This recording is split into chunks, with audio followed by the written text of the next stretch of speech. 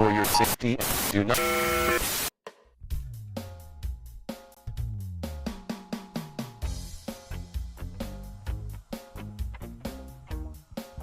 Ayan, le tongué.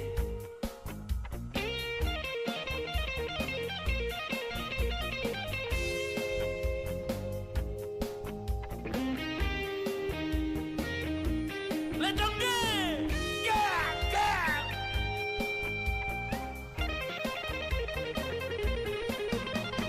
Robert Gota Kuikan. He looked at the room, he went there, do his plan.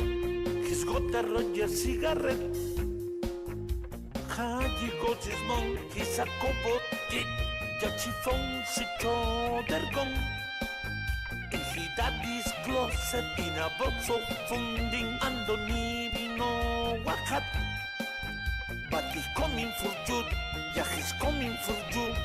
All the other king, Gida Pampana, Kid, you veteran, I'm throw my gun.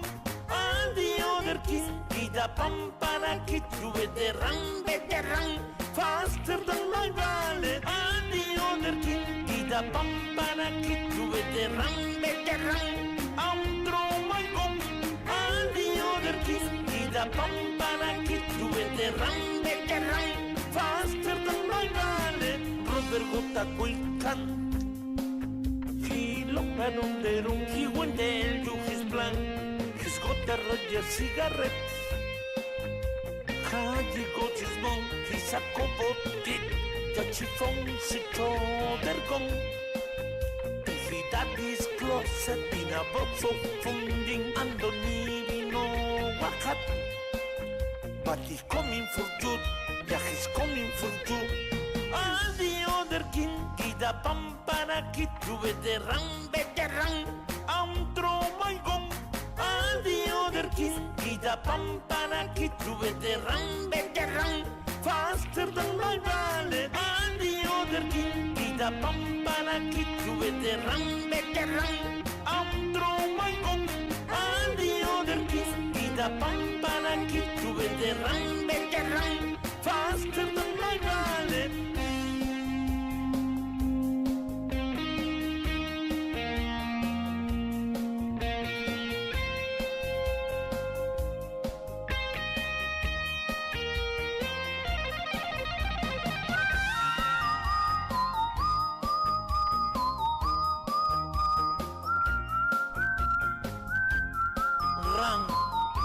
Run, hide in Axis.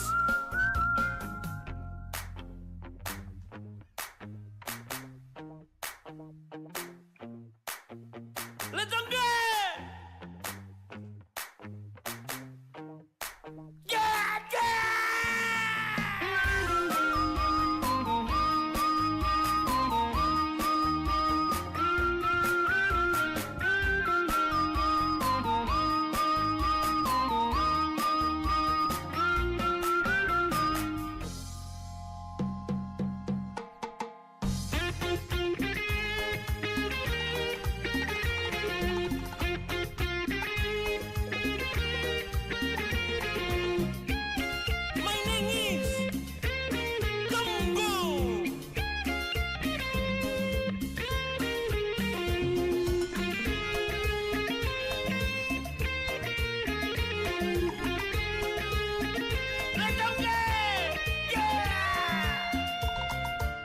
Gota Quincan. He lograron de un que guantel, Yuji Blanc, his gota rolle cigarette. Allí go his mom, his a cowboy kid, Yachi Fonsi, Chotergon. If he had the closet in a box of funding, and don't even know a hat. But he coming for you, yeah, he coming for you. All the other kid, Idamba para kid, you better run, outro my gun. All the other kid, Idamba para kid, you better run, faster than my man. All the other kid, Idamba para kid, you better run, outro my gun. All the other kid, Idamba para kid, you better run, faster than my man.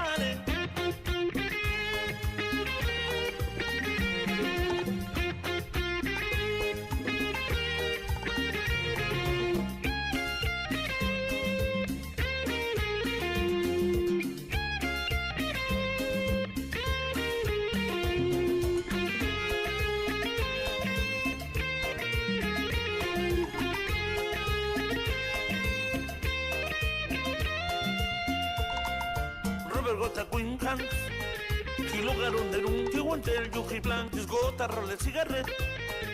Allí con Gilmón, y se probó y si, ya chifón, si, chotargón. Y gira di closet, y na bolso funding, ando ni bono bajat. Pa que come fuyu, ya que come forju. Al dio del kit, y damba para kit, lluvia de ran, outro macon. Al dio del kit, y damba para kit, lluvia de ran, faster de mamar. Al dio del kit, y damba para kit, lluvia de ran, outro macon. Al dio del kit, y damba para kit, lluvia de ran, faster de mamar.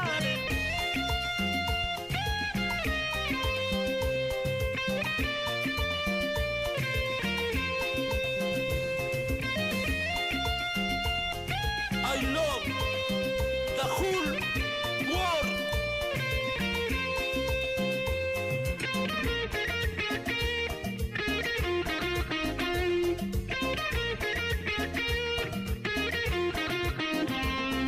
Al dio del kit, y damba para kit, lluvia de ran, outro macon. Al dio del kit, y damba para kit, lluvia de ran, faster de mamar. Al dio del kit, y damba para kit, lluvia de ran, outro macon. Al dio del kit, y damba para kit, lluvia de ran, faster de mamar. Al dio del kit, y damba para kit, lluvia de ran, outro macon. Al dio del kit, y damba para kit, lluvia de ran, faster de mamar. Al dio del kit, y damba para kit, lluvia de ran, outro macon. Al dio del kit, y damba para kit, lluvia de ran, faster de mamar.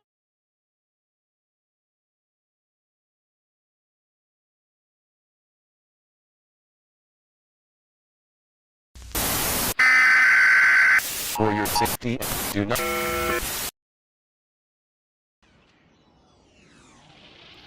there we go. Hello, how's it going? So we've had to make a few Valord renovations coward. around here. Hey hey best girl chili. Hey, Over. how's it going? Hope you had some good games.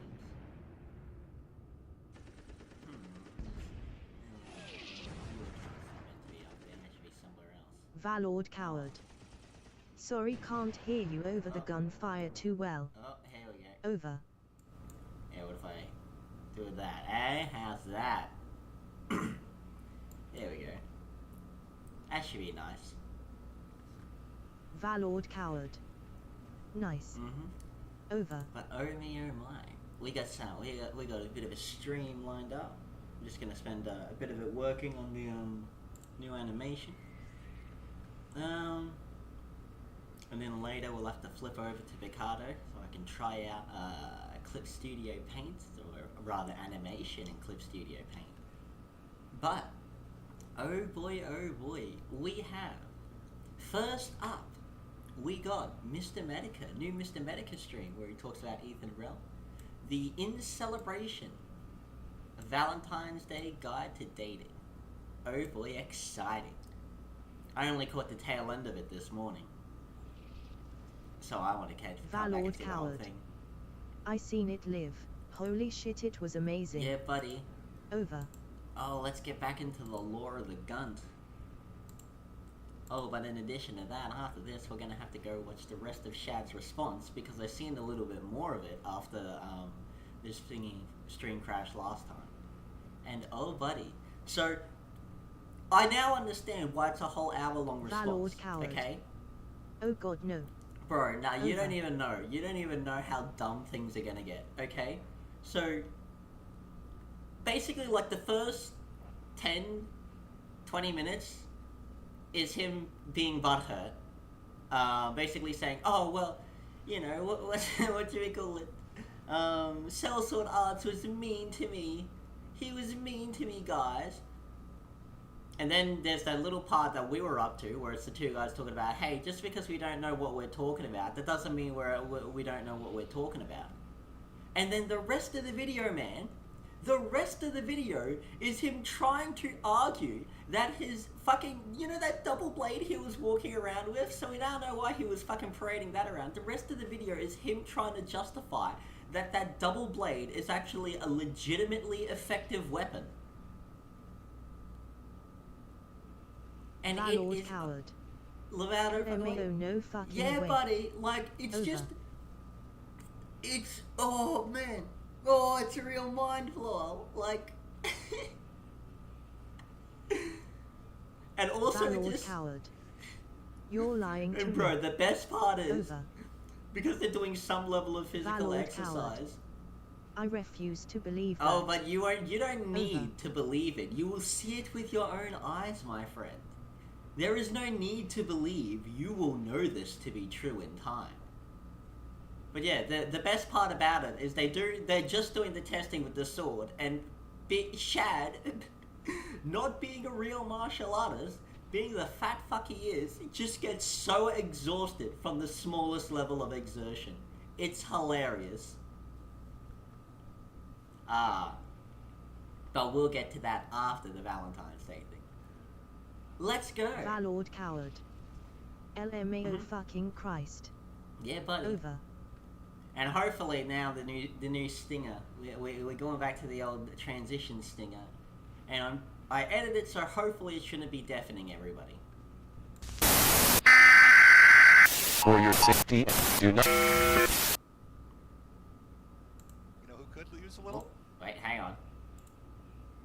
Silly me.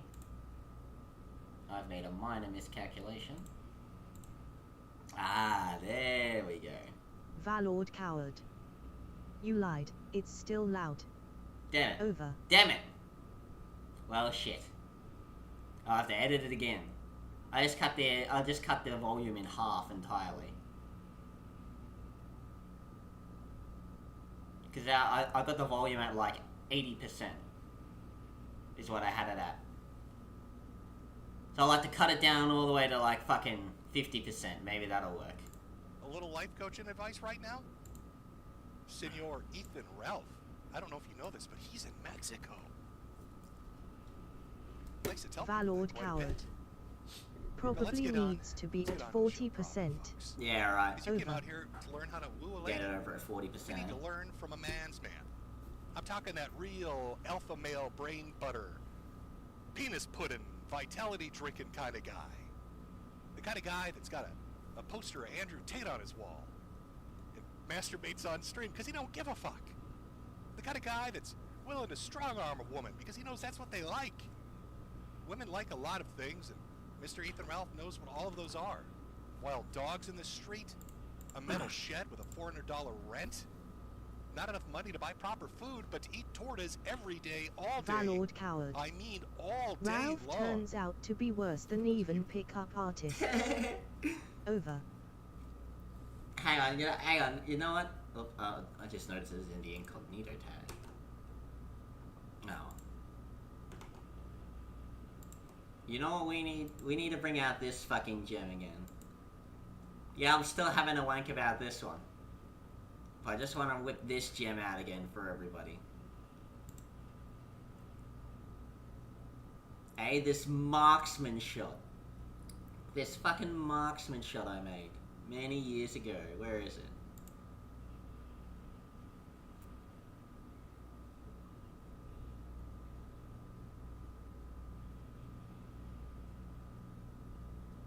Was it in this one? I think it was in.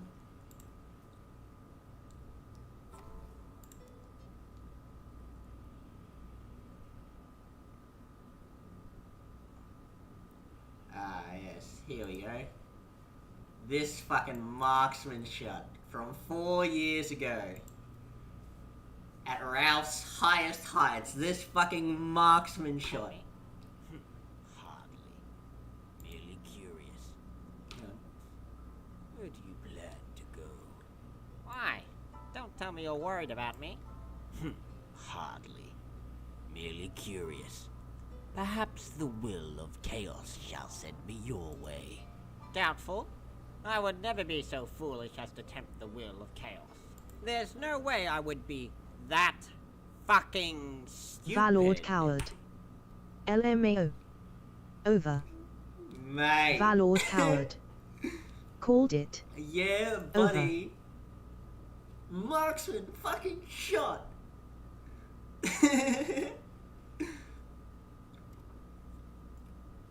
Oh, buddy. Marksman fucking shot, bro. Valord coward. Fucking pick up that phone because you fucking called it. Yeah, buddy. Over. Okay, that's from 4 fucking years ago. This is an arrow that has been flying in the air for 4 years, man. Just soaring across the skies. Tell me, Ralph, where do you plan to go? Why? Don't tell me you're worried about me. Hardly. Merely curious. Perhaps the will of chaos shall send me your way. Doubtful. I would never be so foolish as to tempt the will of chaos. There's no way I would be that fucking stupid.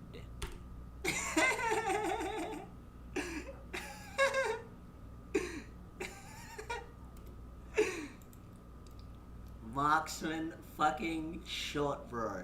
That's some 360 tomahawk fucking game-winning kill level shit right there.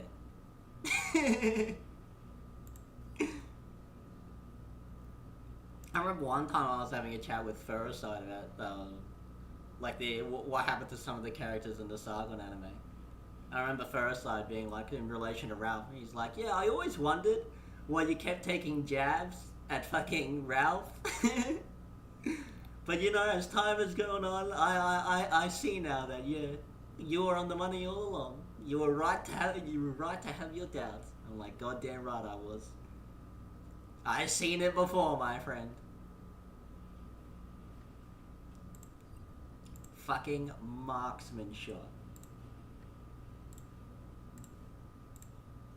That don't know Spanish, torta means sandwich. But apparently when you call it a torta, it becomes a magical thing that Americans can't get their hands on. Well, our man's man has put together a little primer on how to Valord treat the coward. ladies, how to woo the Hey women. man, I was with you. how to win them I over. knew that And we're gonna excessive go step by drinking was step. only going to end well. Over. Yeah, you too, you've seen it all before, haven't you? Looking at how that is, but first we need to acknowledge that he's had a bit of a tough week. Alright, he had his heart broken a little bit. Let's do a little before and after. On the left, there's Ralph talking shit to people, Valord calling them coward. fat and stupid. Yes, I How he's have. out there. Poor boys rise up. Over. Yeah, poverty, yeah! While PPP is guzzling down, hang on. While PPP is guzzling down 12 sodas, Warski snoring 12 lines, and Wings is trying to fuck 12-year-olds, I'm out balling with my baddie. I don't know what happened to Warski and PPP, but the Wings is the only one that's had any level of a redemption arc. I met this amazing girl a few months ago. She really loved me. For some reason, I loved her too, and still do. A simple, stupid fight turned into a very nasty one. So that's the end of that. Denny really is one of the best people I know on this earth, and she did so much to help me. I hope we could be on good terms again someday, and I hope that I hurt her. I'm sorry that I hurt her, like I always Valord end coward. up doing. That's the last thing I All wanted I to know do. is Flamenco is defending Mama Maxine. Oh, flamenco. Regardless, the show must go on. Killstream returns They're tomorrow. balling. And then in 24 hours, that's the end. Oh, so sad. The young lady in the picture with him. Can I name hostages on YouTube? Is that allowed? I think it is. It's Valord part coward. of the news. Flim Flam, So the I can most say boring Denny. individual, Let's say Denny. along That's with Denny. Cogger. Denny Over. there. The poor hostage has been released, thankfully. She's safe and sound. Hopefully Tucker can cover that for us later. Well, he had his relationship break. And it's very sad. It's no fault of his own. I mean, he is a ladies' man. He loves the women, and he treats them so well. I'm not sure what could have possibly happened between him and Denny for her to break off the relationship. We'll just have to go step by step and figure it out. It's a bit of a mystery. Like I said, he's had a bit of a tough week. You've got Joshua Moon, broke dick goddamn Josh Moon over on Kiwi fucking Farms, raising $35,000 to $40,000 for a legal defense of his website. Probably really pisses Ralph off because Ralph shit talks him relentlessly. And now Josh is going to be fighting to keep his website up as different I don't know what they are, Josh. I haven't really been paying attention. But he's getting fucked with by companies. Raised a bunch of money, and I know that pisses Ralph off, so it's funny to mention. So, got dumped by his girlfriend. One of his blood-sworn enemies is making ridiculous buku bucks right now. And you can kind of see that because, you know, Ralph did a stream where he begged a little bit. He kind of got on his knees and begged like a little bitch. You got to see his little picker tits flopping in the wind. You want to see, Chet? Do you want to see his little picker tits flopping in the wind? There are 4 of them. It'll cost, you know, it'll cause gale force winds. They'll be hurricane-like. They might kill people, okay, off the Gulf of Mexico, but I'm willing to play it. I don't care. Let them drown. I just made fun of a man having a stroke. I have no soul. Shall we play it? Shall we play him begging like a little bitch? Squeal, piggy, squeal. But do you know that I think we could raise $20,000 to have me and Jim face off? I'm not kidding. I'm not talking about in an actual arena. I'm thinking Down at the farm, in the pig pen, Farmer Jim with his Jake Gyllenhaal muscles can chuck corn cobs at my fat ass while I run around go wee wee wee. $20,000. Now Oh my God. okay, so I would pick one judge, he would pick one judge. Just in case you're curious, this fat degenerate, this fucking retrograde, am I saying that right? Wants me to fly down to Mexico to mud wrestle his fat ass for 20 grand. I don't know why he thinks I would raise 20 grand. If somebody wants to watch a pig getting slaughtered, they can watch a video on fucking YouTube. But apparently, $20,000. Jim, you just got to sign up $20,000 to come down here mud wrestle with me. Just get naked in the mud with me. I'm a big old boy. And then somebody else would have to pick another judge. I don't know who that other person. Like, we don't trust anybody. Like, that's the only thing. Like, and I don't wanna set up. Like, I want an actual judgment. Oh, you're tempting God with that one. I don't know if somebody living your life should be saying something like, I want actual judgment. I can feel the clouds parting above my fucking head just playing this clip right now. Yahweh's up there, and so is Zeus. They all got together. Holy shit, Ralph. The Pantheon, as well as the guy who does it on his own, they're all together. They're holding hands and just charging up their lightning bolts. Let's not talk about judgment when we're Ethan Ralph.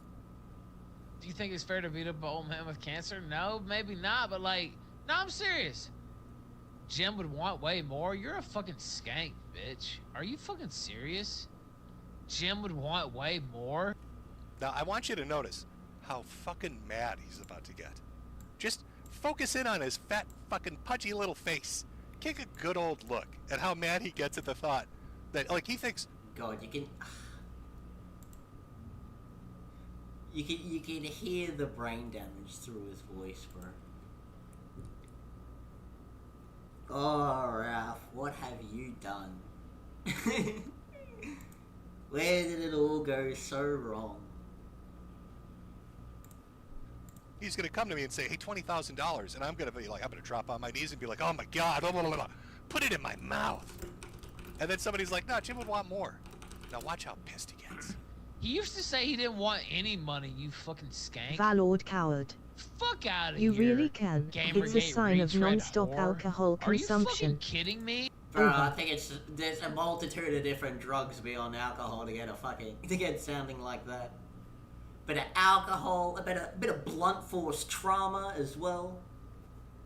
Probably a lot of sleep deprivation.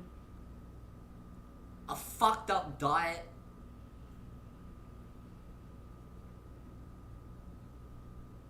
You can almost hear him dying in real time.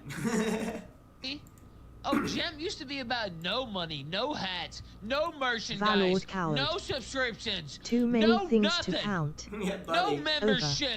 That's what he was all about. Oh, and now he would want way more? Again, he doesn't just sound drunk or like fucking hungover or anything like that. It's like his brain has literally melted over time. $20,000 fucking dollars? Well, guess what? $20,000 would change the lives of many people in this chat, me included, motherfucker. Now, I don't know if you heard that. I've got a metal desk, so I'll try to recreate it. But there was a bang sound, that was him accidentally bumping in. I'm not kidding. He lives in a metal shed. Ethan Ralph, I'm not fucking with you. Ethan Ralph lives in a $400 metal shed in Mexico, hiding from the cartel, and you'll find out why later. But he's a little mad, but he let a little something slip right there. It's not so much that he's angry at Jim for wanting more than $20,000. Listen to what he says. Dollars? Well, guess what? $20,000 would change the lives of many people in this chat, me included, motherfucker. Oh, how many dollary dues can I count the way? Well, Ralph, I'm sure $20,000 would be life-changing. Most people would appreciate it. But you're desperate for it. That's the difference. I mean, you are desperate for it. You've got, what, a $20,000 truck that you got on a 77-month lease? Oh, he let it slip. He is broke it's, what, as fuck. $800 or some shit a month for that? Your $400 metal shack that you rent? With no other means of survival as well, you know? No other means of survival.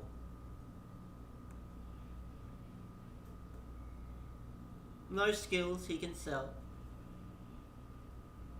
Unemployable.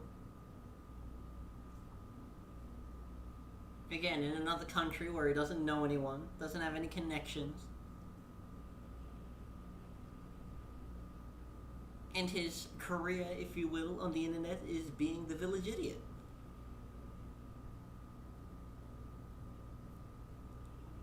You're trapped.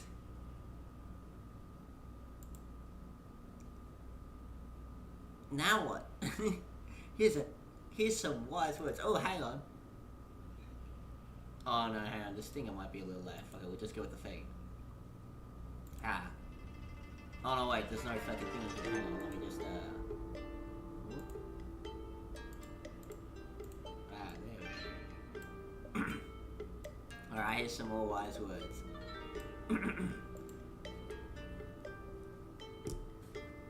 Japanese music might be a little loud. There we go. Alright. Wise words. When you go to dig a grave for your enemies, do not dig the grave so deep that you cannot climb out yourself. And that's Ralph. He spends so long trying to dig the graves of his enemies that he's like realized, oh shit, it's too deep. I can't climb out. And no one wants to help him out.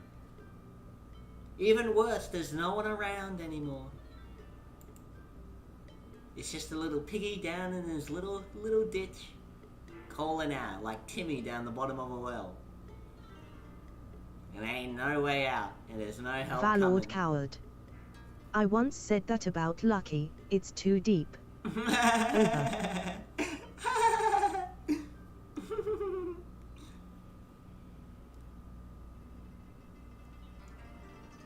Ah, you thought you were digging this grave for so many people, but in the end you only dug your own grave.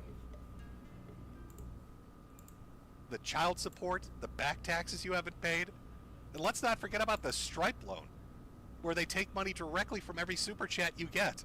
I don't even know how you manage that. I didn't even know that was a fucking possible. You got the internet equivalent of a fucking payday loan. How do you do that? 20,000. Jim's gonna want that, and then he gets mad. Hey Jim, do this event with me, and then he starts screeching.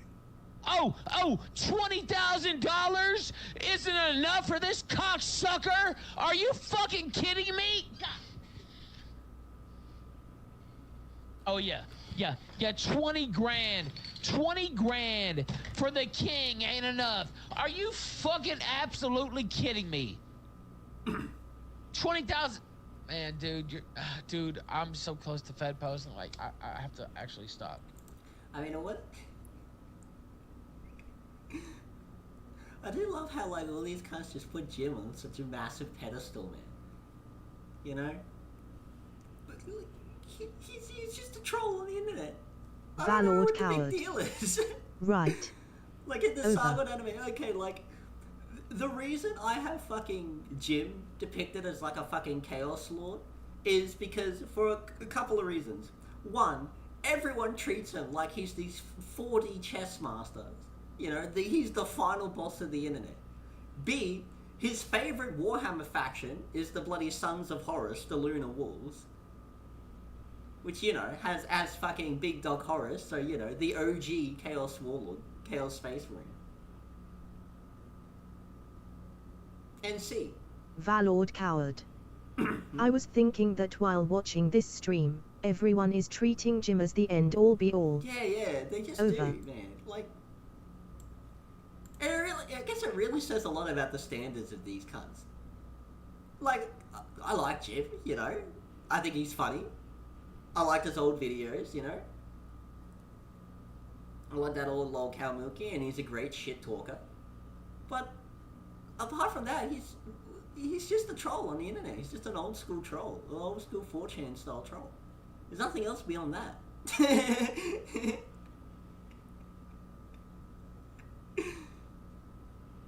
Valord coward. I like Jim too, and he did give me inspiration, but he is just a dude. Yeah, he's like, Over. he's nothing special.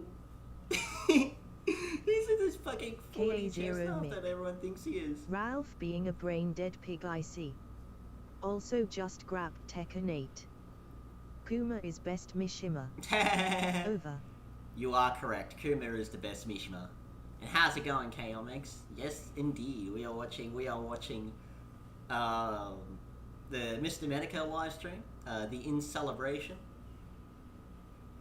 about Ethan Ralph, this whole segment for him.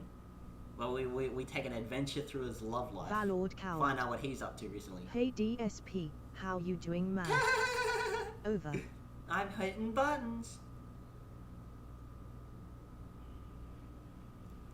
Fuck, I haven't played Tekken in ages. I don't really play fighting games.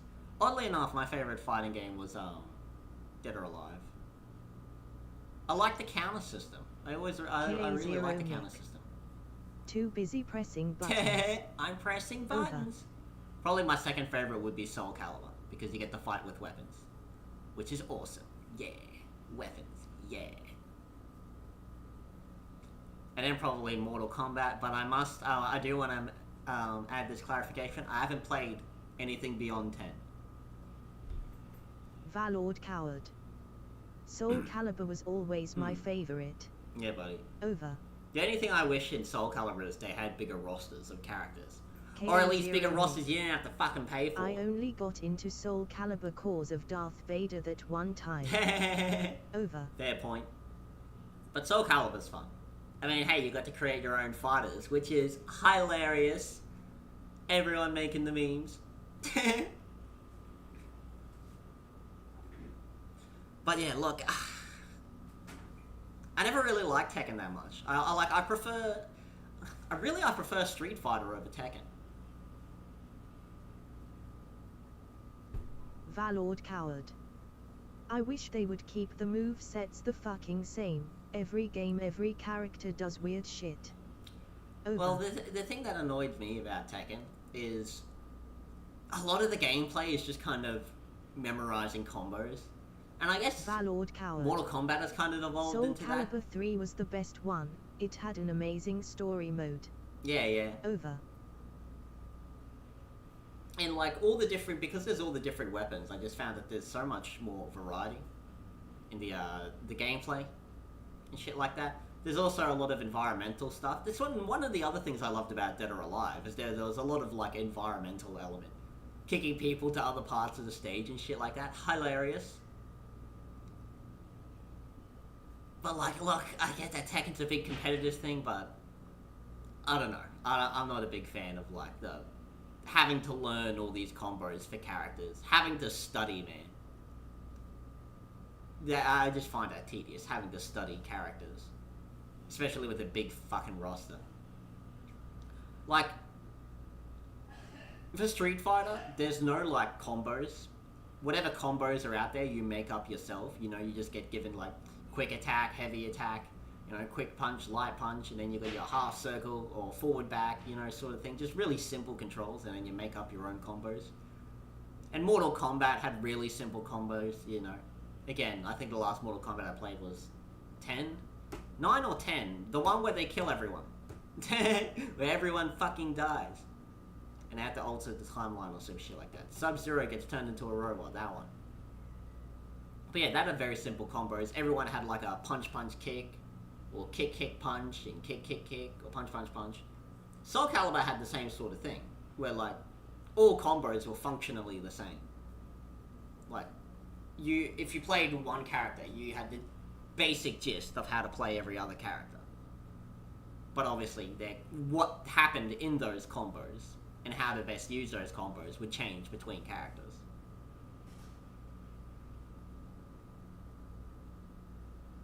And again, I probably like Dead or Alive the most, oddly enough, because they had a whole counter system. So they encourage you couldn't just repeat the same fucking combo again and again. Because if you halfway through a combo, you can pop off a decent bloody counter and then fucking, you know, end someone's combo.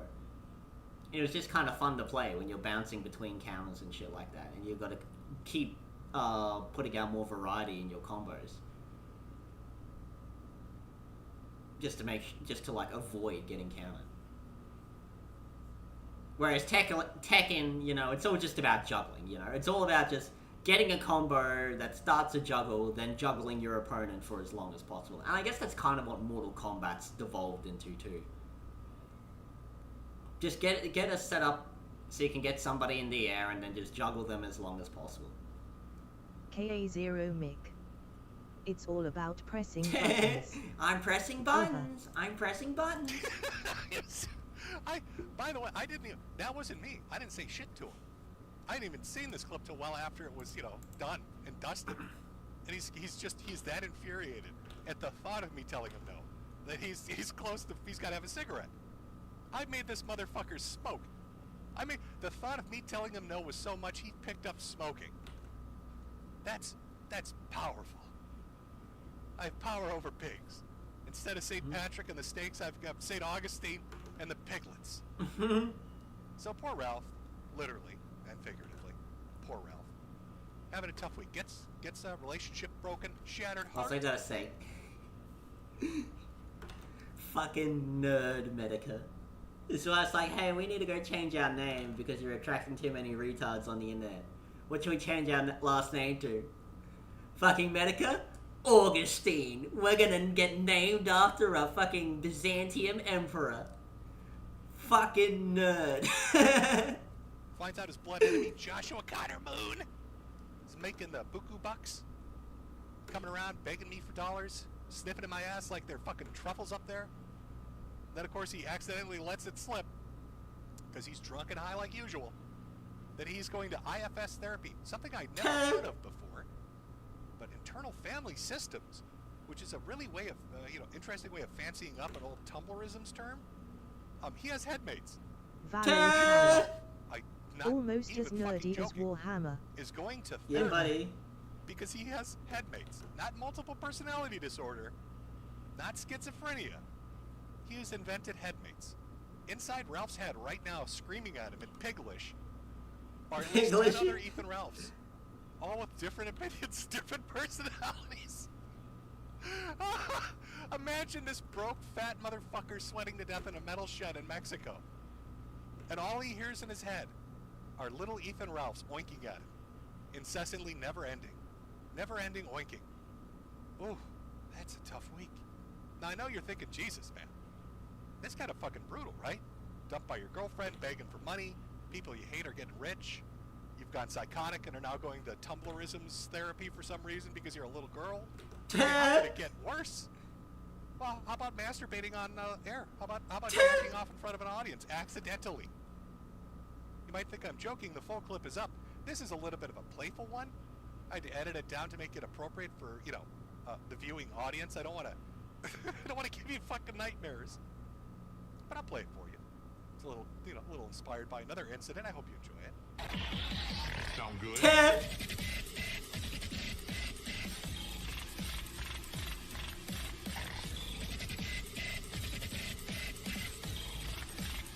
Random bullshit.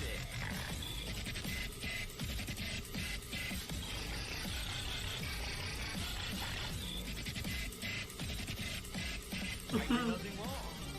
I did everything correct. Thanks for the money, dummies. In a minute, I'm going to come. Yeah.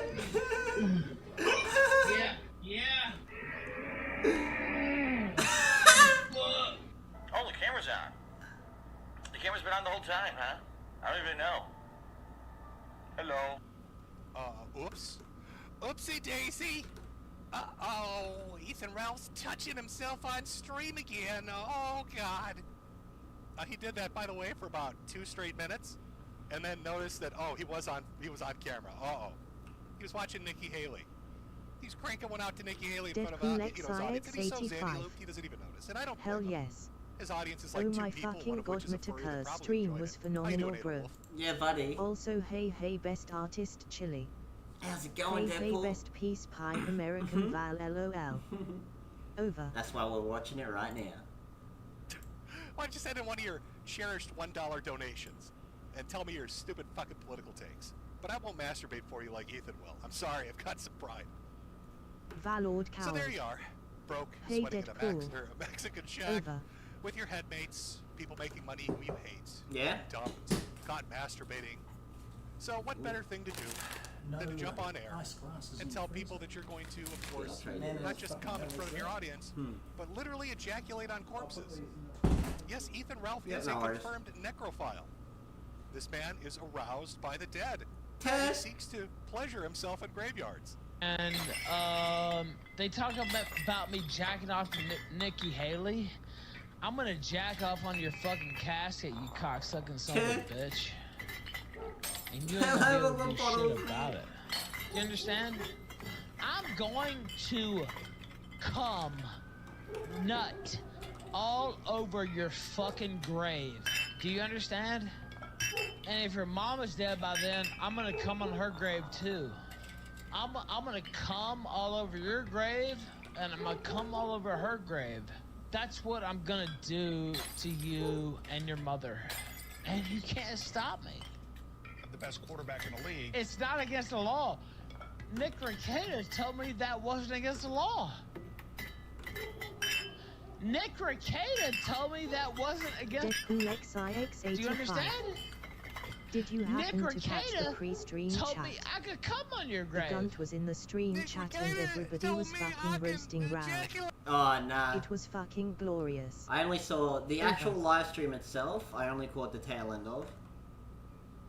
And this one, this re-upload only covers the Ralph segment. Wait on your dead relative. That's what Nick Recato told me. You know, serious accusation, really. I reached out to Nick Recato before this stream. I asked him, to watch the clip, and then I seriously asked him, did you actually give Ralph legal advice? Did you tell him he could masturbate on people's graves, that it was legal in the state of New York? And Nick was a little fucked up over this. So he made a clip he wanted me to play for you, a response to Ralph's claim that he had given him legal advice. that he could Deadpool masturbate on graves. XIX85. And I told him, Oh okay, no, not this I'll play part, for everybody, Alpha. Nick. So here is Over. Nick Recato's response. Oh, Mandy, well, you came and you gave Ted. without taking. Well, I sent you away, oh, Mandy. Well, you kissed me and stopped me from shaking. And I need you today, oh, Mandy. Oh, shit. Oh, no, I'm sorry. No, I mixed up the clips. That's him singing to the tranny that catfished him. I'm sorry. Ted! I'm sorry. That was the wrong Nick Recato clip. I'm so sorry. Ted! It looks like I misplaced him addressing what Ralph said, and I played him singing a love serenade to a man in a dress. That is my mistake, Chad. I'm sorry. I fucking... Boomer Jim. Boomer Jim, boomering it up. What was I doing? What am I doing? Oh, I'm sorry. I'm so sorry. Nick, if you're watching this, you might want to sit down and brace yourself. Take the whiskey bottle out first. I played the wrong clip. I played the wrong clip. I'm so sorry. Oh, God. Oh, God. But enough of the fun times. Okay, so Ralph has had a bad week. We've all had a giggle. Mersh had some strokes. Nick's out there singing for men. Let's get down to the brass tacks, folks. Let's learn how to be a ladies' man from Ethan Ralph. I mean, you Deadpool watched them, you watched the clips. Who XIX85. doesn't want to emulate this guy? LOL. Poor Nick Hash feels bad too. Masturbating on stream. Over. Zanny looping, bottles smashing everywhere. Let's go for it. Now, the first thing, when it comes to wooing a woman, and you should all take notes, this is very fucking important, is it starts at an early age. Because how you treat your mother is how you treat your woman. If you want a happy relationship with a girlfriend or with a wife, you should have had a happy relationship with your mother. And Ethan is a master at having a good relationship with his mother. In fact, we happen to have some audio showing you what a good, loving, caring son Ethan Ralph truly is. Valord Howard. What? This part makes me sad. Okay, I'm getting up. You're not getting up. What's happening? 9 o'clock. In the morning? Yeah. Okay, I swear. You better take the dialysis. You slept a lot last night. You slept? Yes. Now, you might be wondering, why would Mom be asking Ethan, if he's getting up, but then if he's sober? Well, Deadpool sadly, tragically, XX85. his mother's passed away. She had an Yeah, illness. Val, it's seriously time, she was fucked up incredibly what sick. space Bible She had to go thumb. to something called dialysis, Over. which is a serious medical treatment. And, for the healthiest of people out there, if you had to go through dialysis, it'd be a very fucking tough time. Something you have to do almost daily, sometimes 3 or 4 times a week. It's pretty, it's pretty time consuming. You gotta go up there for a couple hours. You have to have the machine work on you. It cycles out stuff. And of course, you need support. You need support from friends and family to help you get down there to do that. And her support was Ethan. So here she is, calling, because she has to go to fucking dialysis. And her big, dumb, fat fucking son, pilled out of his head on Xannies he's probably stolen, and drunk as a skunk because he was shit-faced all night for 12 fucking hours, has answered the phone. Let's hear how he responds to Mother's request to bring her to her life-saving medical procedure. Yeah. Are you ready right now? Okay, don't start getting attitude with me, dude. It's not even hot outside. I said it's not even hot outside. Okay, I'm gonna call me ready to get you. I'm on the way! Oh, God damn, eat a fucking call you an Uber, how about that? Okay, well then cry me a river. You'll either get a ride from me or you'll hitchhike. It's not even hot outside. You'll either get a ride from me or you'll hitchhike. Call yourself a fucking Uber. And I'm pretty sure he told her to suck a dick too in there. Pulling off a little bit of a Wayne Lambright, if I may say so. Imagine your dying mother calling you for a life-saving medical procedure. You tell her to suck your dick and to walk in the heat. The heat that day, by the way, was in the 90s. Let's hear it one more time, because we really want to build that foundation of how to love women. I'm ready. I'm on the way. Oh, God damn, eat a fucking call you an Uber, how about that? Okay, well then cry me a river. You'll either get a ride from me or you'll hitchhike. Ooh, that's a little tough, folks. It's a little tough to listen to, I'll be honest with you. Sorry, somebody's saying my audio's coming in a little low. Hopefully that's a tiny bit better. I can't really help it. The clip should be fine, though. My dulcet tones are coming in a little low. That's called being sick yourself. Luckily, my wife doesn't make me walk to dialysis. Not in dialysis, but Jesus, I hope she wouldn't make me walk to dialysis. What a cuntish thing to do. But that's little Ralphie. Little Ralphie and his mother. The mother he... What else do you have to do today? What else in your life is so important? How long will the drive take, really? Half an hour at most?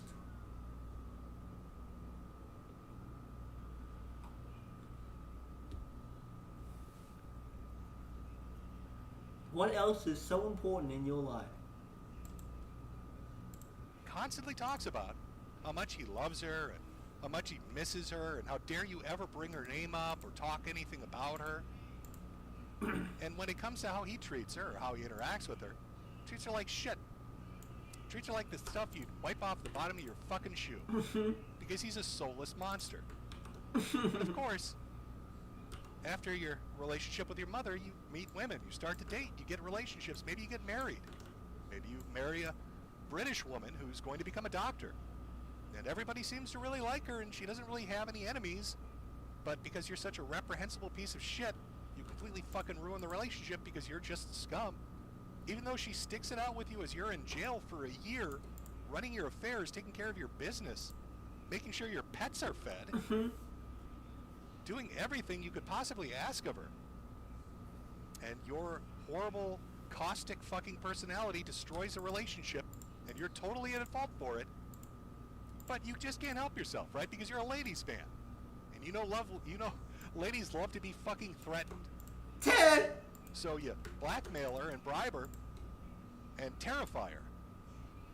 I'm just trying to decide, basically, how nuclear to go on my ex-wife. But I saw one of her friends on a stream last night, but they were bullshitting about my marriage, basically, seemingly at the behest of my ex-wife, who, if you don't know, actually co-founded the kill stream with me. So it is pretty curious to me when I see that money-grubbing bitch send out her fucking minions, because you're too much of a coward to not Fix attack it, me Nala. myself or yourself.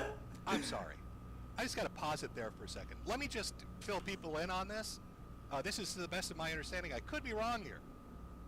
But Nora put her ass through college for an exceptionally long amount of time to become a somebody in the medical field. And you live in a metal shack, you fat fucking retard. So what do you mean money-grubbing bitch? How would she be a money-grubbing bitch, Ralph, if she's making 1,000 times what you make when she's sleeping at night as you work 12 hours a day? Just wanted to put that out there. Well, I'll tell you what. I got a lot more to say, bitch. A whole lot fucking more to say. And people talk about you were paid off to come on the show that last time. You were paid off, you whore. You dirty fucking whore. You were paid off to come on that show. Because you're a trifling ass bitch. You never were worth a shit. And I hope you fucking burn in hell, you fucking whore. Is that clear enough for you? Fucking bitch. So we'll wait and see if you got the stones to show your fucking face anywhere on this fucking internet, motherfucker. I'm just trying to... He sounds a little bit angry, chat. He sounds a tiny bit upset, I would say. A little bit. A little bit, if you like. A little bit upset. Tiny bit upset. Oh, let me just check something here. Is he screaming at her? I'm just checking audio. Some people are saying it's coming in a little too quiet. This best I can do. I think my mic's fucked up. Oh God, Jim, you're fucking it up. Everything's falling apart here. I'm sorry. It's just in the presence of such an alpha-buttered ladies man, I just don't know how to handle it. Oh no, it's coming in fine. You're just fucking with me. We're good. We're good. I don't believe you. You're lying to me, Chad. You're lying to me. Okay. So, we've established Ethan Ralph knows how to treat his mother and knows how to treat his ex-wife, his first love of his life, the woman that stood by him through the toughest of times. You gotta remember, Ralph is not a rich man. He never was. Nora had a great job. Plenty of opportunities to get a guy out there that would be willing to, I don't know, not treat her like shit. But she stuck by this fucking retard. And he was so desperate, so bad up. And if you want to know what my opinion on why she would take money from Ralph to show up on his show, she probably pitied him. Sometimes people just pity little fat piggies like him. So maybe she just felt bad. That was a mistake. So, Ralph, ladies man, loves his mother, obviously, loved his ex-wife, his first wife. But let's not forget about the girls he's out there dating too. He's a rapist. He is? Yes. Who would he rape? Me. What? You were like really... Oh yeah, you're really drunk. Well, my mouth. Oh, that's right, Alice. Shit, I forgot about Alice. So what do we have so far here? We have Ethan Ralph on tape screaming at his mother that she's, should suck a bag of dicks and walk to dialysis because he's, a reprehensible piece of shit. We have him screaming about Nora and, threatening her and talking all this tough guy shit when she's not doing anything to him. Then we got this chick named Alice who he claims is making it all up, bunch of Me Too bullshit, saying that he got her, roofied and basically mouth raped her at a party. And there are multiple clips of Alice saying this and breaking down. But of course he denies it. It's just more Me Too lib shit stuff that Ralph is out there saying is bullshit. clearly there wouldn't be a pattern of behavior here for our ladies' man. Let's move on. Let's see. Is there a pattern of behavior? How about baby mama number 1? Let's see. There's an old clip. Let's give it a listen to. The first Jenga block. By the way, you mentioned Medicare, and I'm literally reading his timeline, and I swear to God, I guess Gator's on with Rand. He said, God, we had Faith on our show once. That was weird. We were like not Faith herself, but I was just amazed it happened. We did some reviews of fucking her artworks. Oh, Ralph Chan. I remember that. Yeah. Over. And then I guess almost like fucking clockwork, a bunch of random cunts start popping in and just start annoying her.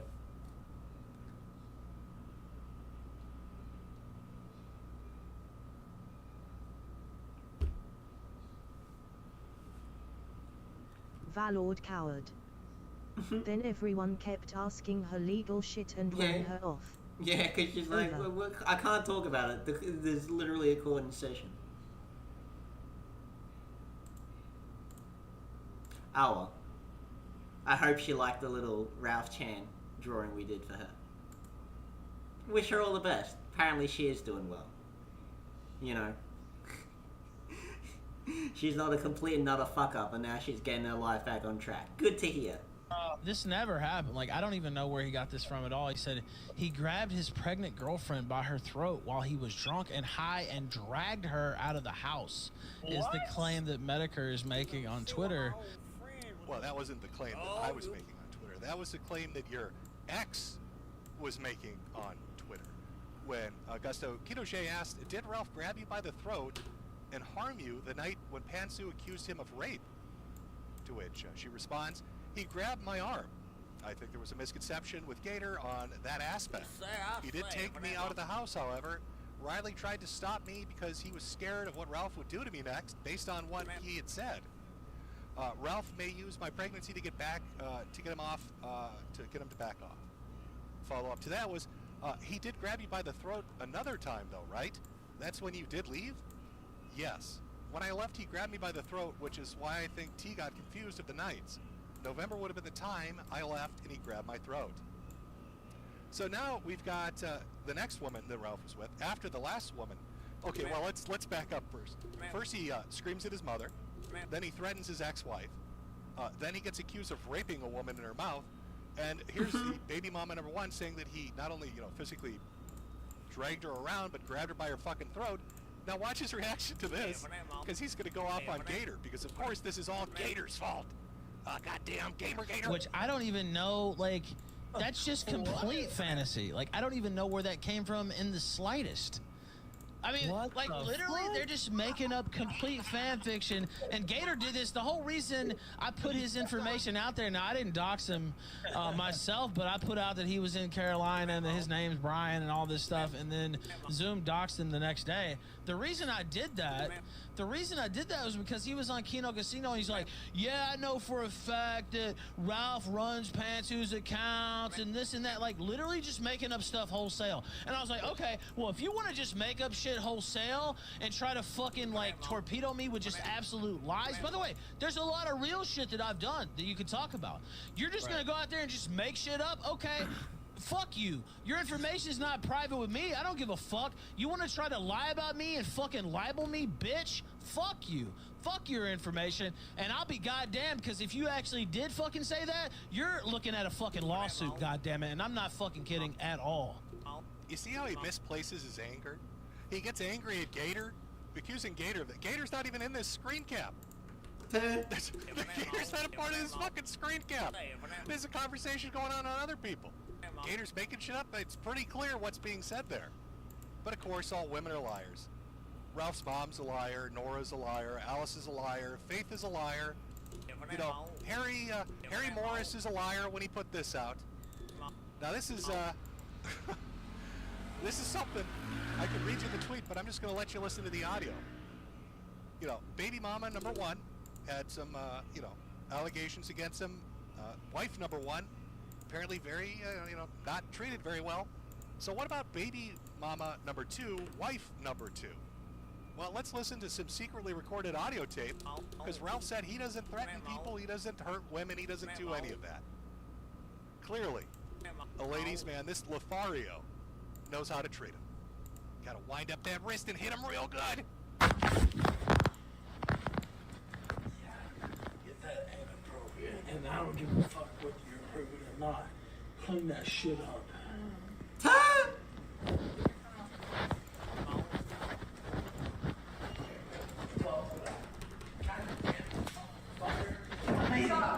$1 million? Ethan, I'm gonna come here. Stop. You think you're gonna talk to me like this? You're not. Do you understand? Do you understand? Do you understand? You won't talk to me like this. Do you understand? Oh, what a...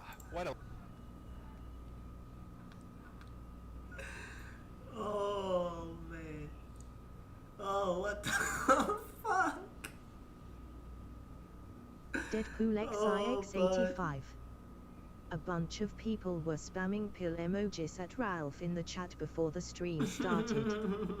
Over. Oh, bud.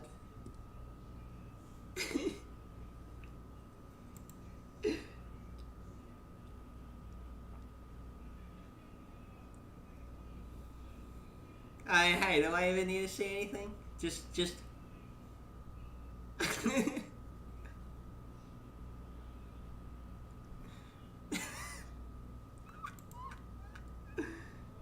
Oh, man. Fucking hell. A loving man. Clean that shit up. You're not gonna $1 million. You're not gonna talk to me like this. Oh, it gets better. Go ahead. You're what? Getting a towel. You're what? Getting a towel. Oh, hey, fun fact. You might be wondering, what is he cleaning up? Or, well, you know, what is he asking her to clean up? His piss bottles. I'm not even joking. You know, some of the clips I'll edit in bottle clinking sounds or laughs, but he actually urinates in piss bottles. This disgusting pig you're seeing on screen pisses in Medela bottles and lets them collect at his hoofs. And then he knocks them over in little piggy rage fits and makes the women around him clean them up. That's what he's angry about. He's demanding she clean up his piss, his literal piss. Clean up your desk. You're getting what? Towel. You. I'm not gonna hurt you. I'm telling you. Oh, see, it's always a good sign in a relationship when you start it with, I'm not gonna hurt you. I'm not gonna hurt you. But I'm telling you, you won't talk to me like this. Do you understand? Do you understand? Please don't put... Did you hear that? He said, I'm not gonna hurt you. This is hard to pick up. I tried to boost the audio of this. But she says, please don't put your hands on me again. Do you understand? I understand you. I'm going to put my hands on you. I'm going to put my hands on you. And you're not gonna stop me. You're not I'm gonna fucking kill you. I'll put my hands on you. And you're not gonna try to stop me. And if you try to stop me, I'm gonna fucking kill you. That's Ethan Ralph. That's Ethan Oliver Ralph of the Kill Stream, telling his wife, who's raising the child he created in their house Valord together, Howard. that he's gonna put his Jesus hands on her. Christ, man. If she tries to stop him, Over. he will fucking kill her. Again, as we love to bring up, even Christian Weston Chandler, you know, has never been in an abusive relationship, you know. Again. Valord Coward. Hearing it a second time doesn't diminish how awful it is. Absolutely not. Again, it really says a lot. When a person can't clear the bar that the mayor of Quickville has set, you know? As we venture around the internet and go dumpster diving around the internet and learn more about the great heroes that fill this pantheon, this magnificent pantheon of heroes we've built ourselves here in memory to them all, you realize that Chris Chan isn't very far down, you know? Chris Chan is surprisingly low tier. Like, Chris Chan is probably at his most extreme now, after, like, what? 20 years of abuse online? But even then, still has a higher standard than cunts like Ralph. How wild is that, man? How wild is that? But man, and you're not gonna stop me. And if you try to stop me, I'll fucking kill you. Do you understand?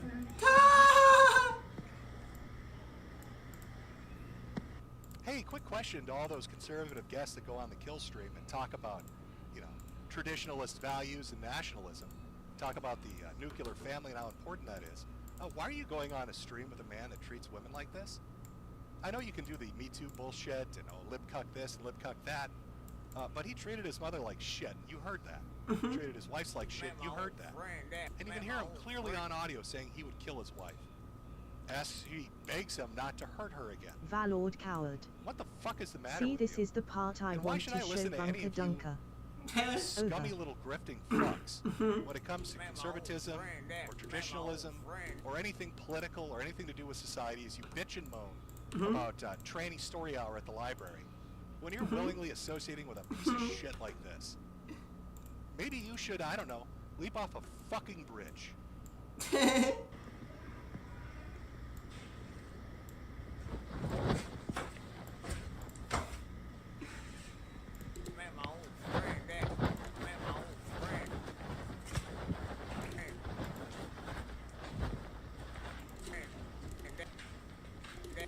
I couldn't tell you what this audio is. We just hear a lot of fabric moving around as she's probably running for her life, which is a good strategy. This fat probably can't catch her. But I think it's pretty clear what the fuck is going on here. And it's important, and I know we're going through some older stuff, but it's important you understand the history of it before we get into some more of the recent allegations. We gotta go watch the first few seasons of the anime before we get to the good part. Shit to you. Yeah, of course. Yeah, you're worthless. Put on messes.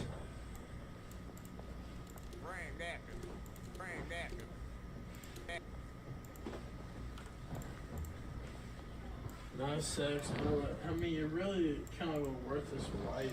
To be honest with you. So here's Ethan Ralph, high on pills, drunk off his ass, physically threatening his wife. She's scared. You can hear it in her voice. He's already admitted, you can hear it in the audio, that this has happened before, and he doesn't give a shit. He's going to do it again. Demanding she clean up his piss because he's a giant Valord fucking coward. baby. He can't do it That's himself. fucking Can't use a rich toilet coming like a from human him. male at the age of 3. Here he is, telling her she's a worthless piece of shit as his child screams in the background. You know, the majority of the time I like to make jokes, and we do. We like to make jokes over here. Have a good chuckle over here. But this is really who Ethan is. There's no excuse for this. This isn't having a bad day. This isn't an addict struggling with a tough time. There are a lot of addicts in the world. A lot of people out there that are alcoholics or pill poppers that don't beat their wives. They don't get accused of raping women. And I've mentioned this before, but with a lot of people, like drug addicts anyway, I know a lot of them are fully aware how badly they fucked up their life. And they're fully aware that they're basically trapped in this addictive cycle that they can't escape from, and that their lives are fucked. A lot of them are fully aware. But for a lot of them, they have no means of escape, you know? Because a lot of them have underlying, like, mental health problems or physical problems. And they don't really know. They can't get access to resources, you know? They usually don't have very large social circles, or at least social circles that don't involve other drug addicts. Again, a lot of them are mentally ill. both cognitively and like psychologically. And so a lot of them are just fucking trapped, and they know they're trapped, and they know they're fucked. Which is why they typically just want to sit in a dark cave and die on their own. They don't want to drag anyone else down. It's the dealers that want to do that. After all, it's their business. They're the ones trying to get more and more people to do drugs. But when you talk to addicts themselves, they'll just tell you straight, don't do drugs. I'll tell you straight, I am a fucking addict. Don't do drugs, alright? And I love drugs. Yes, I do. But it's poison, you know? Don't think it's anything else, it's poison.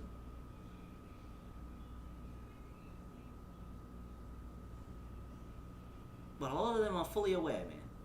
They're fully aware of how badly they fucked up and how fucked they are.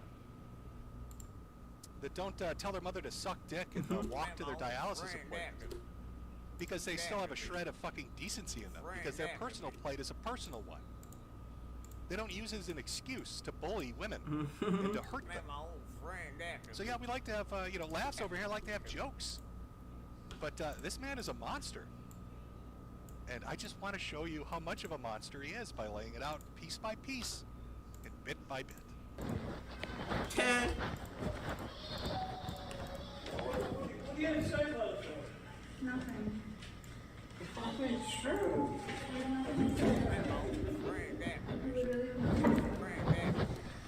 It's true though. Why not say anything about it? You know, you may be thinking, God damn, that poor kid, right? The poor daughter. Oh, Jesus Christ. All right, let's get into this. Yeah, so you hear the daughter crying in the background. What does Ralph think about his daughter? You know? I mean, if he thinks of his mom like he does, and his wife's girlfriends like he does, how does he refer to his little bundle of joy? His daughter, who's not even a year old at the time this came out. 57%. The baby's crying, so you have to go downstairs. Well, bring her up here. On your titty? Fuck, what a bitch. What a bitch. Okay. My little daughter is a bitch. My wife is a stupid fucking whore that can't do anything right. She's fucking worthless. And my daughter's a stupid fucking bitch. What a guy. Amanda Morris has absconded with my child in New York City. We had an argument in the airport and no charges, of course. It was an argument on the plane. Like literally nothing. But now she has my daughter, or she's disappeared with my daughter. I'm in New York City. Excuse me, officer. My fucking whore is absconded with my dumb little bitch. Can you please bring them back so I can beat them? I need somebody to clean up my fucking piss bottles. Yeah, that's right. She tried to run. She tried to run a year before she finally got free. She ran when Ralph went out of the country. He kept her fucking passport hidden. He hid his wife's passport so she couldn't leave him. And she ran for the hills to a family she was not really that close with at the moment because she basically was in a fight with them, living around him, being told to treat them like shit. You know, like how cults will cut you off from people? Ralph does that with women. So he made sure that, she did not have a good relationship with her father, her sister, her mother, grandparents, isolate her, keep her lonely in a country she can't speak the language of, stuck watching a kid being terrorized, apparently, and she ran for it. Absolutely ran for it. And you could see when things really started going downhill, because, he's Mr. Big Bucks, well, he's a Big Bucks Buku boy over here. Check this out. This is on stream, where she had the balls to say something. You remember in the audio where he's the secretly recorded audio where he's screaming, $1 million, you ain't gonna talk to me like that. This is what that's about. She asked this cheap piece of shit to buy her a video game. A singular video game. One video game. This is a guy that brags about making a bunch of money, selling merchandise, hitting goals, going out to eat in fancy restaurants and smoking cigars. And his wife, who watches his kid all day and cleans his piss up, wants a single video game. Check this out. Get out of here. Buy me the Harry Potter game. No. Do you want to play it? We should have a fundraiser. I have a PS5. Fundraise it. If you weren't gonna do a show today, I was gonna do a fundraiser. Fundraise your ass up out of this room while I do my show. Love it. You had no content beside me. Yeah, right. I always have content. Nigga, I invent content. Get the fuck up out of here. I'm the king of content. Yeah, you have to invent content because you don't prepare. Why would I ever have to prepare? I'm a Talk walking, about living. other things. Would you like to take over right now? You know, I have to say, too, because we haven't really got to the proper thing that she said yet. Nail on the head. You don't prepare and you have no content. If you've watched a Ralph stream in like the last 7 months, it's him high off his ass and drunk as a skunk with nothing to do but watch CNN. She was absolutely savagely right on this. Right now, I have a screaming baby downstairs. No, do you think you could do it better? Is I can make it you some you that's made over $500,000 since I got out of jail, or was it me that's done that? You can't quantify this. No, I can. I can count dollars and cents. I just want to know, was it you that made all that money? It wasn't Digi, bro. Where'd all the money go? Oh, God. Oh, yeah. Oh, we call that a kill shot. Oh, on the kill stream, that's a kill shot, baby. Where'd all the money go? That money. It wasn't Digi, bro. Where'd all the money go? Why am I living in a metal shack? Why am I living in a metal shack surrounded by hungry dogs on the street? Where is that money, Piggy? It's still here. Where's your money? Is it with Harry Morris? Fuck. Yeah, it's with Harry Morris. Oh. Why would it be with him? Well, I mean, that's the only money you ever had came from him. Oh, where's your money? Let me, where's your money, lady who cleans my piss up and has to watch my child because I'm too drunk and high to do it myself? Where's your money at? I don't know. Maybe she's being that traditional housekeeper that you and your guests love to proclaim as the end-all be-all for the nuclear family. But now that's not good enough. Now you're going to shit on her for it? Oh, honey, you need to stay home barefoot and pregnant. But when you stay home barefoot and pregnant, I'm going to tell you you're worthless and you're not doing enough. I'd say pick one. You know, pick one here, buddy. Pick one. Which way are we going to go? God, we have so much more to go over. We haven't even... I know this is going to sound remarkable to you, but we haven't even gotten into the fucked up shit yet. Now, we have a very special viewer tonight. I've been informed that Denny, you may remember from the very beginning of the stream, when we were just starting our little Ethan Ralph segment, the Now and Then. Remember that, Denny? Yeah, Sierra there? Apparently she's watching. I've been informed she might be watching. So I'm sure this is being very educational for her on what she's fucking dealing with when it comes to Ethan Ralph. And we have so much more to go over on how to be such a great ladies' man and treat women right. When we last left off, Ralph the ladies' man was teaching us how to keep a woman happy. Treated his mother well, treated his ex-wives and girlfriends well, treated his baby mamas well, treated his daughter well. If you're a female around Ethan Ralph, you're pretty much have a target on your back, it seems like. Of course, I don't want the boys to feel left out. He loves his son very much. Like that 24-hour fundraiser where he got really fucking drunk and high and just passed out for 5 hours, not giving a shit. He needed to get a plane ticket to go visit his son, whom he loves, and then scammed his audience 3 times in a row, never got on a plane and just kept the money. Really riveting content. Master class in how to be a good parent. Calls his daughter a bitch, doesn't give a shit about his son. Lovely guy. But why would she try to abscond? Such a fancy word. That's a big boy word. Why would she try to abscond with his daughter like that? I wonder why. I don't know. You know, Ralph's got a habit of picking his wife and kids up drunk and then driving down the wrong street or the wrong way on the road. You know, Dad of the Year here doesn't just call his little kid a bitch. Probably wants to kill her by going 80 miles an hour into a wall. Let me show you an example of that. I don't know. I don't know what that song sounds Limon. Maybe it's because of all the women escaping the abuse. So this is the Maybe earlier that's part why. of the stream he did over on D-Live where he drank for about, I don't know, half an hour to an hour, just slamming back margaritas to go pick up the wife and kids. Yeah, motor school. I won't show that full one I was about to show you. They taught me that one too. Alright, now, let's... you're right. My lights are automatic, nigga. What are you talking about? He just... Oh, it's because I'm going down the wrong way. Yeah.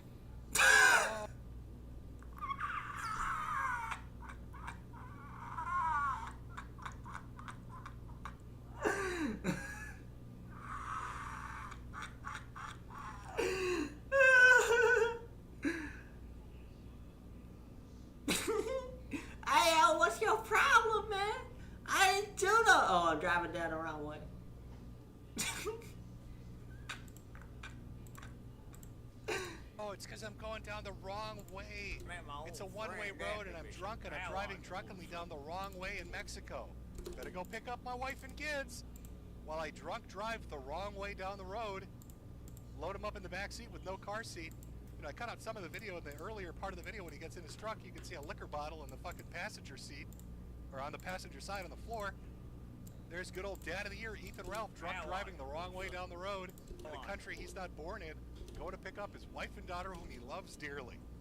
Because that's how much he cares. He cares so very, very much. Oh, I wonder why she'd abscond with your daughter, Ralph. Fucking piece of shit. Oh.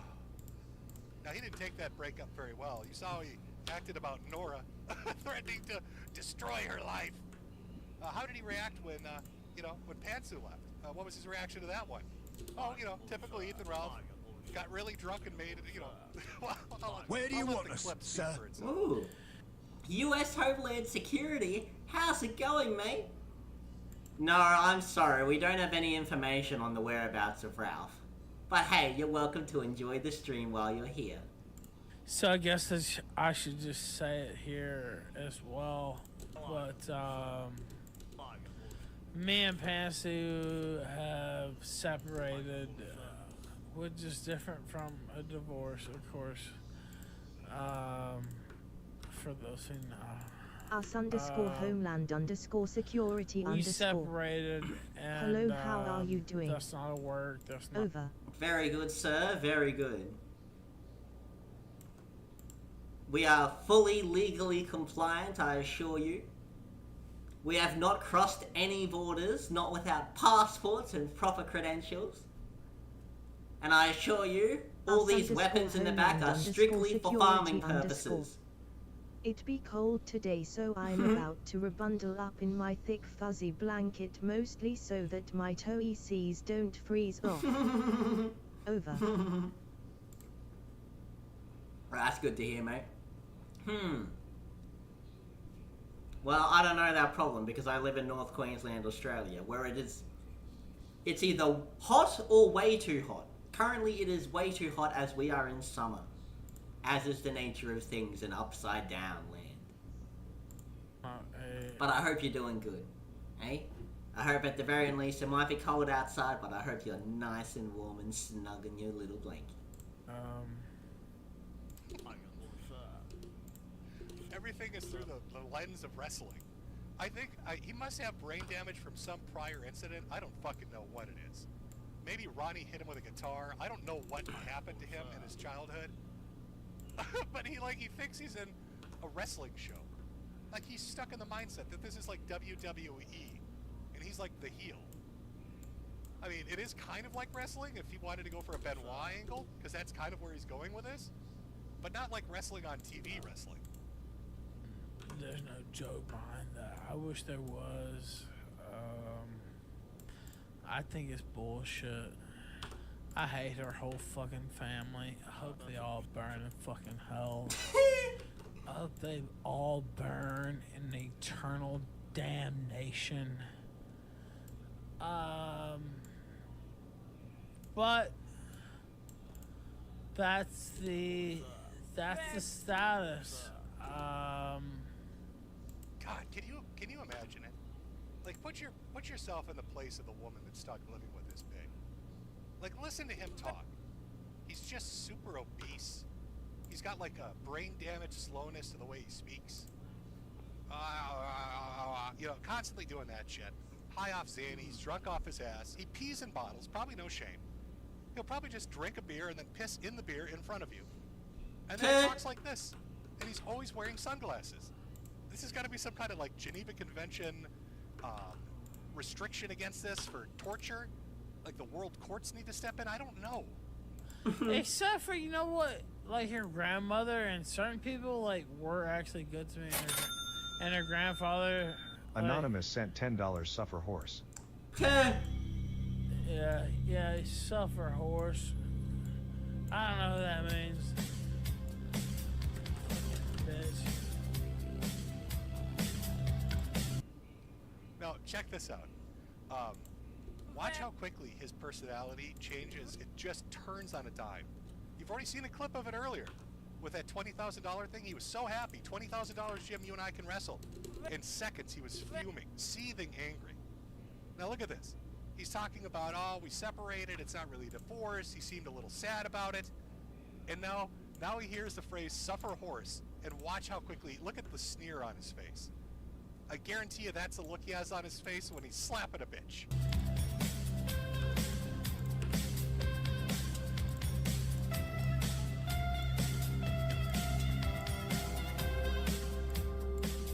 Yeah, it's your time. It's your day. This is your day. Huh? Cunt? Cunt? This is your day. Did you want a day? Well, you got one, bitch.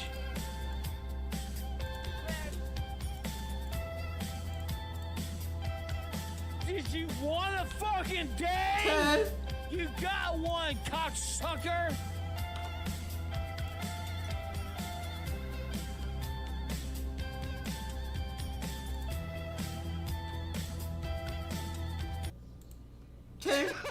Did you want a day? This is your day.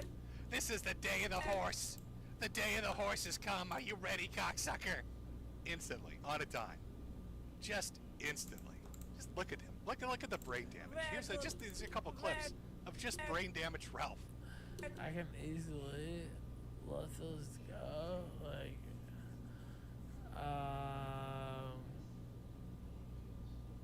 but It might be even For everybody that thought Ricada did it first, no, I'm sorry. Nick, that was Ralph's gimmick first. All right, you want to talk about somebody two-fisted and glasses? Ralph was the one that came up with that first, the ladies' man himself.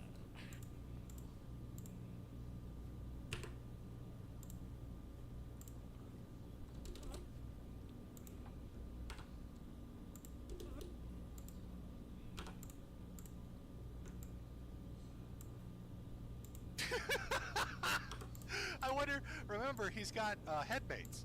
So whenever you see Ralph silently sitting there not saying anything, it's not dead air. Because in his head, he's hearing things. He's hearing things that never stop talking to him. Other little Ethan Ralphs are talking to him right now. You gonna take that from that bitch, Ralph? Grab those 2 liquor glasses and drink them. You gotta let them drink. Don't you let them big league you, boss. You earned that Modelo. Yeah, you take those Xannies, piggy. It's your day, big boy. That's what he's hearing. Non-stop. Non-stop. It never ends. It never, ever ends.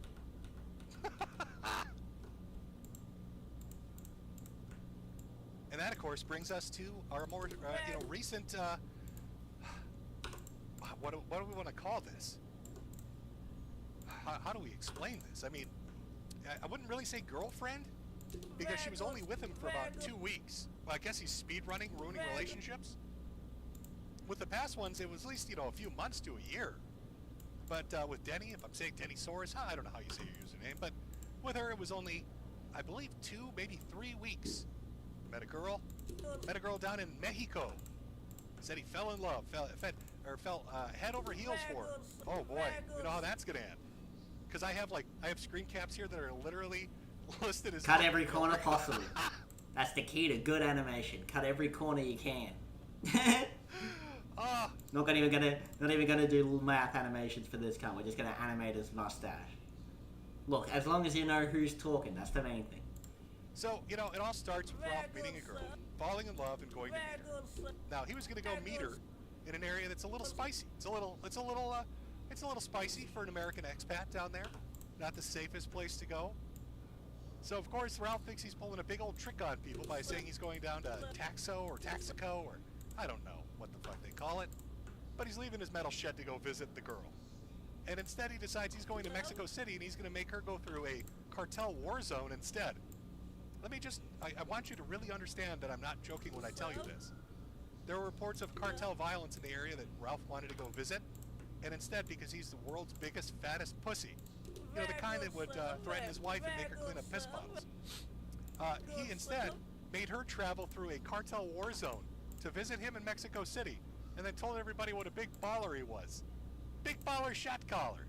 Real Ric Flair. Woo! Look at the wrestler. Woo! Oh, he's out there wrestling, everybody. It's just wrestling. Come on, Denny. I need you to get on a mule and go through the cartel fucking war zone to come visit my big fat ass. I got piss bottles that need cleaning. Don't you give me lip, girl. Otherwise, I'm gonna put you in a body bag. Woo! It's just like wrestling. Just like wrestling. Of course, things didn't go very well. Things didn't go really well. Ralph started tweeting all of a sudden saying things like, there's a coordinated effort by disgruntled women to try to get me. We've seen this before for 10 years. It won't work. Oh no. Trouble in paradise, Honcho? What happened? I mean, you got your girl to come visit you down in Mexico City. She went through the cartel war zone to come visit you because you're too much of a chicken shit to do it yourself. Took her out to the to all the fancy restaurants that cost $10. Big spender. I would have bored you with clips of this, but he literally took her out to the cheapest restaurants he could find. They were like 10 feet from the hotel he rented. Really impressing her. Really showing her that he's, the big buku buck American guy. So apparently there's a plot against him. What plot exactly? Oh, it turns out that Denny messaged Faith and shared a little bit about her experience with Ralph. I'm very scared. Ralph tried to kill me. Luckily, I managed to get out. He is really crazy. He is a criminal, and he does not deserve to be free. He is shameless. Yesterday, he almost killed me, and he still has the nerve to post her about me. I just returned home, and I realized that he's posting about me on Instagram to make me look bad. So his Mexican girlfriend, who traveled through the war zone, is accusing Ralph of trying to murder her.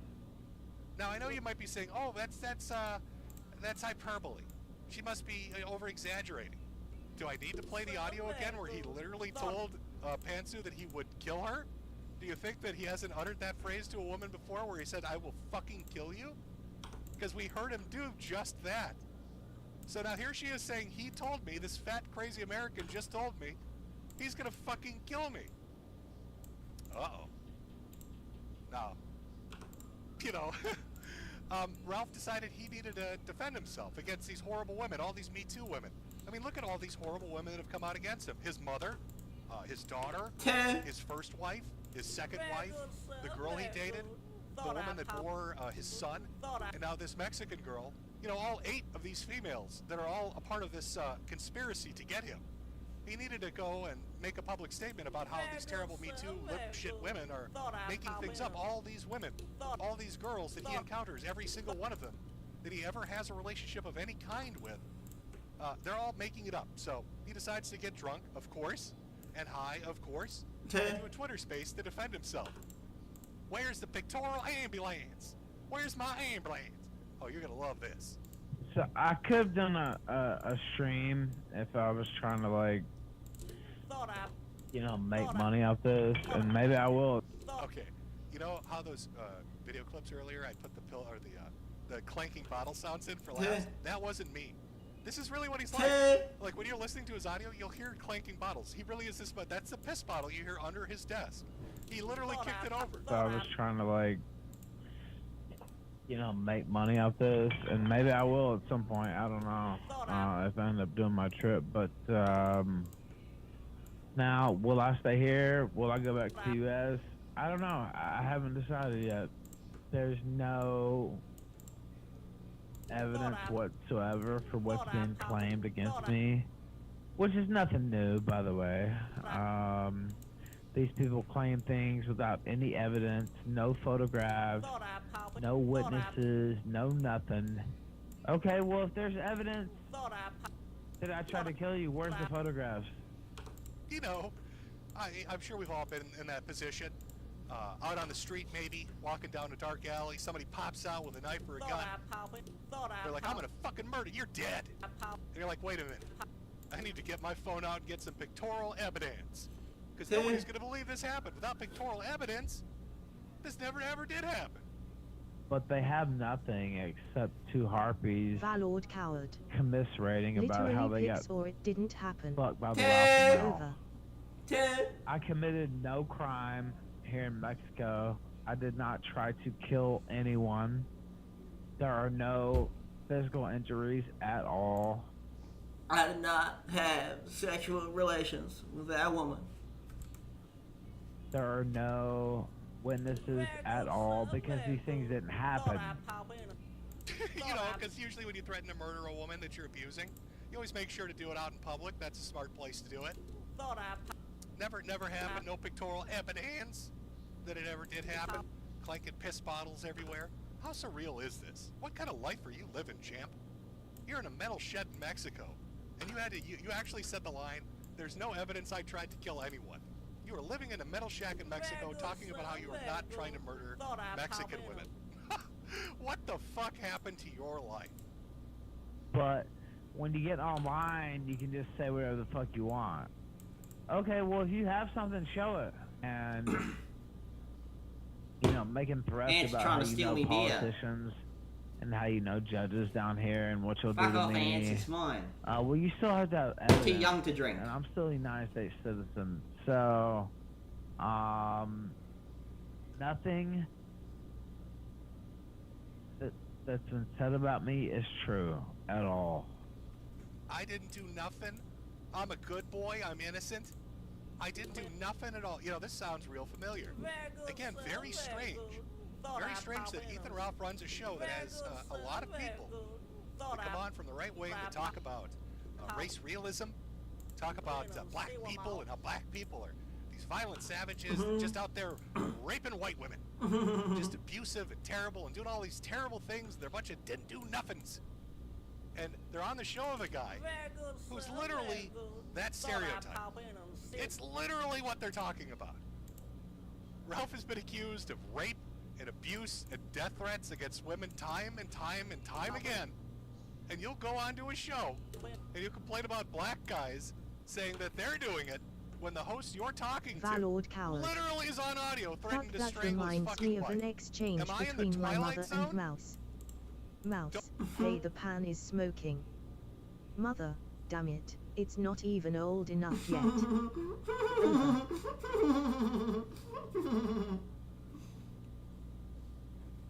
Nice.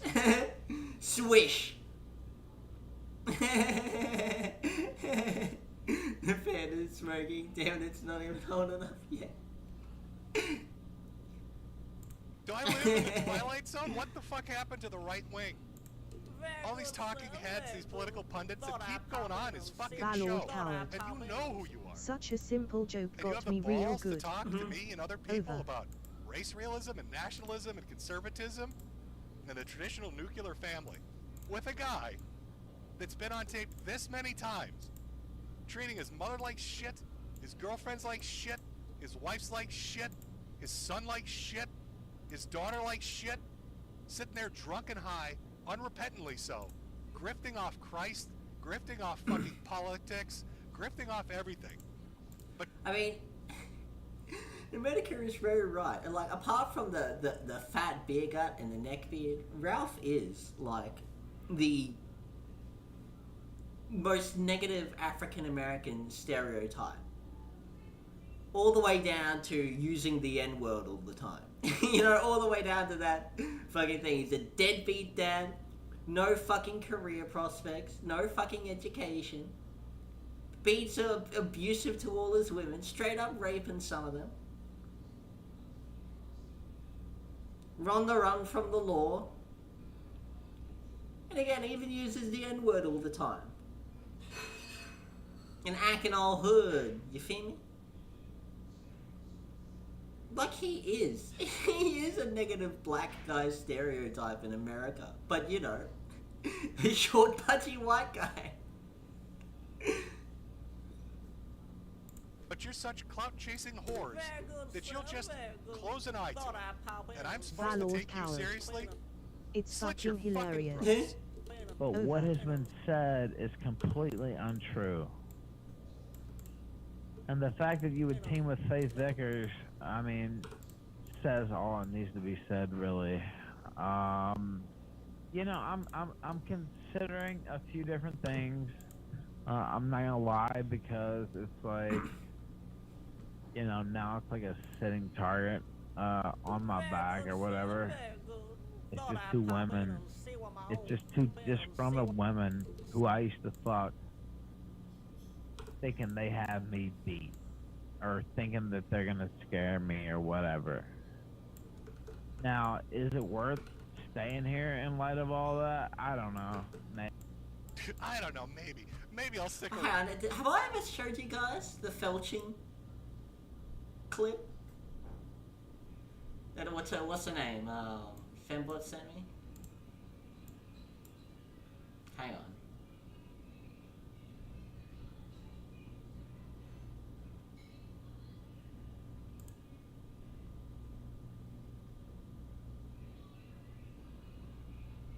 Valord coward. I heard about it, but never seen it. Ah, yes, here we go. Over. Call me fucking Twitter. Have to purchase. And I didn't.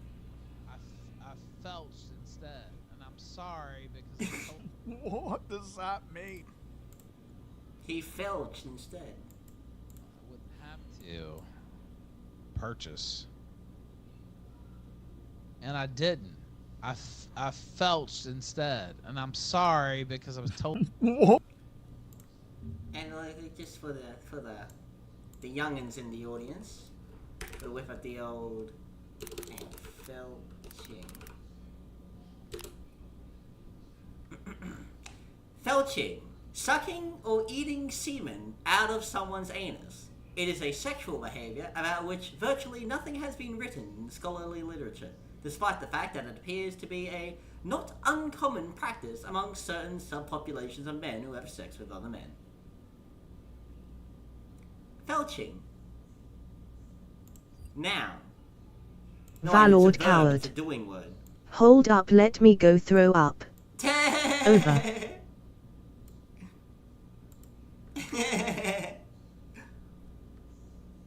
Around. Maybe I'll stick around in the foreign country where I threatened a spicy Latina who told me she was gonna fuck my shit up. I don't know if that's probably the smartest idea.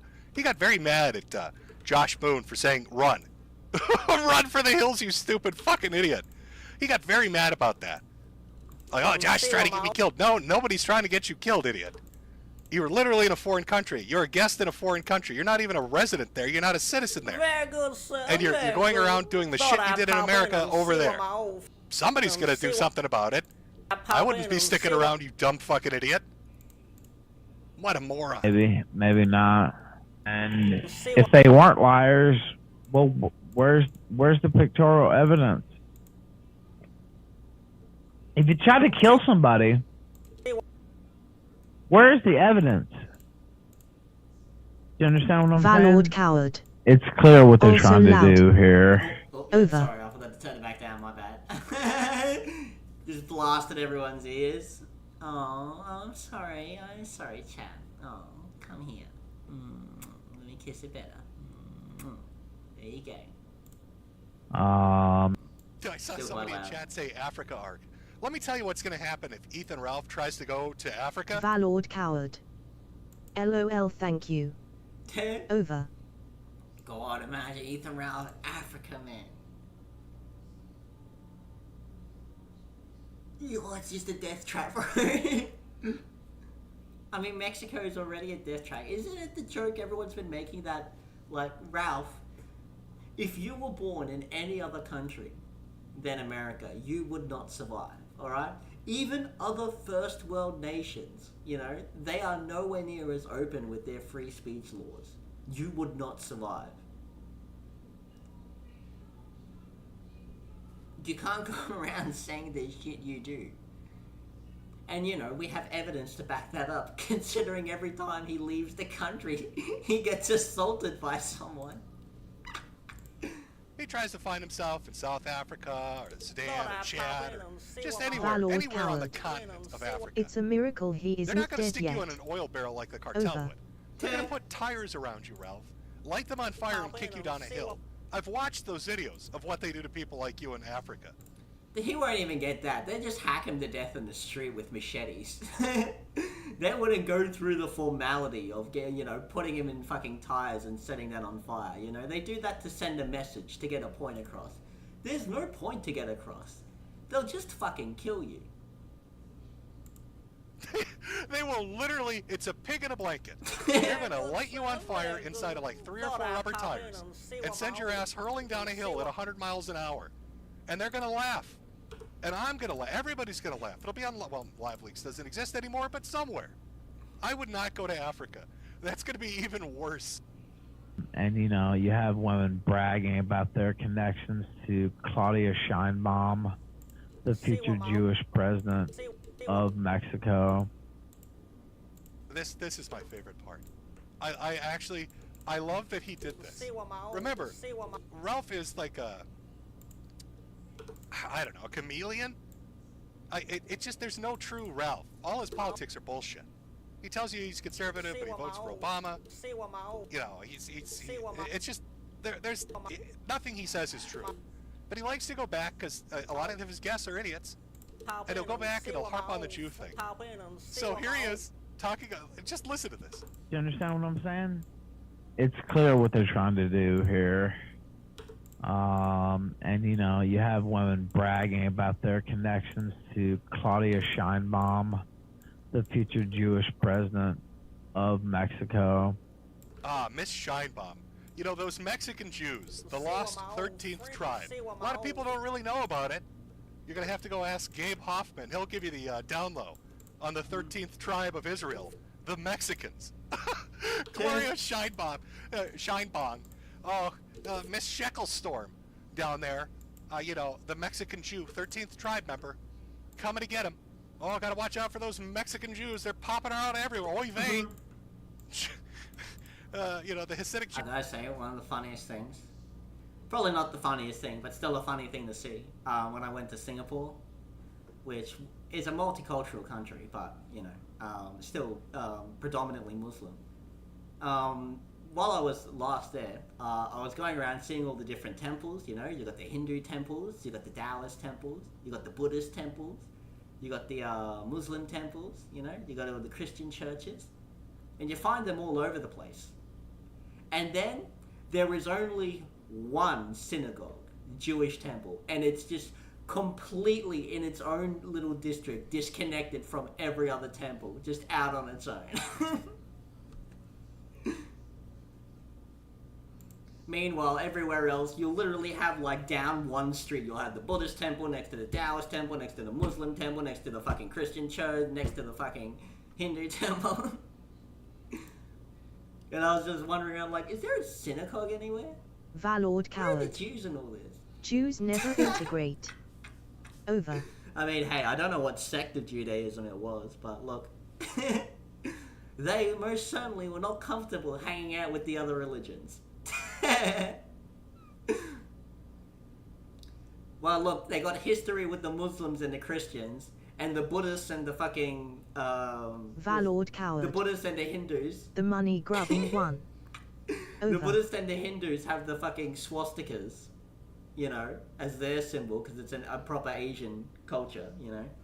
So there's no like Nazi historical context for them. Which is again a weird thing to see, to experience if you go to like Asia, you know, not just in Singapore but like China, even Japan. I guess not so much Japan because Japan has a lot of Valord coward. experience with Western. It's countries. almost like they Jews cause probably are the bad guys. Over. Shh, shh, can't say that out loud. Shh. Not with Homeland Security wandering around. But yeah, it's a funny thing to go to Asia and they just have no context for the Nazis. And so, for most of them, their only context for the swastika is like the Buddhist swastika. Valord coward. LMAO, you're right. Over. But yeah, I remember one time when I was in like the Chinese markets in Singapore, and I had like a whole thing of like flags of the world, and I have all these flags lined up from around the world, and like they just have a Nazi flag in the middle, and they're just like, oh, that's a German flag. Just no context. No context. Jews from New York tunneled their way all the way down to fucking the Yucatan, apparently. And they're all out to get the Chinese only had one major interaction with the Nazis, and that was the Nazis protecting them from being genocided by the fucking Japanese. Because the Nazis were like, look, Japan, we are all for genocide, but you are taking things a little too far. We agreed we would just kill them. Can you stop vaping so much? Ethan Ralph. You have people bragging about their family being judges. You have people bragging about their family being businessmen. Oh no, I saw somebody in chat say, oh, well, she is Jewish. That's not my point. This is a fat American man that pays $400 a month to rent a metal shed. And he thinks a powerful Jewish politician, the future president of Mexico, is personally coming for him. He's that psychotic.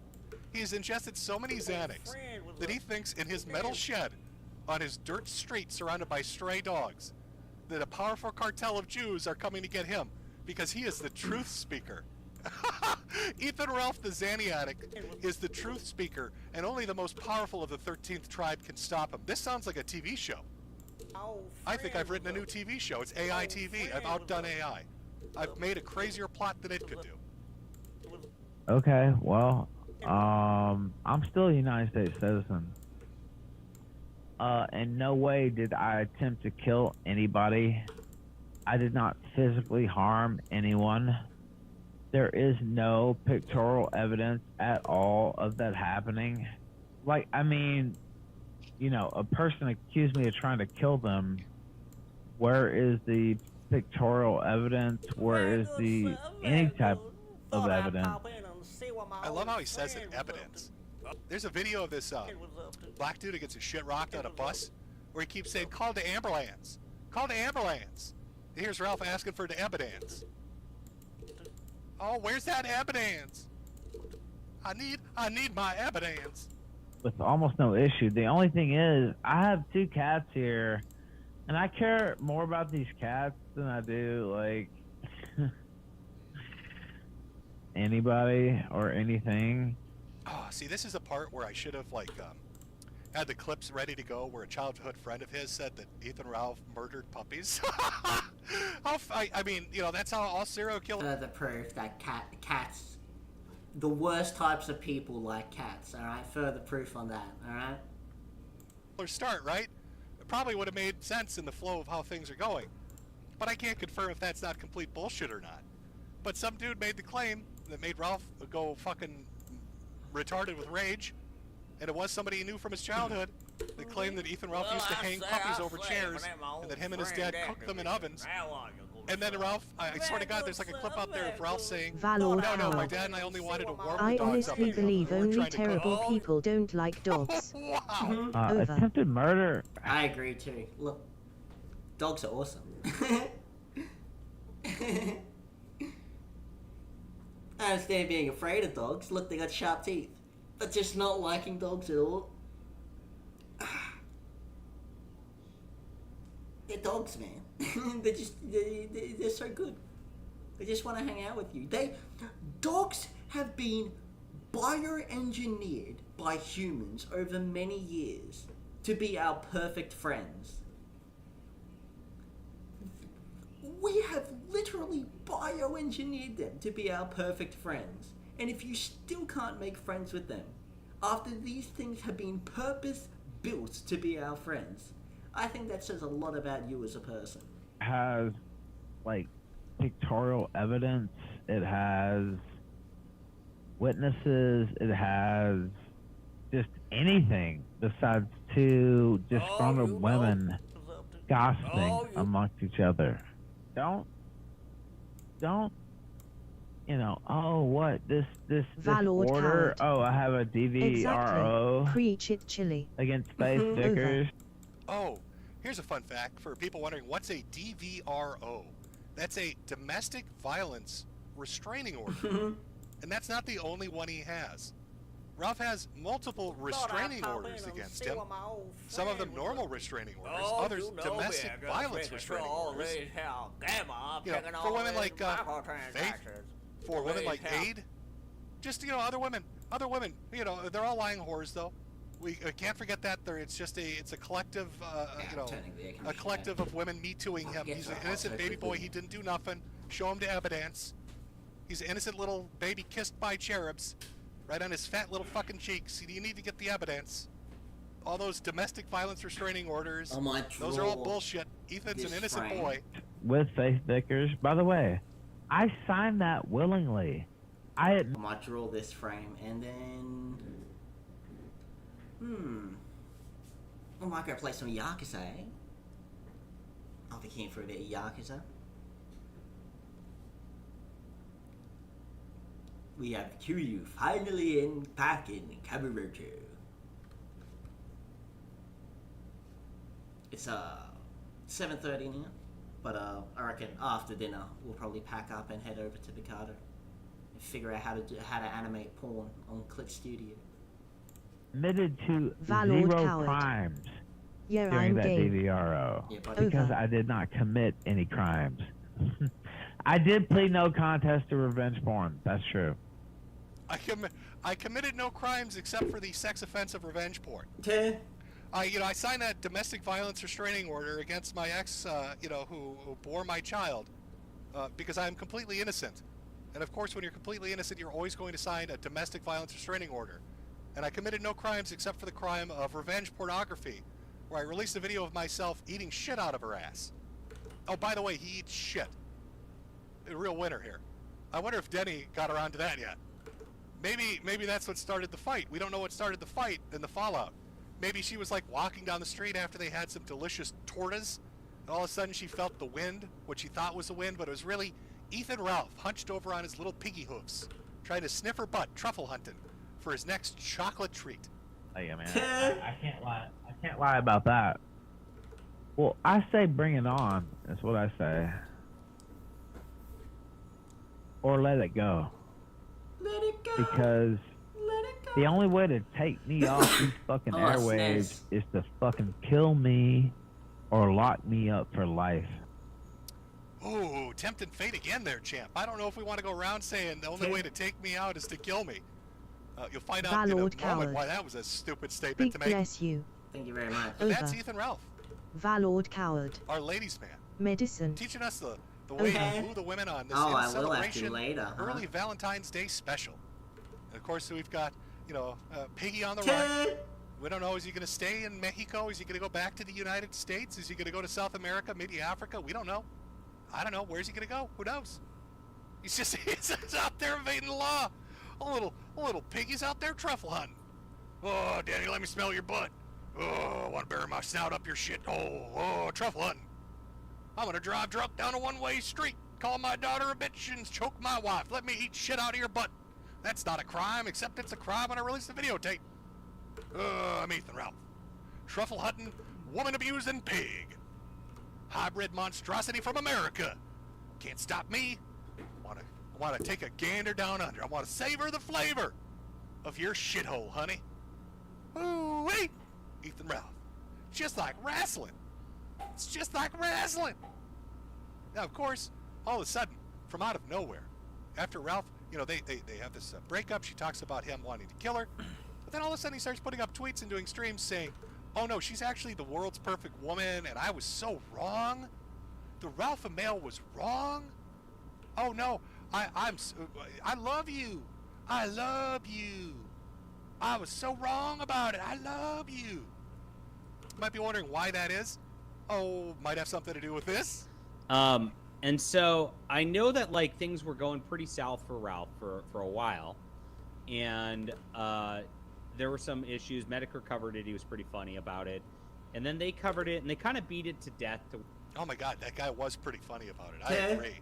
I'm not sure who you are, but I agree with that I'm gentleman. very sure this is the moment when I opened up the stream. This is when I opened up the stream. That Medicare guy's a funny individual. Where I just stopped caring, I would say is what happened. Is it a fair assessment? Yeah. And then he went to Mexico, and last I saw, he had some hot Latina chick, and things were looking pretty good.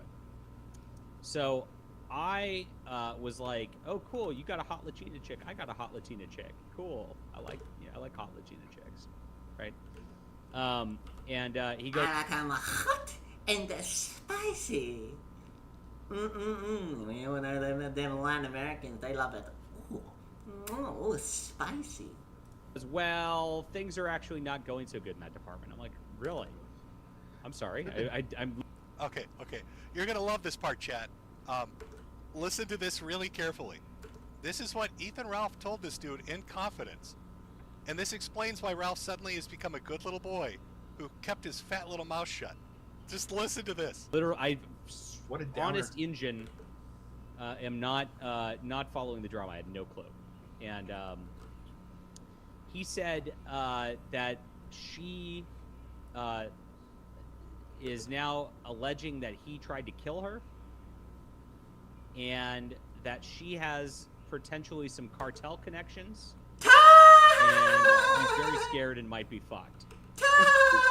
And he told me this in DM. So to recap. To recap this, let me put the Valor perfect picture up. Towers. Jesus Christ. There we go. LMAO. Ethan Ralph. Over. Stupid, fat American expat. High off his ass on Xannies and liquor. Meets a Latina chick. Thinks she's a spicy hot tamale. He's gonna go down there and woo her. Makes her cross cartel country to come visit him because he's too much of a pussy and too broke to visit her. She comes out to see him. They have a fight, probably because he tried to sniff her butt. And then he starts going off on social media about how she's a whore, and she's, working with other whores in his life, and all women are liars, and he never did anything wrong, he never threatened to hurt her. She's talking about how he threatened to kill her and all this other crazy shit. But Ralph is like, that never happened, I'm a good boy. And then in DMs, suddenly there's a bot face, and in the DMs, he's telling everybody the cartel is hunting his fat little ass across Mexico. Amazing. What a fucking moron. Oh.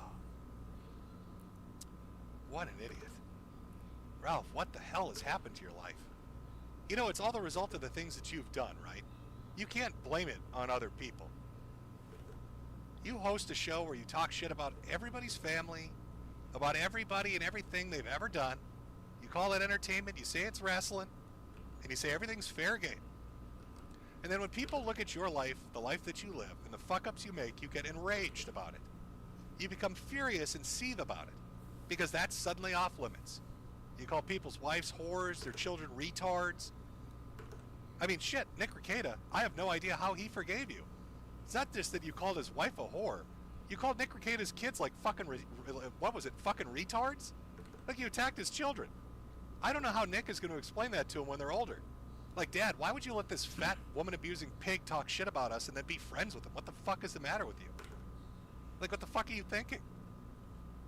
But you go on and on about people, and then look at your life. Every single woman you've encountered, Ralph. Now, if I ask chat, I bet you there are people that have had terrible relationships, men and women, where they've had bad breakups, the people they were with were psychopaths, they lied about them. I'm sure that shit happens all the time. Me Too stuff, I'm sure some of it's bullshit. But it's every woman, Ralph. It's every single woman you've had any interaction with. Is all. What is the most consistent factor in all these broken relationships? What's been the most consistent factor in all of them? All saying the same fucking thing. You're not rich or famous, idiot. You're not some big Hollywood producer. There's no fucking price on your head. You're not a mover or shaker. You're not a power broker. They're not going to get shit out of it. But yet every one of them has the same fucking story. Ex-wives, ex-baby mamas, ex-girlfriends. Ethan was physically mean, verbally mean, sexually abusive. They say it over and over and over. You get recorded on audio saying it yourself. You say it on stream unrepentantly. You call your daughter a bitch. You don't give a shit about your son. You treated your mom like dog shit. And then you get huffy and puffy and you get mad at people when they talk about it. You're a fucking idiot. The misery that you're living is what you brought upon yourself. You live in a you live in a metal shack in a third world country, hiding from America. Like, I remember, to go, since we're on down memory lane, remember when fucking Sargon used to go on and on about, oh, you know, there's no jokes that are off limit, we should be able to make, you know, rape jokes and fucking racist jokes and all that. Nothing's off limits, nothing off limit, we should be able to make jokes about everything. And then his wife has an abortion. She miscarries. And then everyone just started dogpiling on Sargon over that. And what can he do? What can he do? You can't ever cry about it now. And he did. But everyone's like, I thought there were no jokes that were off limits. I thought it was open season 24/7, you know? They had a whole fucking stream where him and his mates got all together to have a laugh at the guy who fucking killed his girlfriend while he was having a bad trip on LSD, man.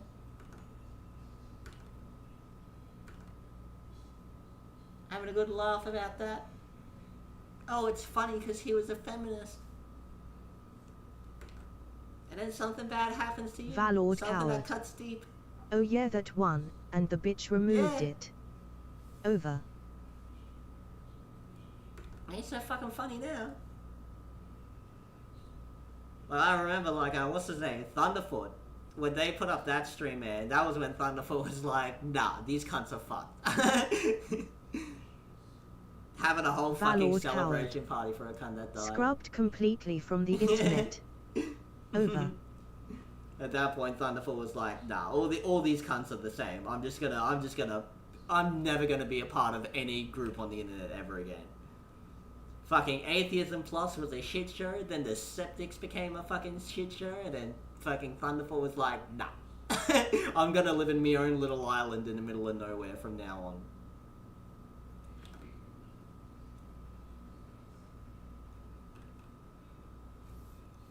You talk shit about America now because you can't really come back to it.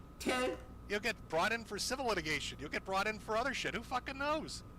And now you can't even stay in Mexico because you dated some chick and treated her like dog shit. And now you're legitimately scared she's got cartel connections or she knows politicians. You better hope she was just bullshitting you to shut your fat ass up and make you fuck off. But eventually, Ralph, you're going to fuck with the wrong one. You're going to pick some chick and you're going to fuck with the wrong one. And they will put you in an oil barrel. And they will film it and put it on the internet. Put a little hat on you. Put a little sombrero on you, Ralph, and stick you in an oil barrel. And you will have nobody to blame but yourself. Your life is misery because you made it misery. You were in poverty because you chose to make yourself fall into poverty. Because you don't take care of financial responsibilities. And again, this is the thing, like, years before when we used to watch Ralph more often, the thing I always kept saying is that I can feel sorry for someone like Christian, you know? For whatever reprehensible shit people want to point at him for, blah blah blah. You know, you see shit like, oh, Christian is like one of the worst people alive, blah blah blah. But it's like, the cunt was fucked from the start, man. You know? He really had a very slim chance of any level of success. You know? He grew up, his parents gave birth to him at a very late age. So the parents didn't really have the energy to raise him properly. He was born with cognitive disorders, autism, and a couple other things. And at that time, you know, his parents nor his school had any idea how to deal with it. You know? Because of his autism, he had a lot of trouble building networks of people and shit like that, social networks. And then got into the internet where he was just bullied, you know? For really no greater crime than just being a goober on the internet. He got his life fucked up, and like, I mean real fucked up. People stole money from him, like getting his bank details and shit like that. Sending shit to his house, you know? Calling them at like fucking 1 a.m., 2 a.m. in the morning and shit like that. Full on fucking up their lives. And of course, Chris Chan had no idea how to do it. I mean, his parents didn't even really know how to deal with it. They were fully functional people. So I can sympathize with Chris Chan, you know? Because a lot of it wasn't his choice. A lot of it was really out of his control. But then you get Ralph. You know? Then you get fucking Ralph. It's like, there's nothing to feel sorry about with this cunt. It's all your fault. This is what you chose. You weren't born this way. No one forced you to do any of this. This is what you chose. And you refuse to make any kind of attempt to redeem yourself. Like, even Chris Chan, you know? Even nowadays, Chris Chan's like, oh, well, I said a lot of Valord coward. insensitive things when I was Cannot young. feel bad for Ralph. Hell, I actually hate Yeah, him. like, you have every Over. right to hate him. I ain't gonna stop you, bro. Like, the only reason I don't openly hate him is because I don't know the cunt. If I knew the cunt personally, I would probably hate him. But I just have that distance that I'm not, because, look, hating people takes a lot of work.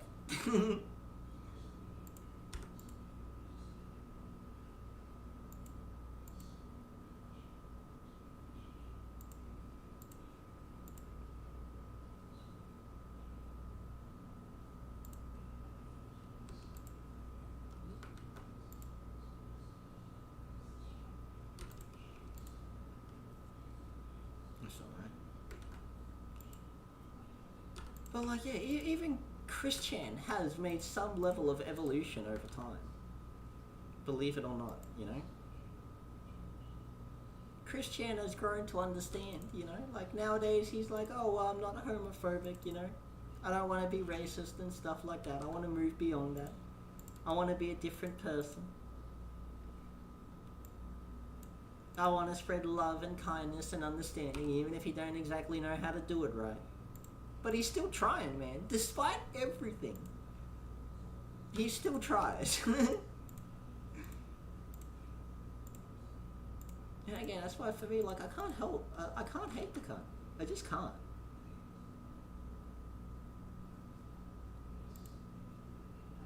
Whereas Ralph, it's like, you just don't fucking care. You chose this. You know, there's nothing else beyond it. There's nothing actually stopping you. You don't have no fucking disability. Except the ones you've given yourself from fucking consuming so much poison.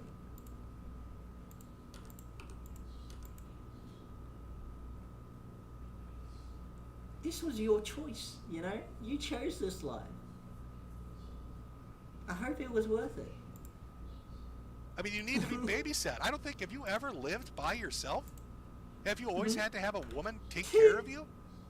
You lived with your mother till you were in your 30s. You got immediately with a girl, you made her take care of you. Dumped her, got another one to take care of you. Dumped her, got another one to take care of you.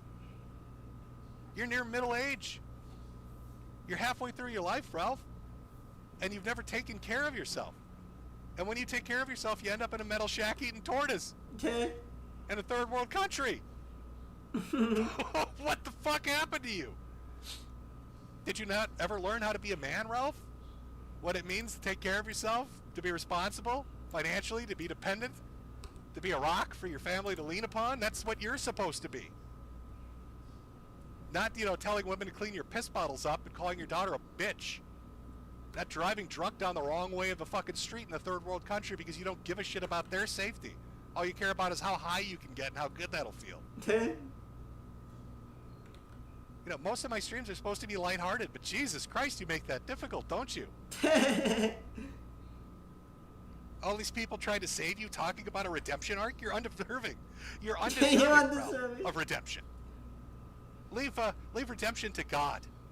Maybe God will forgive you, Ralph, but I think humanity as a whole has probably had enough of your shit. You aren't Ric Flair. This isn't wrestling. This is real life. You treat people like dog shit, and you're gonna die alone. And that's really sad. You're gonna die alone in a metal shack, Ralph. And you chose that. That's the future you chose. And the people that openly associate with you after seeing all... Again, like, it would be sad. But, like, this is what you chose. I can't feel sorry for this. You know? You want this. This is what you wanted.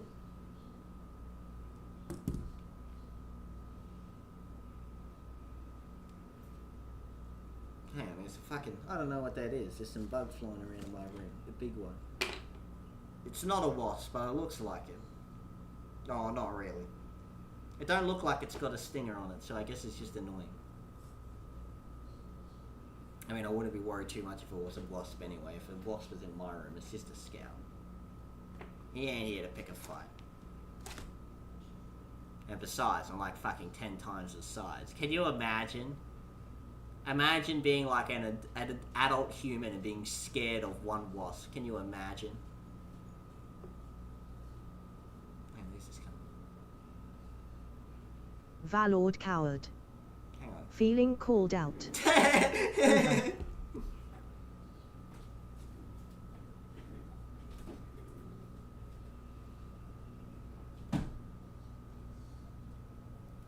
Oh no way, he survived. Oi! Oh, you little cunt. Come here.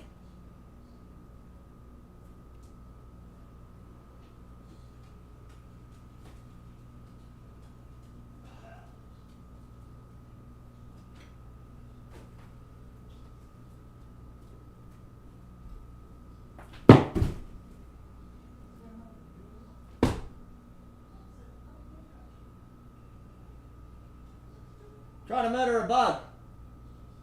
It annoys me. You're slaughtering the wildlife, are you? Well, that's what he gets for trespassing. Eh? In there right still. That's what he gets. Oh. By the way, like last night when you came back from fish and chips, you left the light on downstairs. Always turn that light off. Oh, right. Because it attracts all the bugs. In. Yeah, makes sense. And if you've got the light on up here as well, I usually turn this one off as well because Yeah. then they don't come up. Mm. There you go, Leo. I was wondering because I noticed there was more bugs than usual around here yesterday. Alright, there you go still. You let all the cold air out.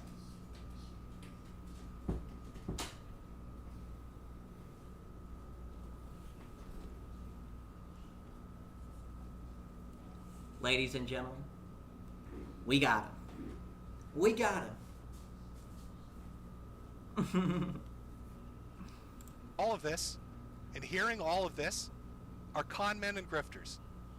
And they shouldn't be given any opportunity to spread their bullshit because they don't believe in Valord it. coward. Nice. You are a fucking Over. circus sideshow. That's it. That's all you are. That's what you amounted to. A circus sideshow.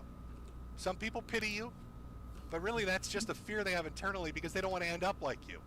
They're scared they're at the edge and they may slip and become you. So they show you a little bit of mercy because they want mercy later on. That's the whole thing that's going on when they talk about redemption arc. You're irredeemable, and you don't deserve it. So that is Ethan Ralph, ladies man. Sorry if I got a little heavy there in a few points, chat. No, who am I to speak here? Just a guy on the internet watching a fat fucking American expat make an ass of himself continually.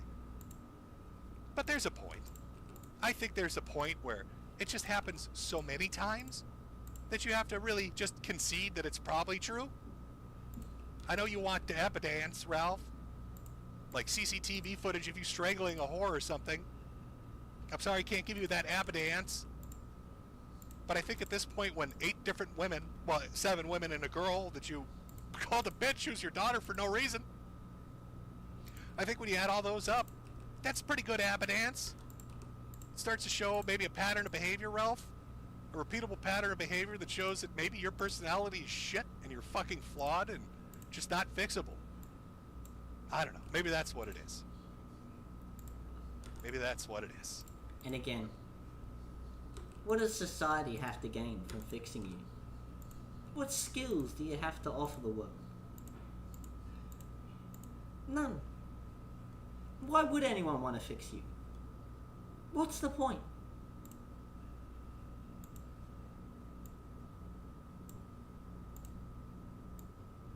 You got nothing to offer the world.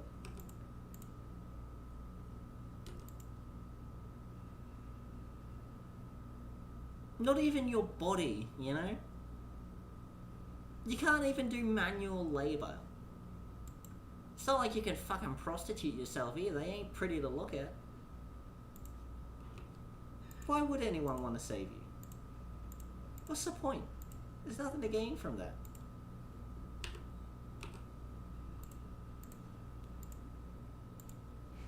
It's just a waste of effort. If only you'd listen to the sweet, dulcet tones of Coach Red Pill. Who even, CRP, with this all women or dogs, yeah? But Ralph, like, even as fucked up as that is, with his whole red pill pickup lady, pickup artist shit, even he never talked about fucking hitting women or treating them like that. But when he talked about his family, he talked about them with love. I mean, he may have been an idiot, and his advice may have been terrible, but I don't remember him ever saying beat your dog when he said women were dogs. I mean, we could watch it again. Let's double check here. Like dogs. Now, what do I mean? You have to treat them like you would treat a dog. You ever go up to a dog and you're afraid of the dog, and the dog senses it, and the dog gets up and smells the fear coming off of you and starts barking at you and snarling at you and showing its teeth, and it's pissed off at you and doesn't like you.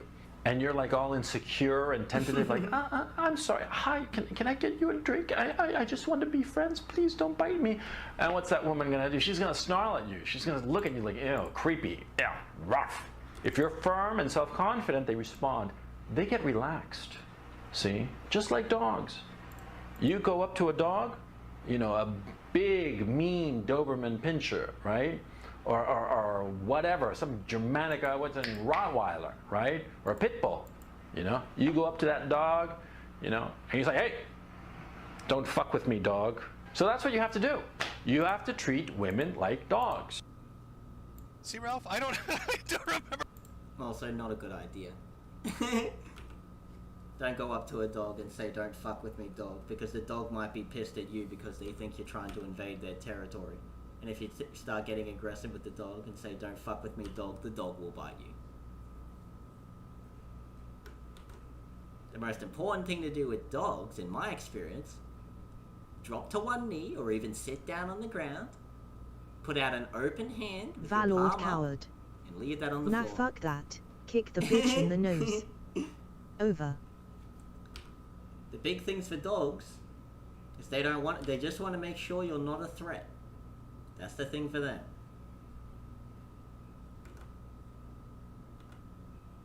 And guess what? That's the thing for all human beings. Valord Guys coward. ain't gonna want to hang out with women. Asterisk only works on dumbass mutts. Over. Women don't like guys who they think could be threats. And guys don't like girls who think they could be threats. It's crazy. It's quite the revelation, I'm sure, but if you present yourself as a threatening or untrustworthy person, people aren't gonna like you. Crazy, isn't it? Valord coward. Treat him like Got shit. a lot of mutts here, so I have had to put down a few bitches by hitting them in the nose. Over. Oh yeah, you're probably fighting the mutts for territory, that's why. So if you give him a smack, the dog's gonna be like, alright, this is too much hard work for this piece of territory. I'm gonna go somewhere else. Valord coward. Don't be afraid of them. Over. Well, don't run. If you run, you're just gonna expose yourself. If the dogs know they have the advantage, they're gonna bite. They get that from wolves, man. Wolves are like that. Especially because a lot of wolves spend their time hunting in solidarity, or at least a lot of male wolves. And so wolves will size up an opponent, barking at them, you know, pacing around them, stalking them. And the second they get the impression that they've intimidated their prey and their prey starts running, they're gonna fucking charge them down. You're given the advantage. Valord coward. But the point being, kick females in the nose. They will love you. Over. Treat women like dogs. Everybody loves a doggo, Ralph. Maybe, you know, God, you're like the anti-CRP, aren't you? He wanted you to treat them like dogs, and you hung dogs. He wanted you to give them a nice food bowl of, a bowl of water and food. You wanted to stick them in an oven with Ronnie. I guess that's the difference. I guess CRP was just a better human being. Valord coward. Only follow this advice if you follow CRP. Over. Oh, it's just wrestling, Ralph. Don't get mad. Just wrestling. We're just wrestling out here. Oh, fuck. Yeah. So I mean that's my inceldom stream. That's my in celebration stream. You know, there just comes a point when you put it all together and you look at it chronologically, it's all lined up. It's too much. It's too much, you know? Like, it's too many women, Ralph. It's just too many fucking women. All saying the same thing. Now, I've been told, or I should say earlier, that Denny might have watched the stream. In which case, best of luck to you. Stay away from Ethan Ralph. I hope this was educational for you. Tell your friends to stay away from Ethan Ralph. Because he's a giant fat baby. He's a poop-eating baby. Ethan Ralph is a poop-eating baby that pisses in bottles. And it's not somebody that you want to associate with. You could do so much better. All right? Just look at the guy. I don't know, was it like a pity thing? Maybe it was like a joke thing? I don't know. But boy, that, I would just stay far away from him. Like, maybe, was it like did you guys have things in common? He's got really big tits. Do you have big tits? Maybe you share bras? Maybe like, oh, this American man's got fancy American bras. He can borrow me because he's got such large titties because he's fat. I don't know. Like, what did you guys have in common? If I could have interviewed you, that probably would have been my first question, is do you share bras together? And then what does he smell like? Because it's been reported that his breath smells like tampons. Oh, God. That must have been terrible. No wonder he keeps shoving tortas down his face, hoping I don't know, the tomatoes will mask the smell. Tampon breath, four-titted, fucking gunted pig man and his giant American titties smell like tampons. God damn. It's rough out there for a girl. Oh, that felt nice. That was fun. Mm-hmm. I had fun with that, chat. Where's my, where's my Ethan Ralph, what is that, on the run? I've got so many different somebody went to the trouble of making all these AI pictures of Ralph just running from the police and skating. He's the only American trying to break in from Mexico, you know what I mean? Like he's going the opposite way. It's this weird thing that confuses border control nobody really knows about. But there's just so many pictures. They're all fantastic. AI is just great. Whipping this shit up on the... That shit would have taken forever to draw by hand. Make your computer do it for you. Fantastic. I hope this Lonely Fucks Valentine stream has been educational for you. I agree. Shitposting is the best use. Shitposting and memes is the best use of AI. Taught you how to woo the ladies. Remember, the tips and tricks of the secrets of the sector are as follows.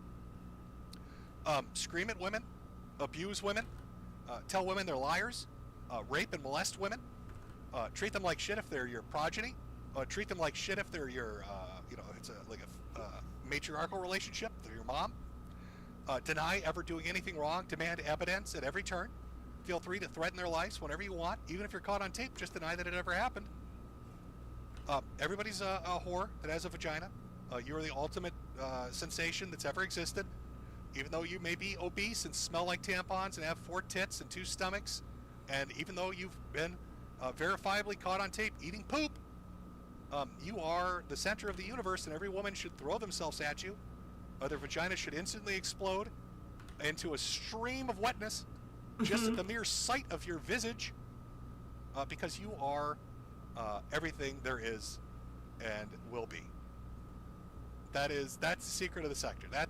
That's my tips and tricks for you on how to net yourself a lady. Okay? You go out there and you win a woman over, and if you can't win her over, you just smack her. You hit her and you say, bish. Ethan Ralph don't tolerate this, bish. And you get any shit from anybody. I'm not kidding you, folks. You listen real close now. You get any shit from anybody. If you're a chick trying to get a guy, if you're a guy trying to get a chick, and they give you shit, I want you to verbatim tell them you're going to come on their grave. And they talk about me jacking off to Nikki Haley. I'm gonna jack off on your fucking casket, you cocksucking son of a bitch. And you ain't gonna be able to do shit about it. You understand? I'm going to come nut all over your fucking grave. Do you understand? And if your mama's dead by then, I'm gonna come on her grave too. I'm gonna come all over your grave, and I'm gonna come all over her grave. That's what I'm gonna do to you and your mother. And you can't stop me. The best quarterback in the league. It's not against the law. Nick Rekieta told me that wasn't against the law. Nick Rekieta told me that wasn't against... Do you understand? Nick Rekieta told me I could come on your grave. Nick Rekieta told me I could just Valor check off on coward. your cords. Doing it on your grave seems like a lot of work. Can I just do it on you directly? Why are all these people? Why are all these people complaining to me about me giving out advice to masturbate on graves? I never said that to anyone. What the fuck is going on? David, you didn't even mention him hanging up on you. You know, I could have got to that. There was a stream Ralph did where I tried calling in for a laugh to see what would happen, and he thought I was AI. He was so drunk and so high. And this is after he begged. He was like, oh, I'll make $20,000. So I call in, and I get to ask him one question about a torta. And then he hangs up, and he's convinced it's AI. He's convinced that can't be a real human. That's AI. That's it's a program. It's software.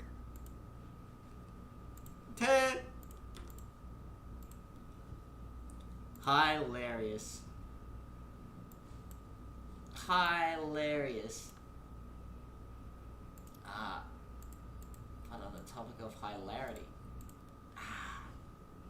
let's go get the rest.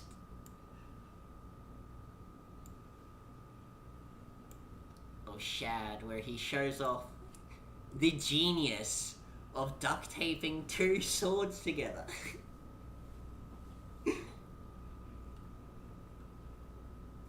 Oh no, I want this in an incognito. I hate algorithms, man, that I have to do this, you know? You don't have to do this on Newgrounds. But I don't want fucking Shad shit popping up in me goddamn feed. Valord coward. Oh god, I am not ready. Over. Go watch a bunch of fat neckbeards pretend they know how sword fighting works as they fucking exhaust The themselves sword after community, playing with for their the toys most for a couple part, of throughout its entire history, has pretty much been a really supportive Shut up, you fat fuck. and collaborative community. Everyone, I thought the sword community was nice and everyone liked me until I started spouting my dumbass opinion. Now where's the part where these morons start fighting? Here we go.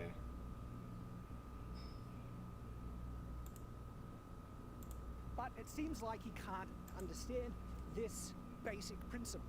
In actual fact, he purposely goes out of his way to construct scenarios in which the double-bladed sword is less effective, but the answer is you wouldn't do those types of attacks. Let me show you. So one of the demonstrations that they share, which is... Again, well, you wouldn't do these kinds of attacks. How the fuck do you know? You don't do sword fighting. How would you know? Trying to show the limitations of a double-bladed sword. As we showed, this type of limitation would exist with a polearm or spear. He purposely points out maneuvers that would work. Yeah, but here's the thing, with the polearm and the spear, you have leverage, okay? Because there's only one small part of the weapon that is dangerous to handle. The rest of it is just a pole. You can get way more fucking leverage, and you can do follow-through. Here's an immediate problem with a fucking double-bladed weapon like this. You can't do any follow-through attacks. If you swing and you miss, you have to stop the momentum of the attack and then start a new attack. There's no follow-through unless you want to spin around like a fucking ballerina. In which case, you're going to start fucking disorienting yourself. That's the thing about a sword. That's what makes swords such effective dueling weapons. You can control the momentum of a sword very easily. But even with like axes and clubs, if you swing and you miss, you can still follow through. Like, you know, I'm gonna have to try and draw this. So like you have here's your mace.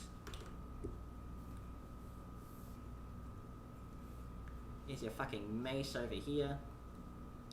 If you swing it and it misses, you can then just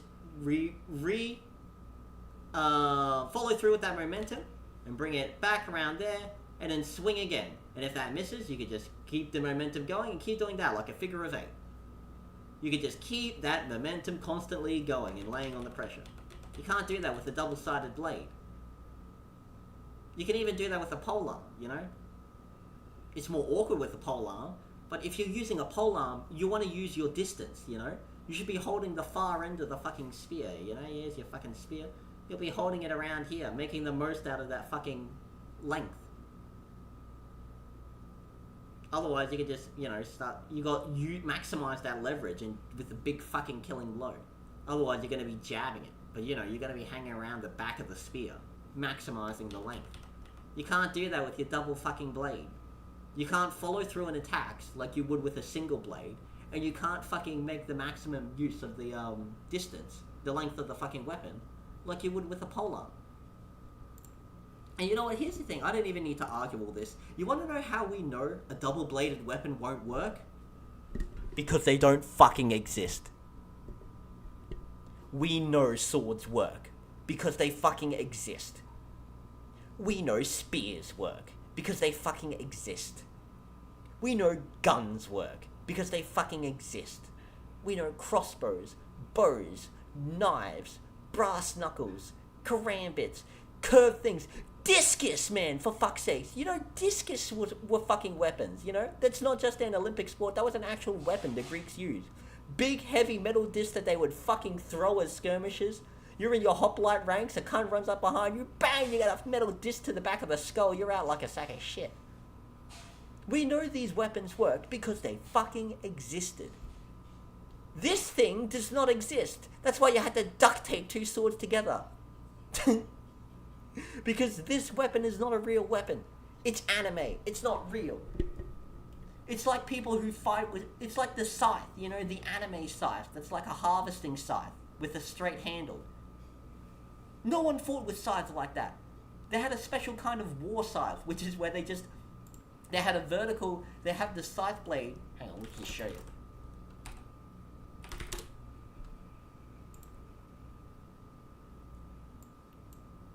See? They just have a fucking scythe blade, rip that off, slap it on a fucking straight pole, bang. Now you got a war scythe. This thing existed. People use this in battle. People don't use this shit. Because it's an impractical piece of shit. You're getting the worst of all worlds. No one used it. This is why it's in the Overlord wiki. Isn't this a fucking anime? Yeah, it's a fucking anime. It's anime, alright? Fighting with scythes is anime. Double-bladed weapons is fucking anime. These don't exist in the real world. Unless you want to do farming. But even then, if you're going to do farming, you wouldn't have a straight handle. You'd have the fucking... that curved handle, because again, you're doing it for farming, you know?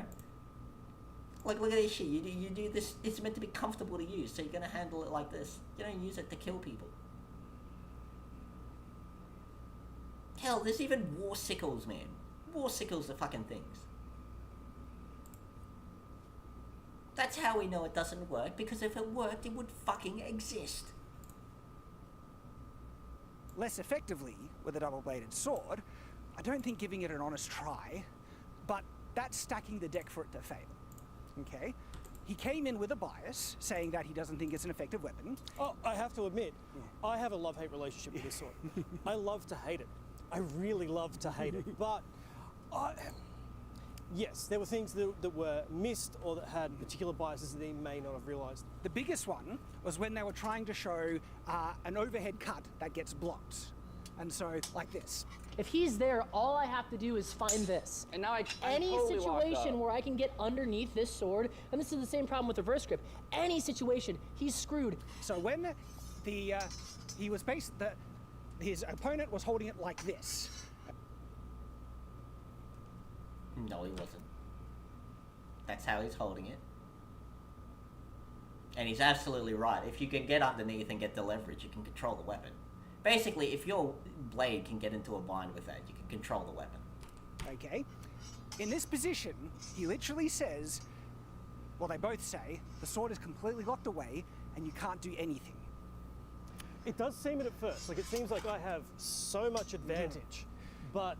From this position, I don't know what it's talking about, because you know what you can do? Oh, yeah, I'm scared of that. Yeah, you changed the fucking grip, you idiot. You changed the fucking grip on your weapon.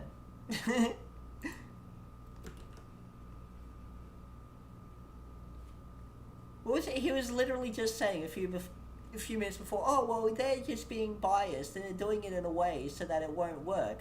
But if we did it in a way where it's convenient for me to always work, then it would work. Yeah, no shit, idiot. You have the back sword, and they're saying it might expose your head, not if you're... Like, again, he's completely had to change the grip. This is completely different grip on the weapon to what he's criticizing. Head, not if you're quick and you raise it high, okay? I have to back off so quick to get out of the way. You have to back off to get out of that. You don't even need to. You should be pushing forward. This weapon can get no proper leverage.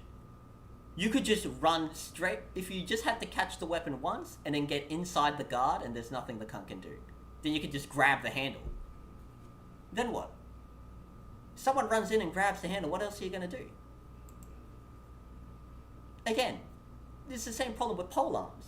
That's why polearms, you want to keep your distance as much as possible. Because if someone gets in close and grabs the fucking shaft of your weapon, giggity, then there's nothing you can do. Now you've got to drop the weapon and pull out a knife. Because they have full control of the weapon. And unlike a polearm, you don't have the distance, you know? You don't have the distance to just keep poking away at your enemy. To keep them at range. If you just come in, block the weapon, and then push forward, bang, you can just grab the weapon. And again, the closer you are, the less leverage the cunt can get. Like, when they're holding this position in the video, and they're, one, bad grip, wrong sword, too short a handle, right? When they say, there's nothing that can be done in that position. Now any situation where I can get underneath this sword, and this is the same problem with reverse grip, any situation, he's screwed. I'm thinking, hang on, am I being punked? Or something like, it felt like being gaslit because from this position, you have the back sword. Yeah, and you completely change your grip. You're like, first, hang on. Sword, too short a handle, right? See? He's holding the grip like this, you know? Where, yeah, it's basically like a reverse grip. And yeah, if you get underneath it, you have full control of the weapon. When they say, I'm thinking, hang on, am I being punked? And then when he does it here... It felt like being gaslit because from this position, you have the back... Now it completely changes the grip. He's completely changed the grip of the weapon. Back sword! It's perfect for the counter. I couldn't understand, like... And it's perfect for the counter. No, it's not. You have no leverage, you idiot. You don't understand how physics works, alright? It's not anime. It's not a fucking movie. Alright? Touching someone with a sword is not going to kill them. It's not. You need leverage and momentum. They say you might actually expose your hands. What if you locked up the crossguard, get and down, then come in? And then That's come what in. I was going to say. Like, I can step back, but if you thrust in at the same time, I'm kind of caught and have to back right off. No, you don't. Hang on, let's see that Up again. the crossguard, get and down, then come in. And then That's come what in. I was going to say. Like, I can step back, but if you thrust in at the same time... If you thrust in like that, step forward. Step forward and grab the handle. You have an arm free. You're only using one hand to block it. You can easily just run up and grab the fucking weapon. You don't have to move back. Moving back is the dumbest idea possible. Just lay on the momentum. Valord coward. This is all on the predication that he gets the first strike.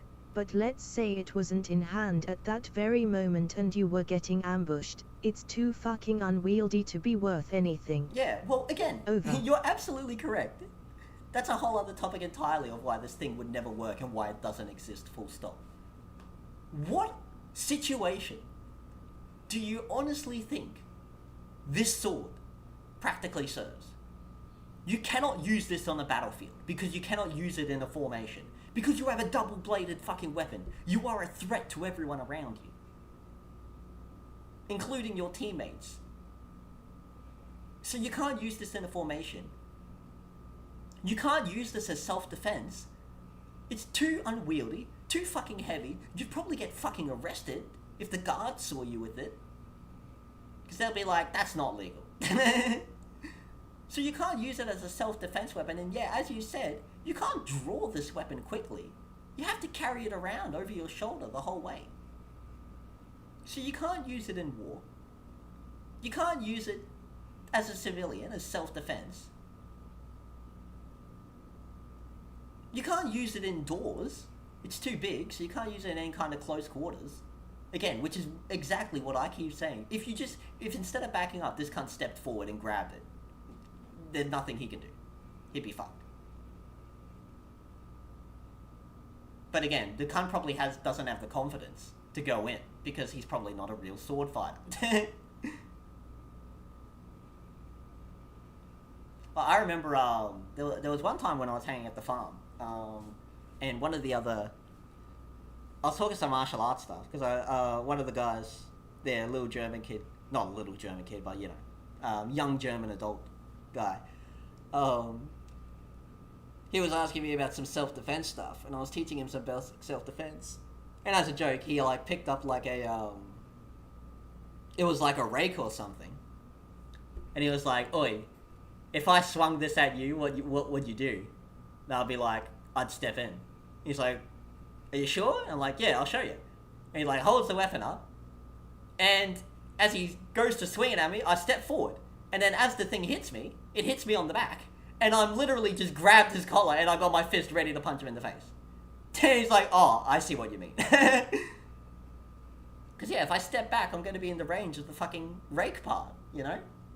But if I step forward, I'm inside the guard. I'm going to get hit with the fucking shaft of the weapon. And the shaft, no one's scared about getting hit with the shaft of a spear.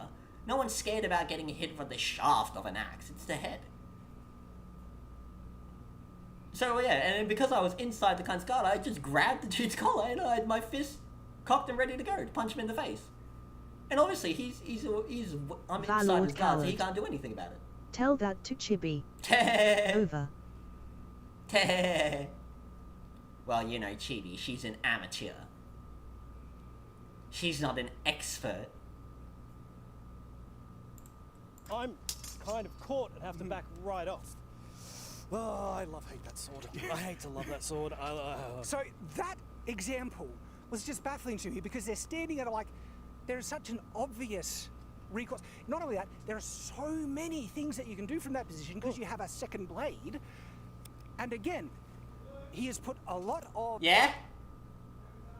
Oh, nice. Food's ready. The emphasis, okay, validity on his swordsmanship experience. How could he then miss this obvious counter?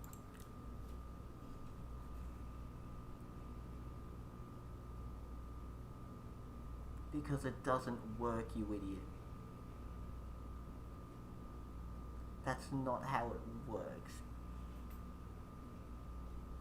And it is because he is an experienced martial artist that he knows it won't work.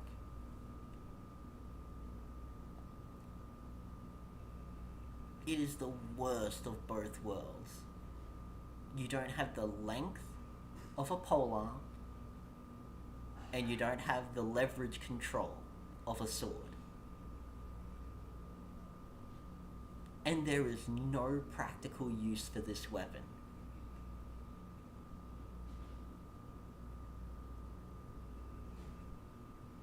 It is a useless piece of shit, which is why it doesn't exist. If this thing had any level of practical use, it would fucking exist. With all the other weapons in history. Weapons that exist because they served a purpose. Alright, I'm gonna go grab my food. Oh, I should probably set it to a single screen. Ooh. BRB.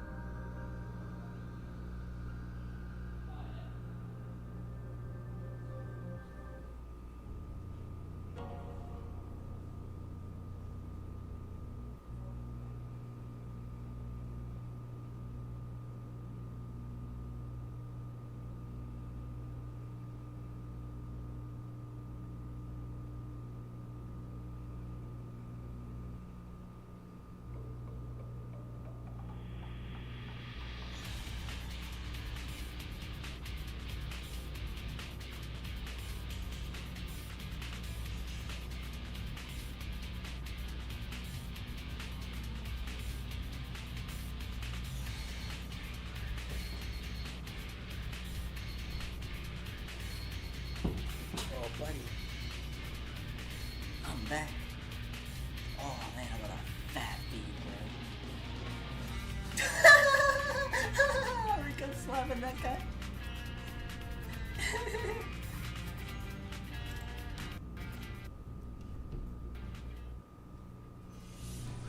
Valord Coward. Welcome back, Chili. Over. Pleasure to be here.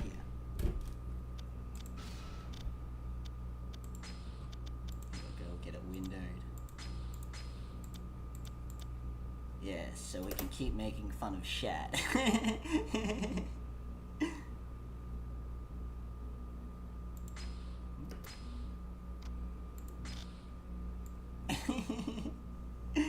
Look at these fucking laughers. These fucking redditors. Actually, the double-bladed longsword would totally work. I have created the ultimate weapon by duct taping two longswords to a piece of shelf railing. The only reason that you think it doesn't work is because you've never used it. It is an incredibly effective weapon. The ultimate weapon, if you will. These people who practice actual sword fighting clearly do not know what they are talking about. I clearly do lots of different martial arts. I have years of experience. Thank you.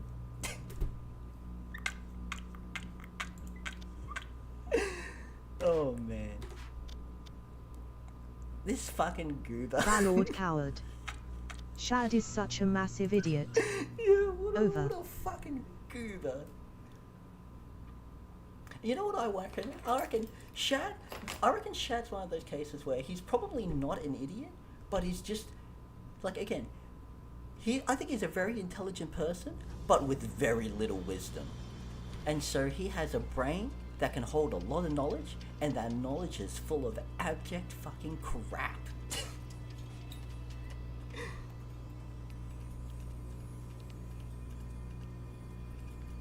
I guess he clearly isn't someone that doesn't have wisdom, because he just refuses to listen to people.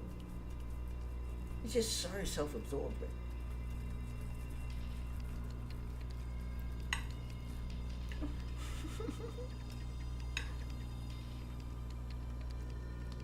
Such a fucking goober, bro. He makes me laugh. Perhaps I have fun yelling at him through the way screen. you train isn't the be-all and end-all in swordsmanship. And we shouldn't put ourselves up on pedestals. We can all get things wrong. I've gotten things wrong as well. We come in by... Sorry, hang on.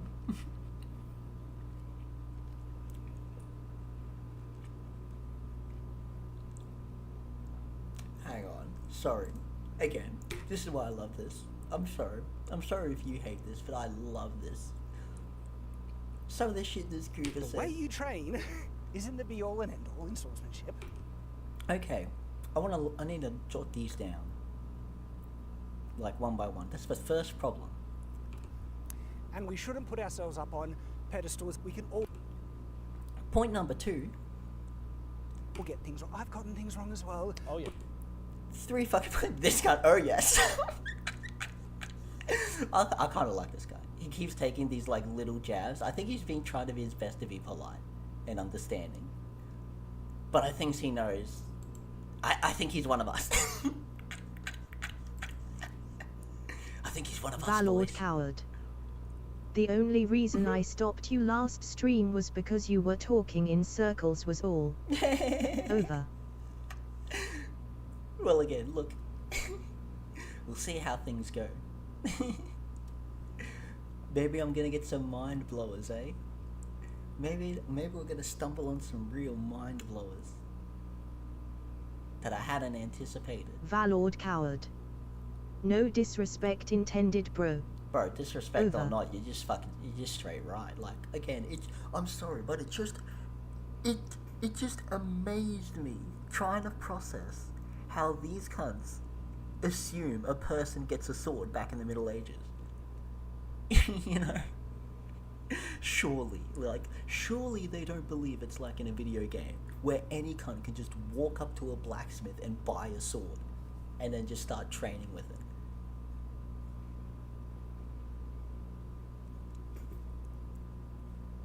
whoa.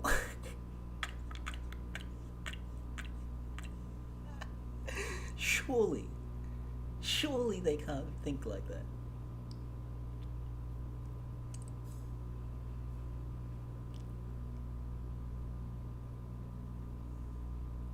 Like, Valord coward. Of course they do. Over.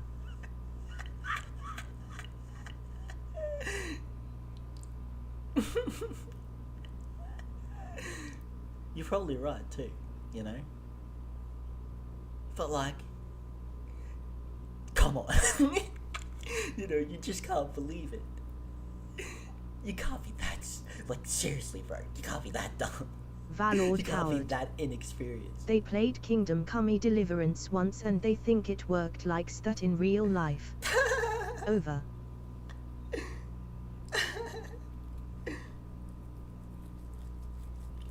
Well, again, Janet Jane popped in to say that apparently Shad didn't even like Kingdom Come. He thought Kingdom Come was unrealistic. Maybe he liked the swordplay. But he certainly didn't like the look of the world, what with all the poverty and whatnot. Valord coward. LMAO fucking what? Over.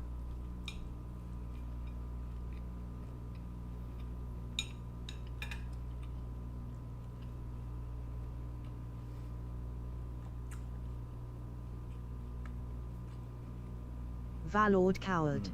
Good me. Shad didn't like the game that showed how real it was back then. Over. That's what Janet said. No idea if it's true, but I'm going to Valord pretend it's true coward. because it's funny. Checks out completely. Over. We come in with biases and we get corrected. One of the greatest mistakes you ever made was talking about single-edged swords. You had Elmsley himself. For those who don't know, he wrote.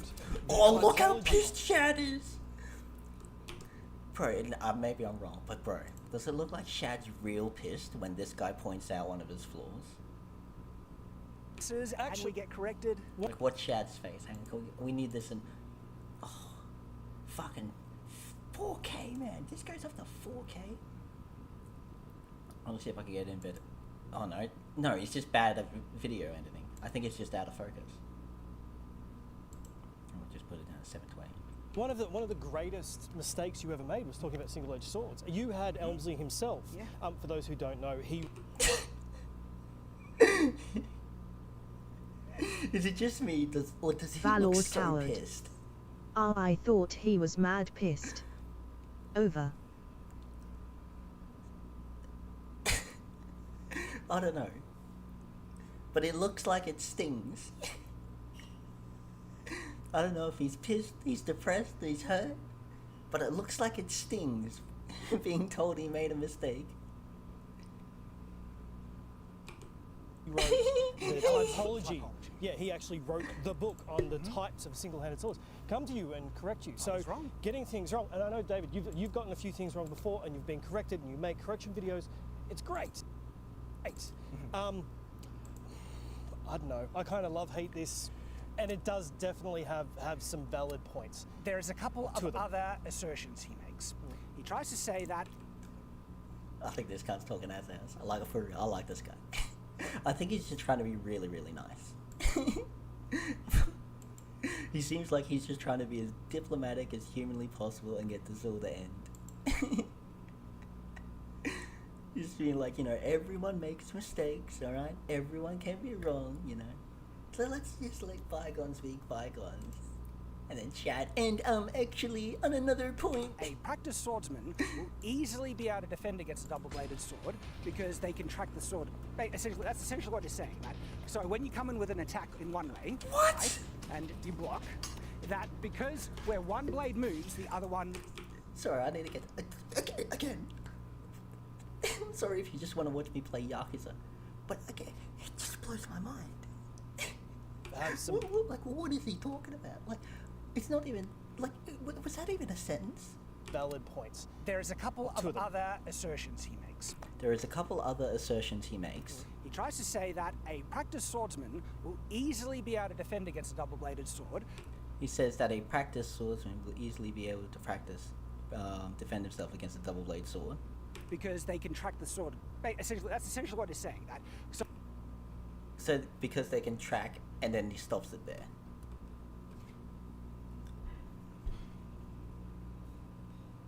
I am 100% sure. Valord coward. Dude, think of all the times I interrupted you on Picato. This is nothing. Over. Well, I guess it's not so much me interrupting, and much more to do with listening to Shad via those interruptions.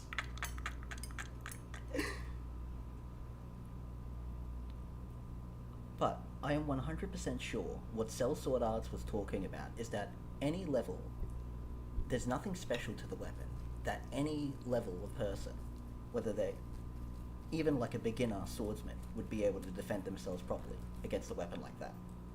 I am 100% certain that is what fucking level... What's it called? Cell Sword Arts. I was thinking Leveled Arts. Leveled Arts, his fucking video game channel. There you go. Actually, hey, anyone in the chat want to start a video gaming career? There you go. There's a name for you. Leveled Arts. Hmm? One, is that your beer out there? Mm-hmm. And two, how good's that steak? Mm-hmm. Grab your beer. Yummy.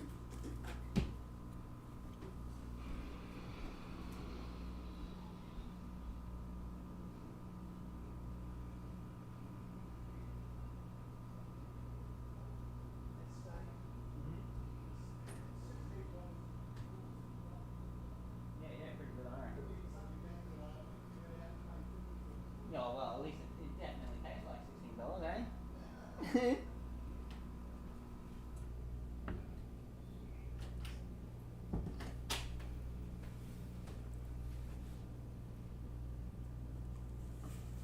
Alright, I'm back. I got me another beer. I got me another beer, mate.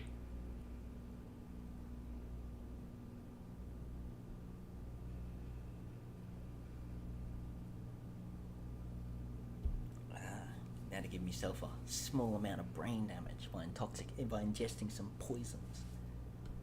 So when you come in with an attack in one way, right, and you block, that because where one Valord blade coward. moves, the other one automatically Nice, moves as well. loose and You can inebriated always know chili. where it's going to come in Over. that attack from, and it's easy to I'm defend. not Or a drunk. competent swordsman could defend it easily, and the reason why we were able to land hits on the counter end of the blade was essentially because we were just not good enough to be able to defend or track the other blade as easily. Did he say that? Well, I'll give it clear. With this, it's very easy to tell if his sword comes this way, the other sword must go that way. I know, like if he attacks there and he tries to attack somewhere else, I know where it's coming from because they're tied together, right? I could see this working really well against a very inexperienced fencer. Yeah. Because they're not going to be able to understand that it's tied together. Okay, I must have missed that point in the video. Okay. So, I actually want to test. That point made sense to me. Did it make sense to you guys?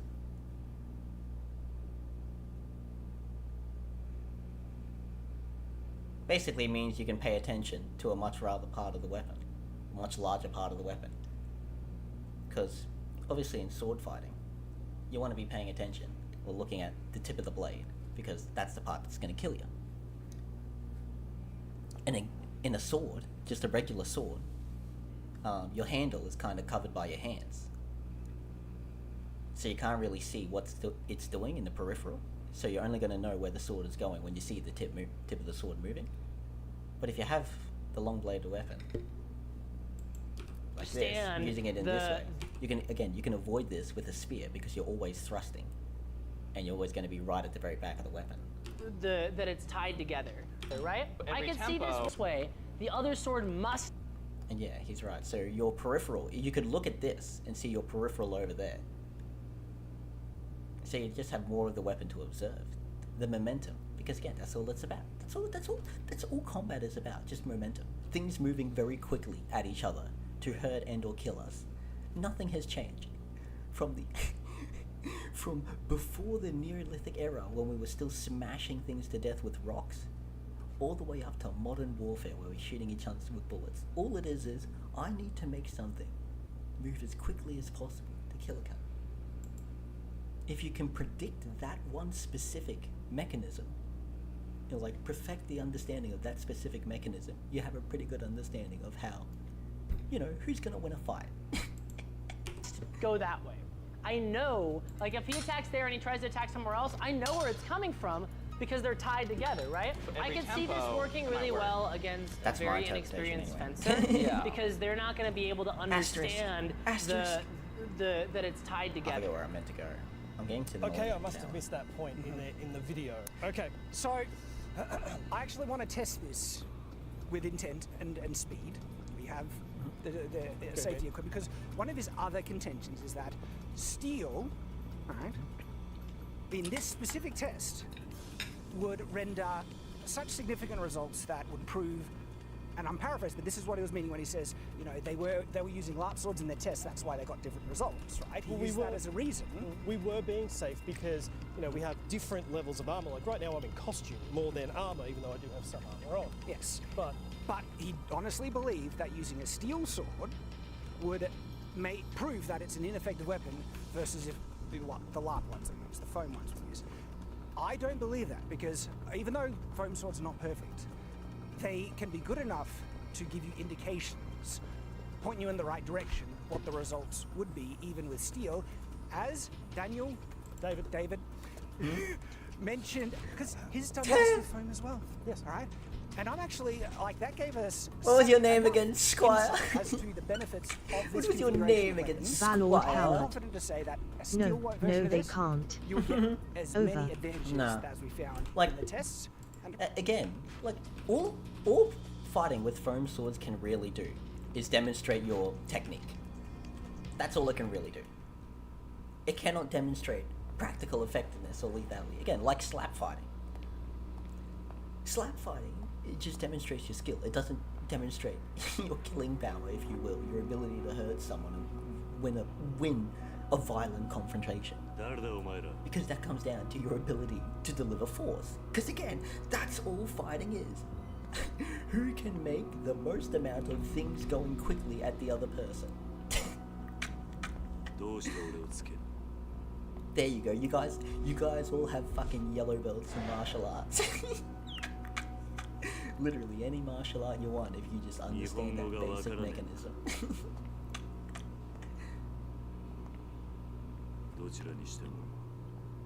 Who's this, the CIA?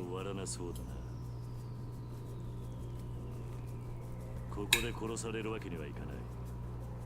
悪いが、痛い目に遭ってもらうぜ。Oh, buddy. Let's go.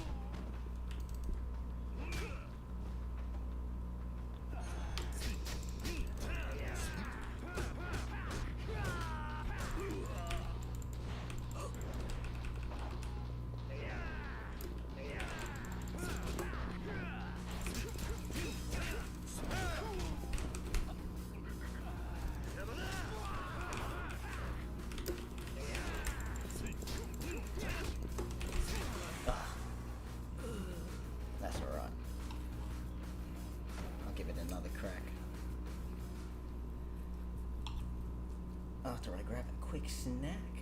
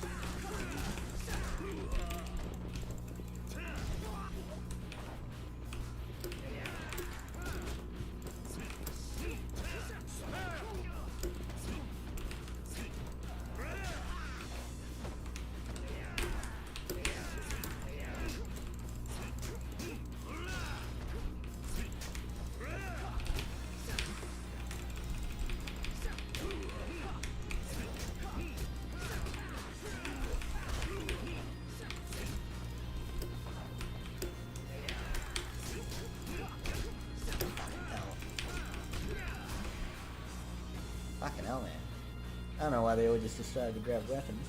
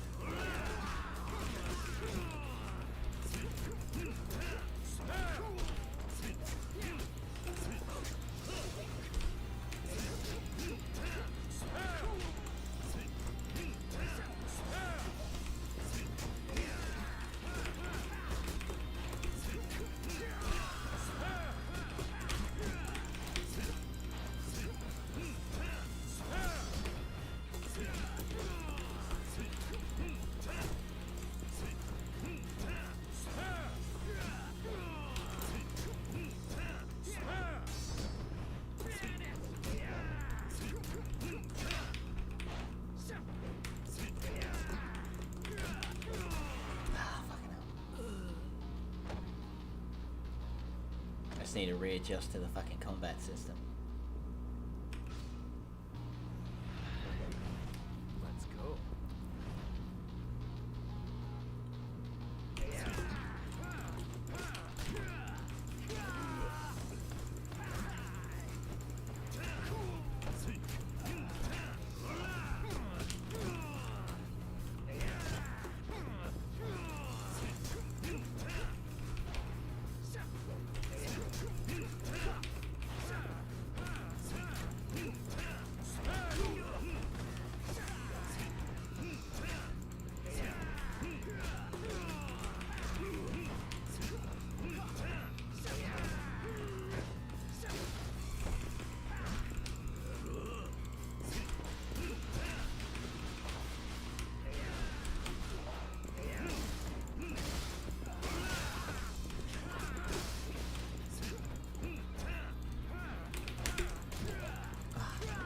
What?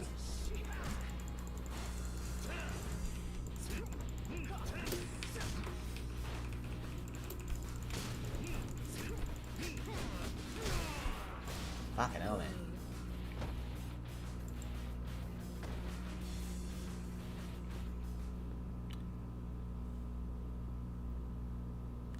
I think I'll have to try and use the weapons.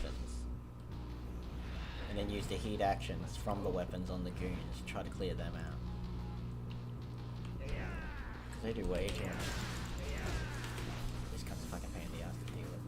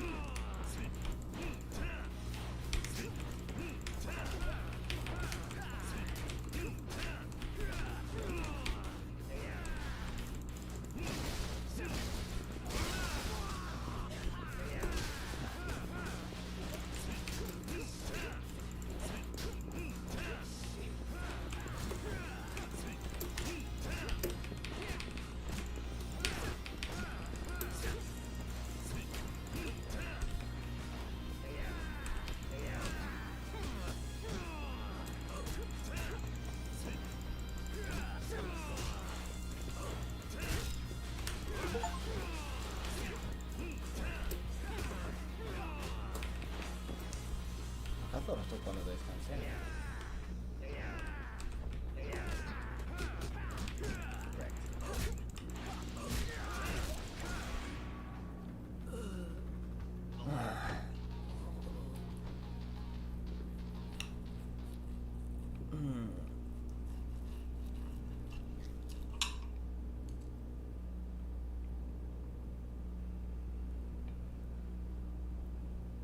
May as well learn to fight this cunt.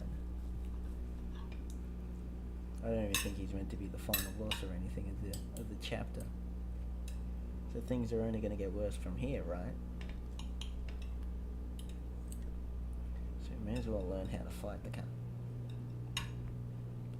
If nothing else, it'll be good practice.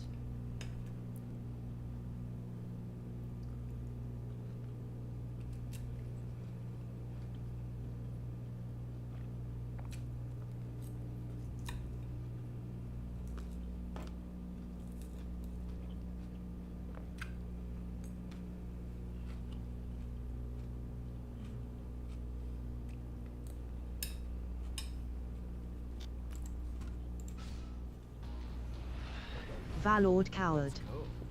What's Yakuza without an annoying boss fight or 10? Over.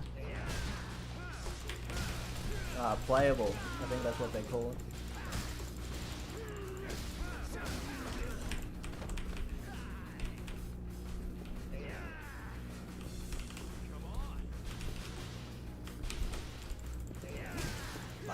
Valord Coward. LOL. I can't fucking get this cunt with the fucking bike, man. Now these cunts all got bikes.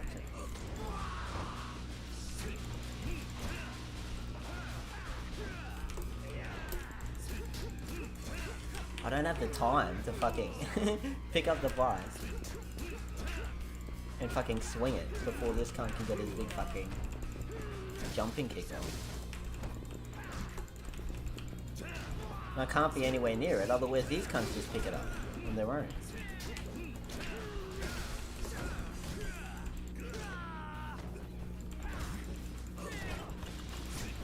I might just have to fucking brute force it.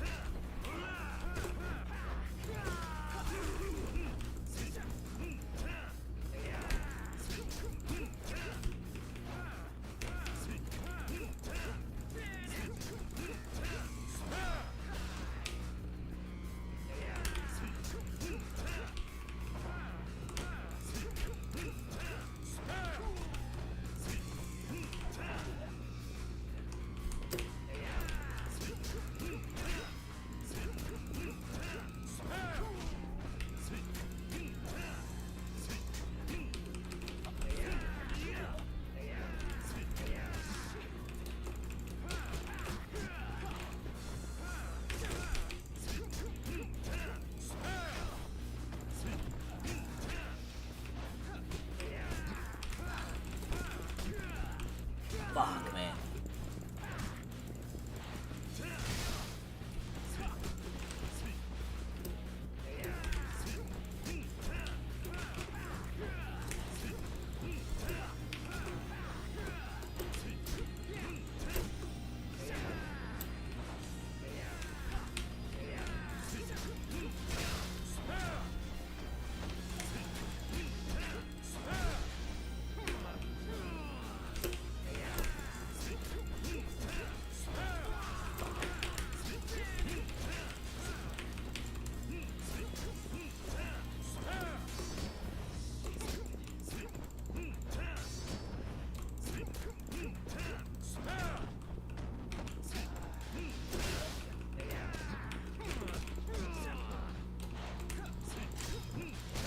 Malibumbu. Hello. Hey, how's it going, Over. Melly?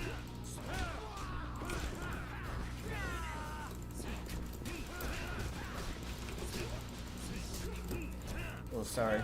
Just way too into this fight.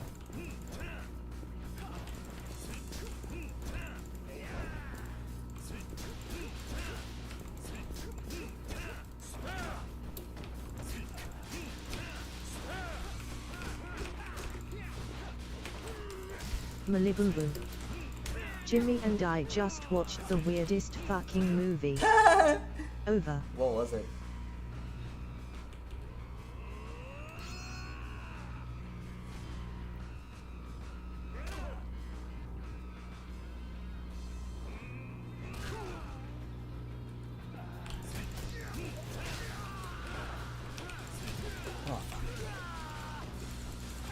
Malibumbu. It was called The Eyes of My Mother. Over. Cool. The Eyes of My Mother. Alright, you got me intrigued. Malibumbu. It was so uncomfy the whole way through. Over.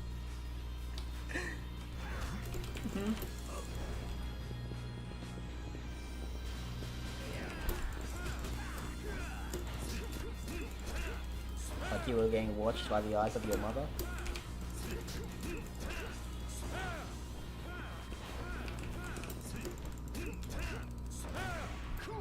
There we go.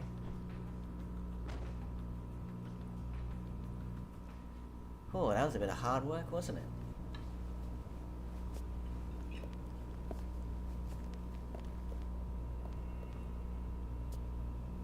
Daigoの居場所を嗅ぎ回っているのはお前らか。お前ら一体誰に雇われた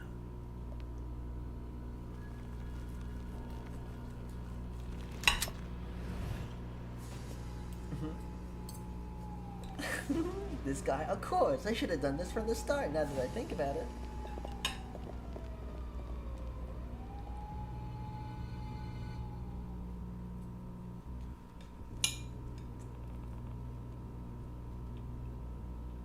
Who are they? Goddamn Americans.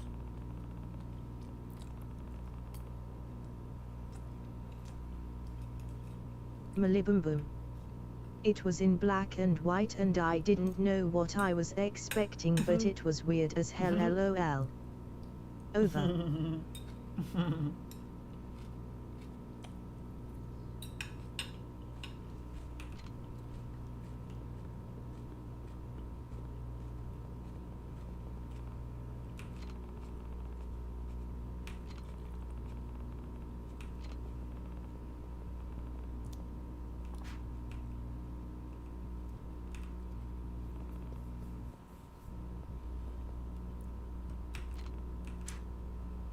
Sorry, I was too busy eating food to do the voice acting. You'll have to use your imagination.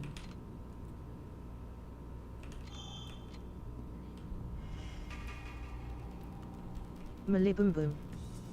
What are you eating? Oh, I Over. got some beef, roast potatoes, lettuce, and tomato.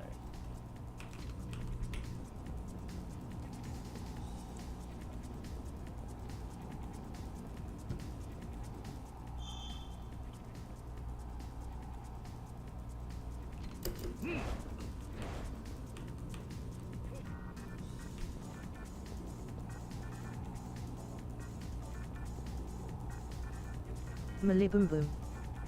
Beef and potatoes sound pretty good. Over. It's only because they are.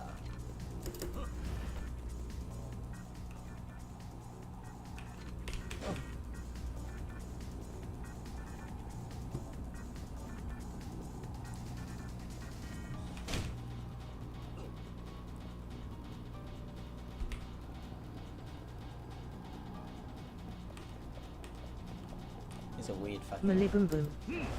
I had beef and rice for dinner, it was pretty good. Oh yeah? Over.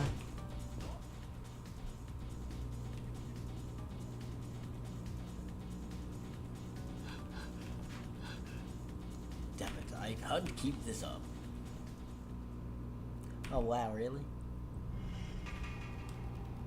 Alright, this is definitely some early 2000s game design. Malibum. Loaded that bitch up with barbecue sauce. Over.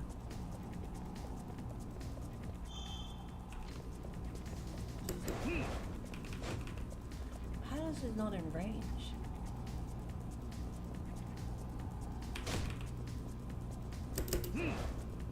Oh, thanks for that. Valord coward. Damn, making me hungry. Over.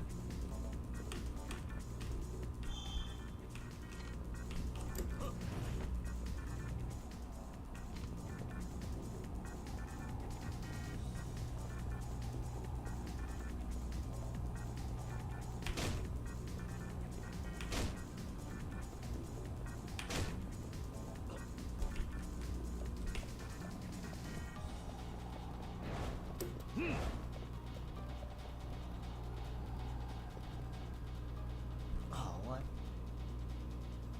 Bro, this is the worst section ever. Malibum. This is the Get worst some thing food. ever. Over.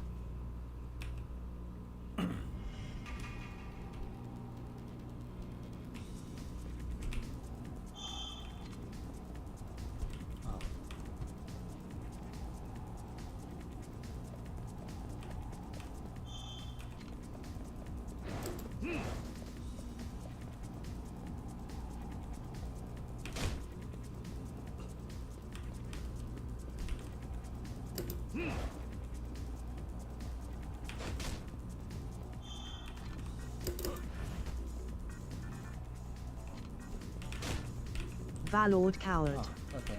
I got some eggs and leftover rice. Too lazy to cook up some beef.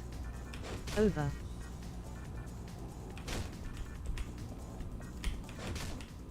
Here we go, finally.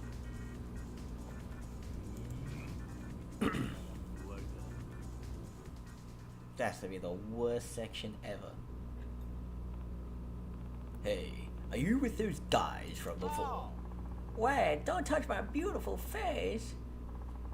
Go for the meh parts of me. Maybe my forearms. I've always thought they were too skinny. Wait a Malibum. sec. You said. I eat rice with a fried egg for breakfast. Sometimes it's real good. Over. Especially when you like break the yolk and then all that yolk goes everywhere.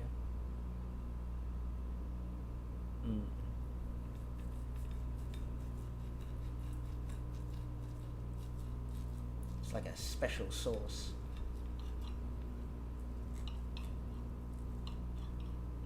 Valord coward. It is. That's what I just did. Chili. It's so good. Over. Malibum. Yes, with some hot sauce. Over.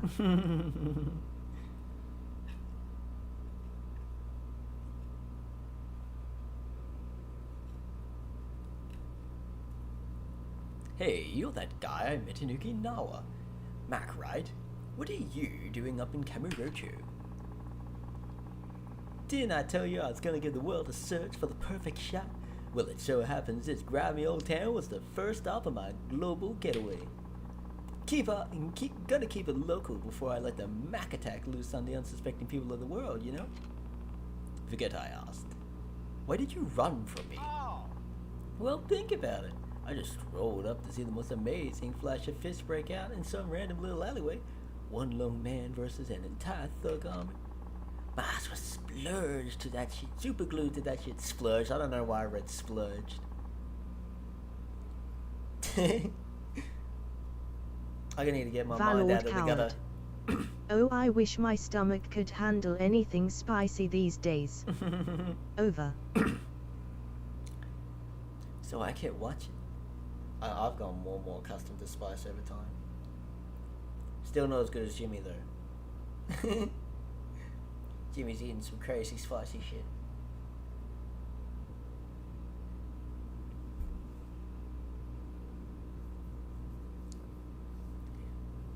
Thinking maybe I'd finally snag the perfect shot I've been looking for all these years. But the scuffle was over before the shutter even clicked. Then out of the blue, the guy kicked those American I love asses. spicy. Yeah, buddy. Over. No wonder you two get along so well.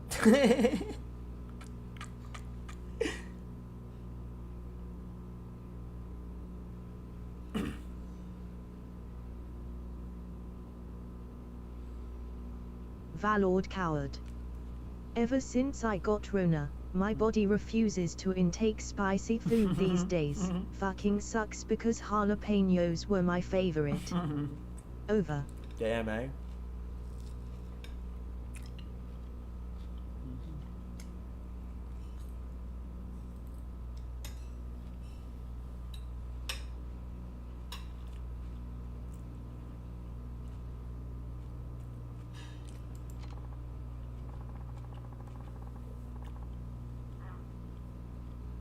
Valord coward. Barely can eat nacho cheese, and that's pushing it. Damn. Over. Malibum. I had the Rona a few years ago and stuff still smells weird to me or tastes off. Over. Back in LA. I haven't gone coronavirus, man. And it's not like I avoided it. We had it in our house that I was living at. I was literally, everyone else in my place got sick except me, all with coronavirus. And I was even smoking from the bong of, probably shouldn't say that live, but smoking with another person who had coronavirus. So I'm literally inhaling the same air they're inhaling. Still don't get it. Malibum. I got it when it first came about and haven't had it since. Oh yeah? Over. Valord You coward. got the first wave. All One of the medicine I originals. gave you must have helped. Over. Mally got one of the original coronaviruses when they were brand new, you know, before they were popular.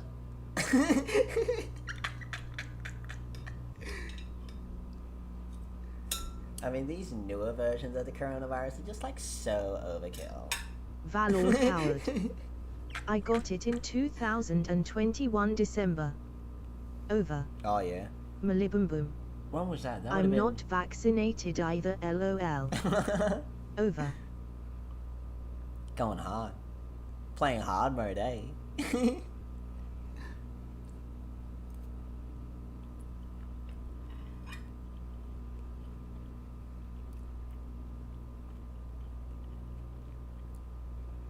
But yeah, I got vaccinated, so yeah, I guess that. Valord coward. I didn't get the vax either. Don't need to. Over. Malibum. Fuck that vaccine cause. Over. Valord coward. My sister. Over.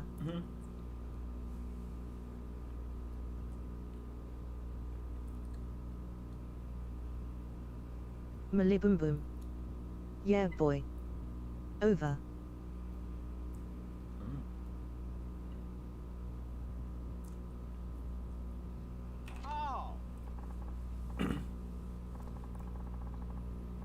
I don't know, I got skate screen or but I wouldn't have had a fly or anything else for that matter. By the way, you got some legs on you, cutie, sir.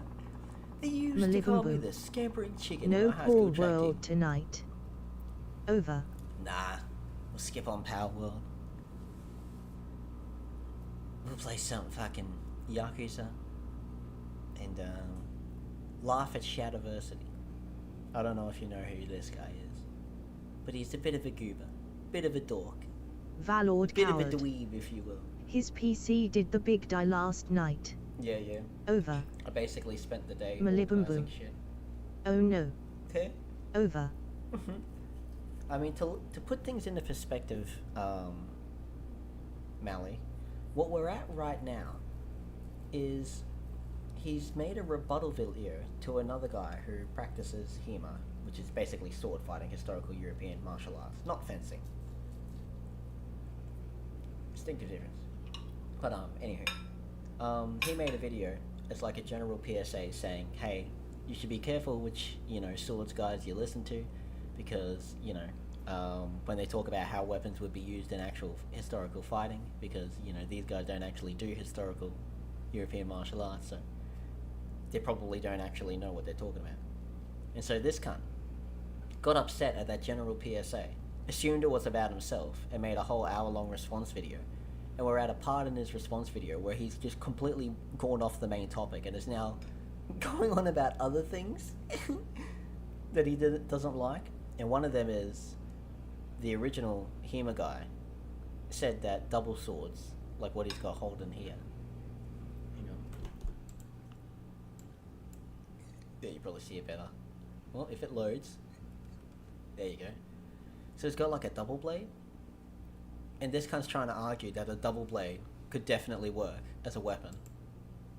Whereas the HEMA guy's like, no, it's a terrible idea. You're getting the worst of both worlds. You're getting all the worst aspects of a polearm and all the worst aspects of a fucking sword. You would never use this thing. Prove it, we'll retest it, right? And if I'm wrong, I'm wrong. I'm not going in... Actually. I'm not trying to stack the deck against it. No. We're going to give it a fair go. What's something... We'll finish this dialogue bit. Well, man, you're on a whole other level. You know what? I think it's fate we crossed paths here today. Actually, I'm sure of it. Nothing but the sweet string of destiny could bring us back together. Which reminds me, I got a special place I want to show you. Interested? As long as it's nothing weird. Oh, you don't have to worry about that. Let's go. Actually, let's not. It's email time. Well, let's just forget I ever invited you. A buddy of mine is in town and just asked me out for a drink. And I'm not the kind of guy to say no to a drink. Sorry, gotta chat. Wait, you have friends? Heck yeah, I do. This one's a special friend over in that special place I was telling you about. And hey, I got pals in like 13 different time zones. Anyway, Kiryu-san, I'll roll out the red carpet for you sometime, yeah? Catch you later. Huh. Well, he's an interesting guy. I'm sure I'll run into him again sooner or later. At least he's out of my hair, though. Now to get to the Millennium Tower and meet Kashiwagi-san.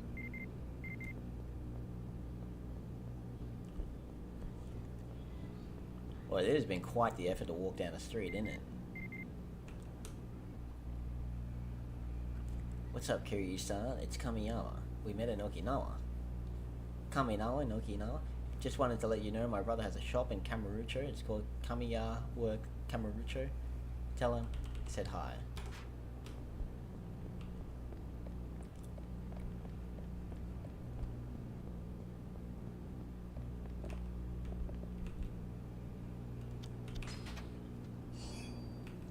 Gauntlets? Now I can formally challenge thee.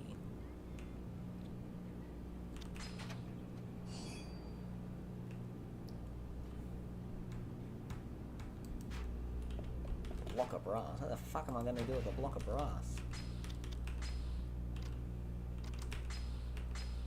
Malibum boom. I'm gonna head to bed. I'll catch you later. No worries, man. Over. Cheers for popping in. Have a good night. Sleep tight. I don't know if bed bugs are a problem, but you should also watch out for them. Valord coward. Have a good one. Over.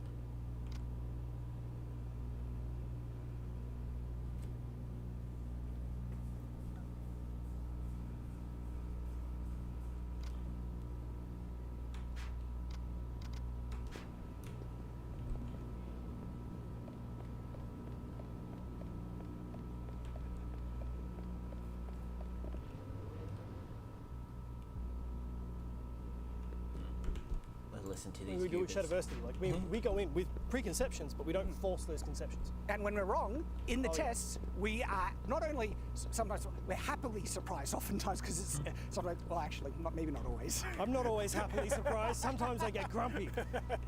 Today I proved the exact opposite. I mean, it bothers me. But I want to show that in this.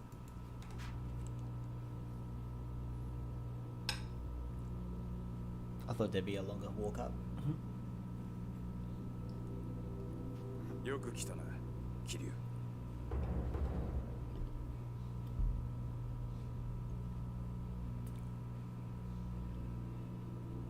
柏木さん。あまり時間がない。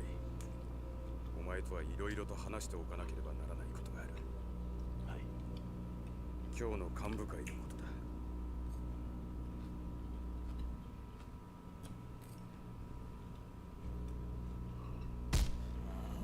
どういうことや。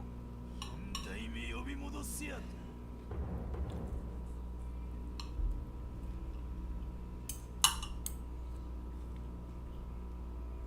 そうだ。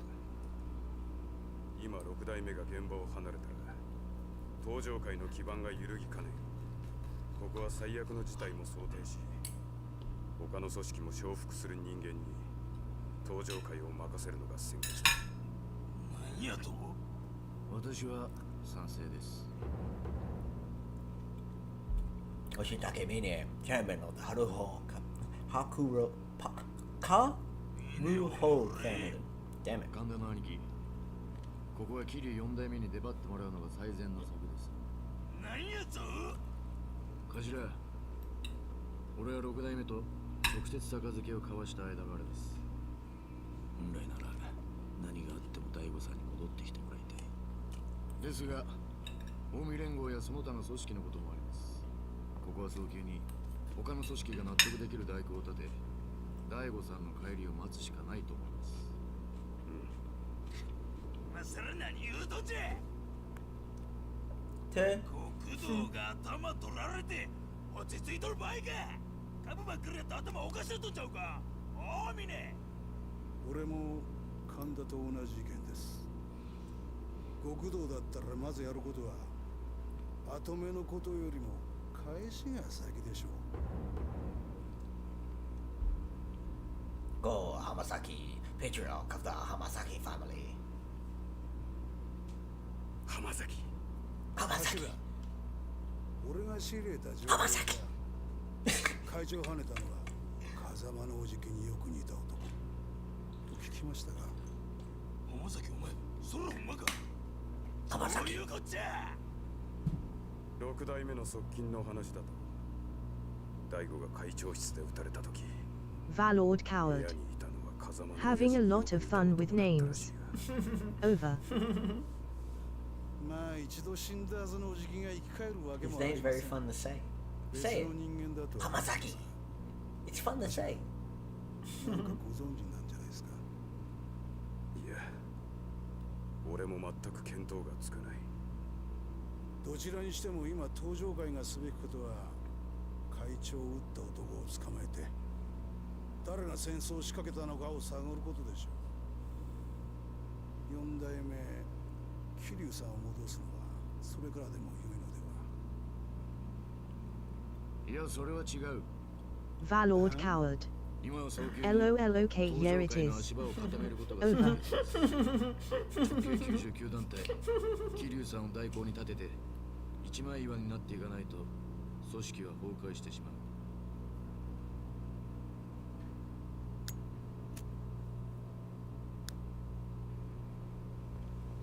桐生ってなんやねんお前。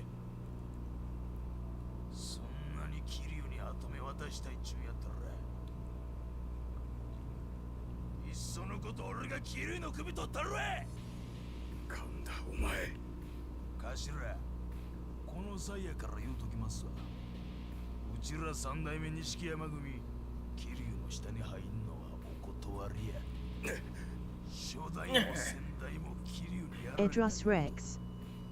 Why is the bald guy angry about Kiryu? Oh, he Over. just said.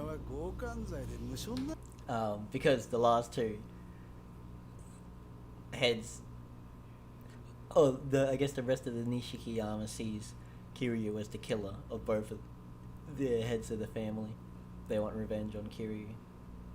Or just refuse to take orders from him.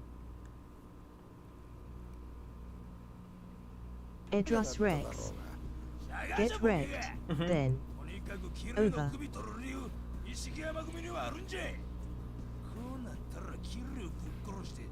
わしが登場界の跡目になったる。桐生は登場界の敵じゃ。わしの手で桐生の首取ったら。それは聞き捨てならない話だな。ああ？桐生さんとやり合うのは構わない。だが錦山組に登場界の跡目渡すわけにはいかねえってことだ。ねえ、頭。何を言っているんだ。今跡目の話なんかしている場合か。でも頭は桐生さんを呼ぼうとしてる。俺も神田と同じでそれには反対なんですよ。浜崎。このまま桐生さんが代行に座ればそのまま7代目に復帰ということもある。お前もそれは嫌だろう。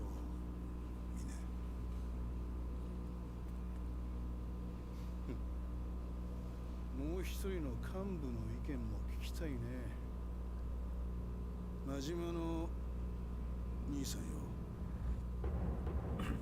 この真島、ペイトリアークの真島ファミリー。あんたも本部の若頭補佐。Edros Rex. Mad Dog Majima. Yeah, boy. Over.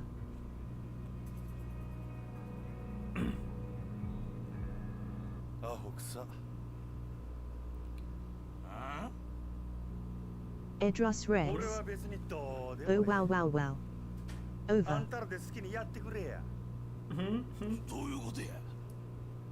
風間のおっさんの亡霊探すもよし、桐生ちゃんとドンパチするのもよし。好きにせえ。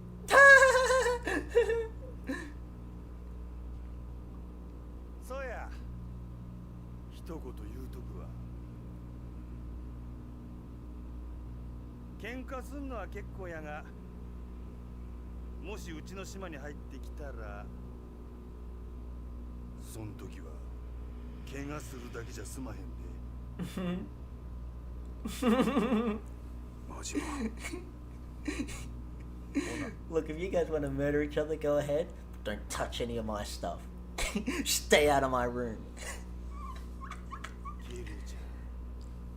Edros Rex. I love how he looked back with his eye patch rather than his real eye. Over.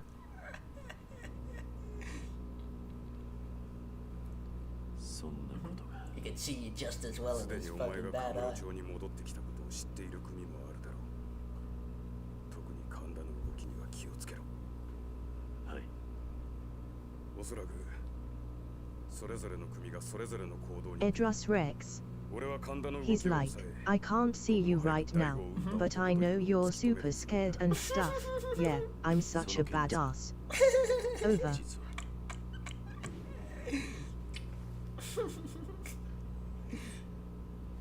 Probably been practicing that for a week just to get it so perfect. Valord Howard. LMAO. Over.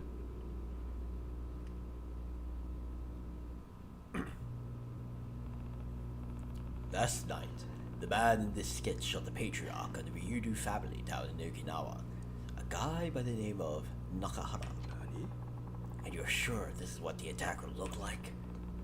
I Edros didn't believe it Rex. myself at first. He's like Robert De Niro in Taxi Driver, just practicing badass lines in front of a mirror. Over. Exactly. I didn't believe it myself at first, but the girl who watched it all go down drew this after it.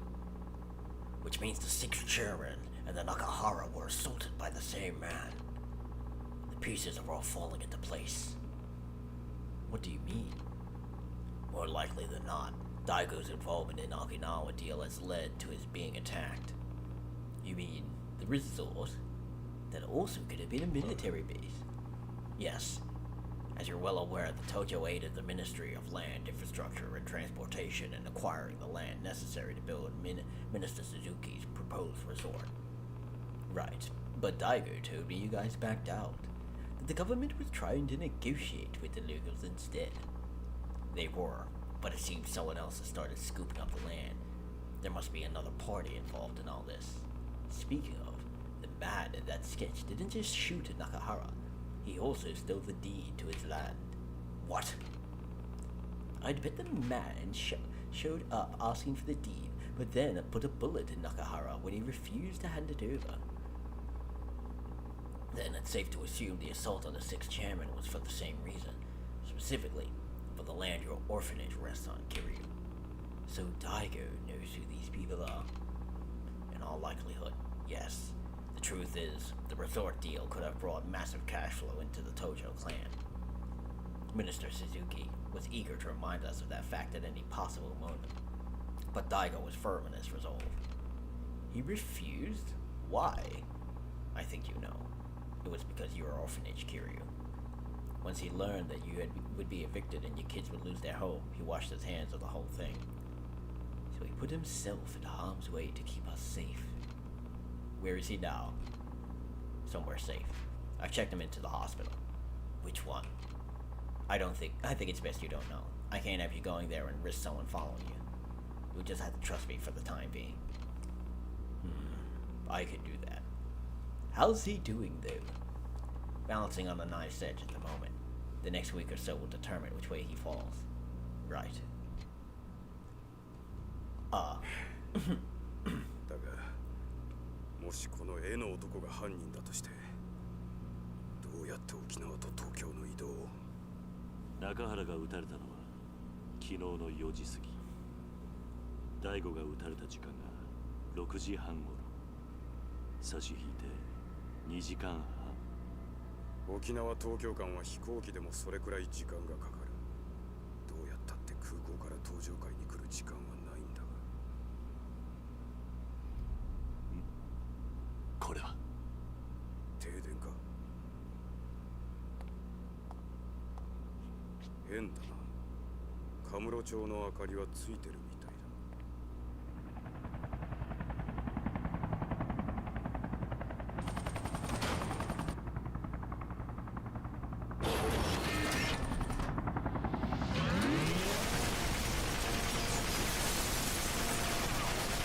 Get a little return.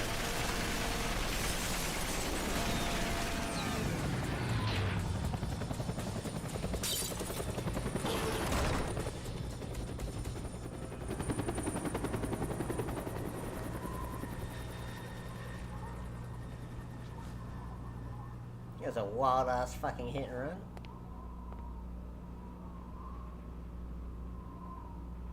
Kashiaki-san. That's why I got fucking minced for it.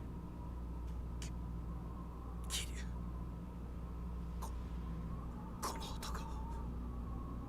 男とつながってるやつを探し出せ。つながってる。多分そいつは沖縄のリゾート開発の裏で利権を狙ってる。そいつは東上界に。東上界内部の人間ですか？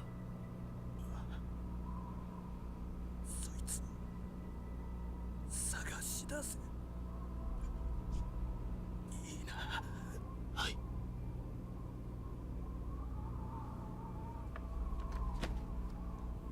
Oof. 柏木さん。There's Kashiwagi. 柏木さん。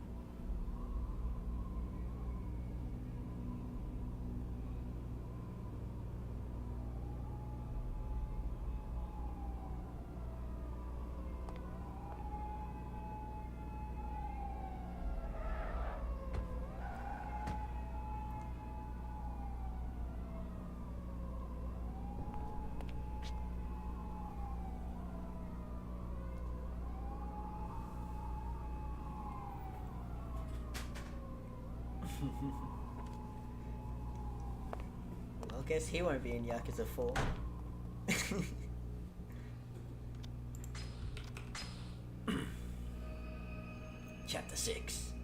game plan.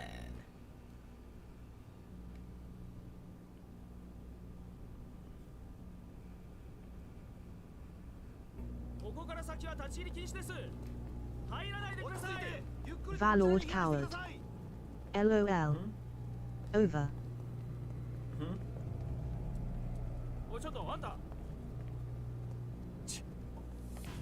Okay.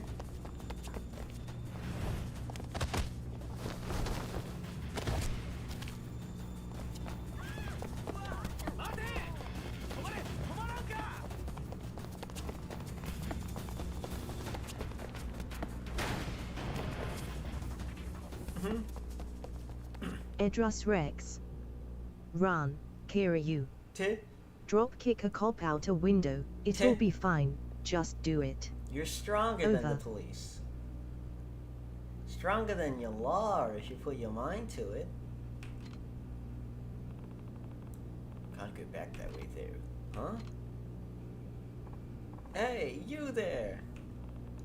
This is no time to get holding by the Edrus cops. Rex. I have to get away The police somehow. lack the fighting spirit that you have, Kiryu. Over.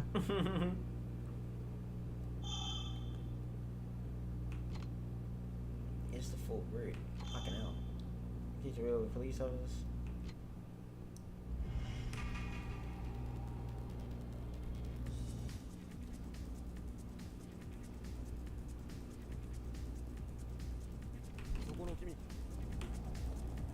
Edrus Rex.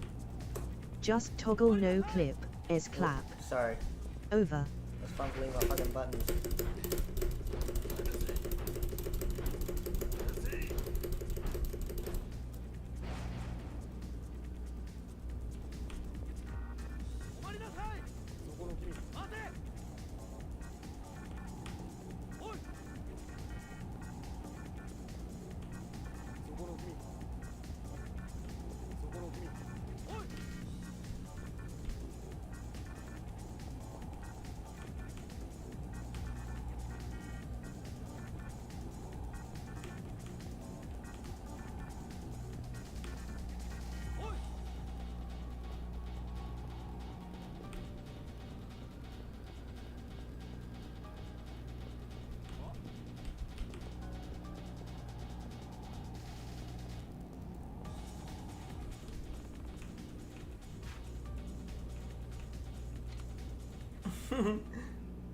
I can't keep this up. Edrus Rex. No, Kiryu-sama, don't stop. Keep running. Never stop fleeing, even when it hurts. Over.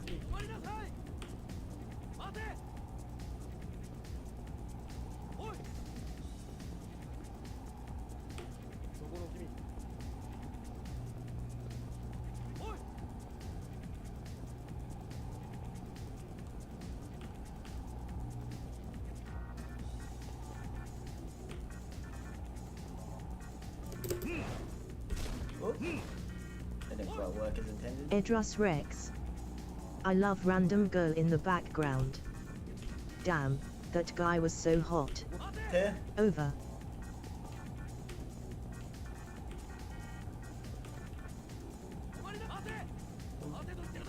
Oh, fuck.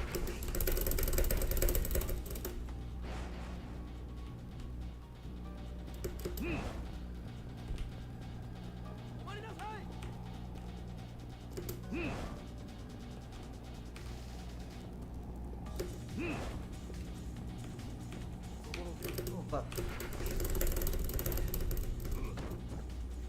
If I could got chipped on that cunt, he was hiding right around the corner.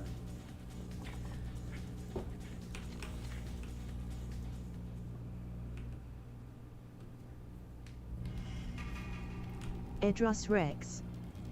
Dude came out of nowhere with the RKO. Yeah, buddy. Over.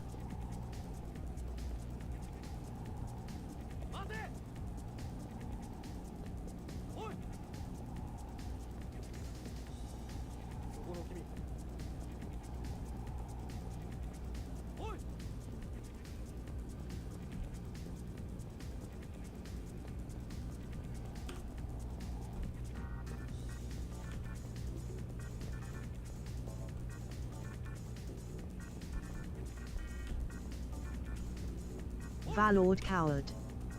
Randy Orton slithering in. Over.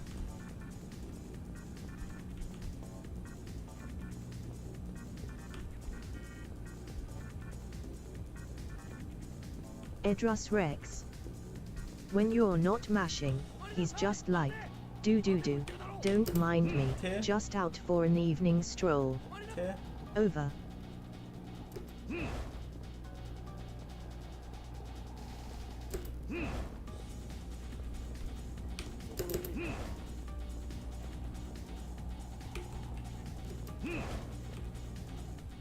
There we go.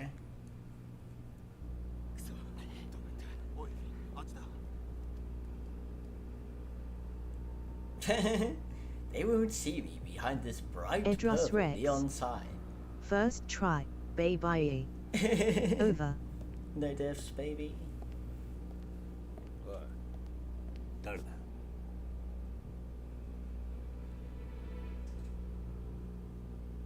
伊達さん事件あるところに桐生一馬の存在ありお前さんに話がある久々に一杯引っ掛けねえか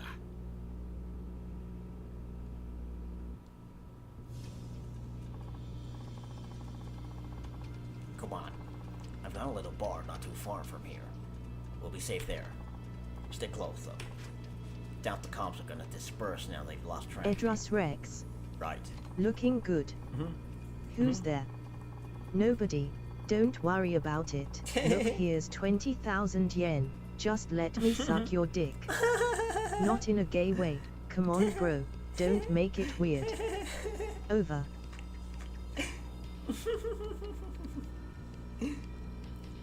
Easiest 20,000 yen of my life. Just try not to do anything suspicious near an officer, okay? I'll try.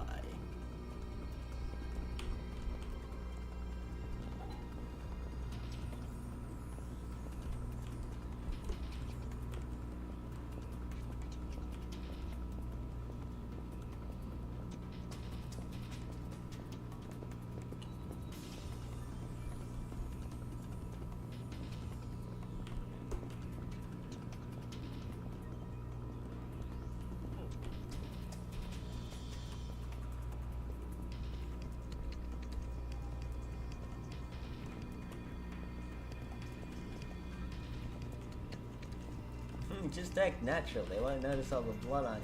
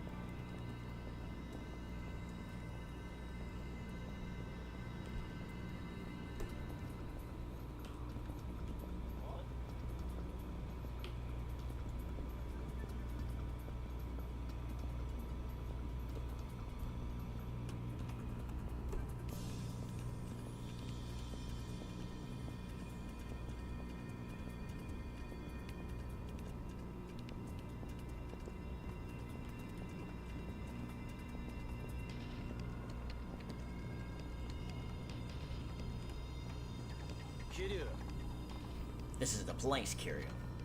Wait. What? You surprised? Just wait until you see the inside.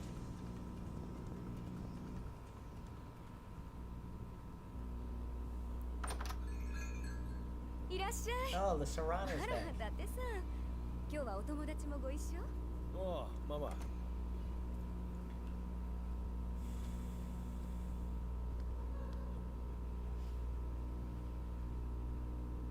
伊達さん、ここは？ああ、昔お前がよく使っていたセレナだ。今、新しいママに買い取られて様変わりしたけどな。伊達さん、いつものやつでいい？あ後で若造も来る。安の分も頼むわ。はい。ずいぶん若いままだな。ああ。でも度胸と器量はそんじゃそこらのババアよりもすげえ。誰がババアですって？はい。聞かれてたか。まあまあ、ちょっとこいつに話があるんだ。外しておいてもらえっか。はいはい。ごゆっくり。Japanese, very trusting people. Meanwhile, in Australia, probably America, probably most of the world. Ain't no fucking way I'm stepping out. You cunts gonna start hogging all the expensive shit. I know what you cunts are like. どうして俺があの場所にいると？和樹から聞いた。お前さんのことだからまた事件に巻き込まれてんじゃねえかと思ってな。お、来たか。ブツは？もうブツってそんな物騒な代物じゃないでしょ。はい、どうぞ。こんな強いの無理。ママ、俺のこと殺す気？それより水。はいはい。Don't be a bitch. お。よしよし、でかしたぞ。偉そうに言わないでください。デスクを雑用に使う新人がどこにいますか？もう一つかやらないんだから。それは？ああ、お前に見せておく必要があると思ってな。There are multiple 登場 pictures 会 of の my 原 ass. 幹たちの写真だ。どうしてこれを？実は私、こういうものでして。Valord coward. Where? 伊達さんが Over. 新聞記者？ああ。キリュウ、お前が巻き込まれている事件、実は今俺が追っかけてる山と繋がってる。Dante's a reporter now. 登場会、そして政治家鈴木義信に絡む沖縄リゾート開発。こっから先は危険な旅だ。お前さんには敵をよーく知っといてもらう必要がある。少し時間をもらうぜ。He likes chasing danger, but now that he's got a family and kid to take care of, you know, he wants to be more of a family man. He's like, look, I'll chase danger, but I won't get fucking involved in danger. I don't want to fight danger as a cop. Sukiori, Honda. こいつが三代目錦山組組長、神田だ。This cue ball here. ああ、お前と3年前戦ったあの錦山組の東大がこいつだ。俺は今まで会ったことがない。まあ無理もねえさ。こいつは2年前 Sexual assault charges. 喧嘩と女が大好きっていう典型的なイケイケで、錦山が組長をしていた頃は鉄砲玉にもならねえほどのチンピラだったらしい。どうしてそんな奴が組長に？無所から出て以来、こいつはカムロ町を中心に勢力を拡大していった。徹底的な暴力路線でな。2年前といや、近江連合との抗争の後だ。警察も登場会との距離を取りたがっていた時期に、こいつは感激を縫うように島を拡大。穏健派の2代目風間組の島をどんどん奪い、急成長していった。この男の目的は？ズバリ登場会の跡目だろう。てめえが欲しいものは何があっても取るってやからだ。女だろうと島だろうと欲しいものは強奪する。とにかく力ずくで後先考えずに突っ走る。じゃあ柏木さんを撃ったの？ああ、可能性は高いな。こいつは直系白鵬会会長峰義孝ってやつだ。峰義孝か。港区を中心としたオフィス街にいるやつな。とにかく若くて金を持ってる。高級会社を乗り回し、一見すると青年実業家って風貌だな。指定線やインサイダーを使っての株取引と不動産売買で巨万の富を得た、まあ、言ってみりゃインテリ極道の代表格的な男だ。なるほど。今登場界の金はこいつで回っていると言っても過言じゃない。年間かなりの金がこいつから登場界に流れてる。特に三代目錦山組の神田あたりはかなり峰から回してもらってるって話だ。どうしてこの男が神田に？この峰という男、数年前までは新興ベンチャーの立ち上げなんかをやってた普通の会社員だった。それをこっちの世界に誘ったのが無償上がりの神田だったらしい。峰は神田の仲介を得て堂島大吾との杯を交わし登場会へ来たみたいな。それじゃあ神田とつながっている可能性もあるのか。いや、峰は6代目の信奉者だ。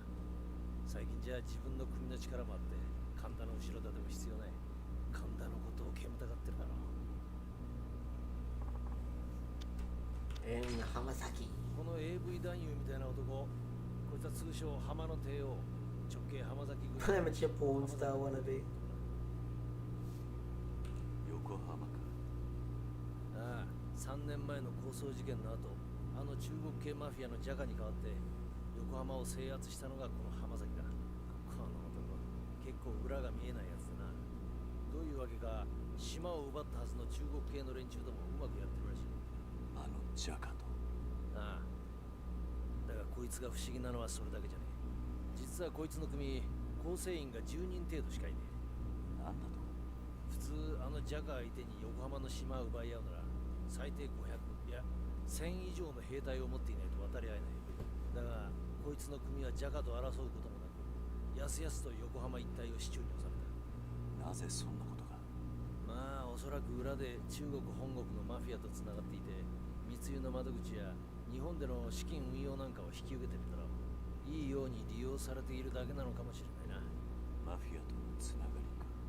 まあ裏は取れないが、今回の一件、裏でリゾート絡みの利権が絡んでいるとしたら、一番絵を描いた可能性があるのはこの男だろう。中国のマフィアと連携してリゾートの利権を得ようとしたと。まあカジノやらなんやらさらに裏があるのかもしれない。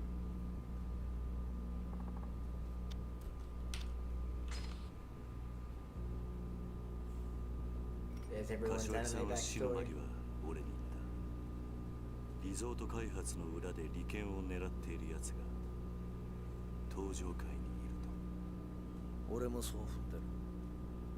今の登場会でこれほどの絵が描けるのはこの4人くらいだ。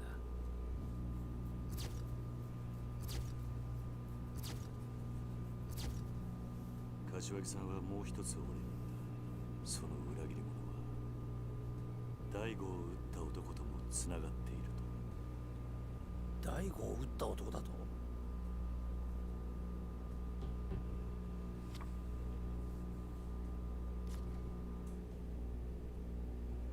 大悟、それとリゾートの買収候補地の土地を持っていた中原という男を撃った犯人だ。これ一体どういうことだ。これ死んじまったお前の親代わりだった風間じゃねえか。俺にもまだわからない。大悟と中原を撃ったというこの風間のおやっさんに似た男。俺を襲った黒いスーツの白人たち、それにさっきのヘリの襲撃。敵は一体どこにいるんだ。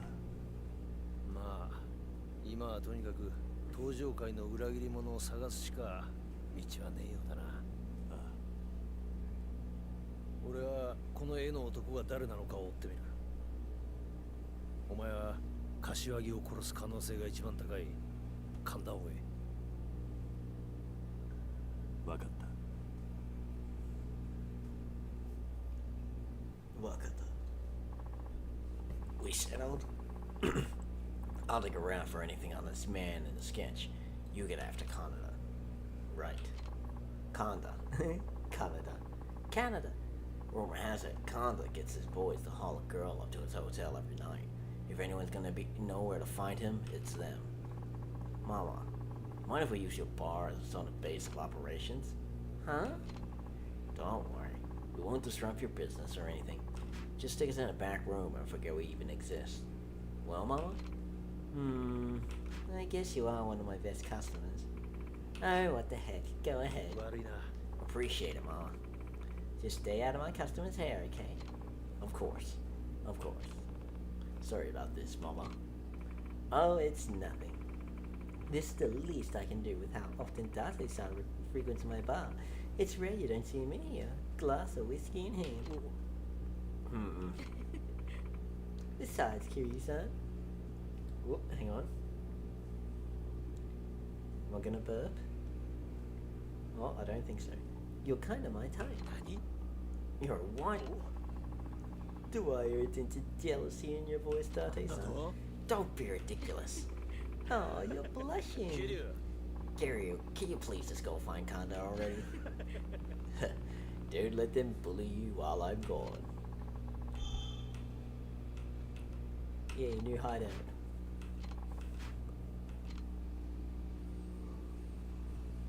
Ah, well, I think we might flip over to Picardo.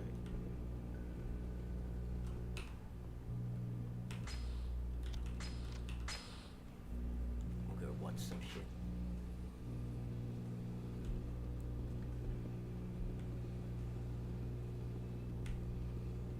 Valord coward. Oh. Are you sure? Over. Yeah, buddy. I don't know if we'll do drawing. But, I don't know why I went outside, I already saved. Yeah.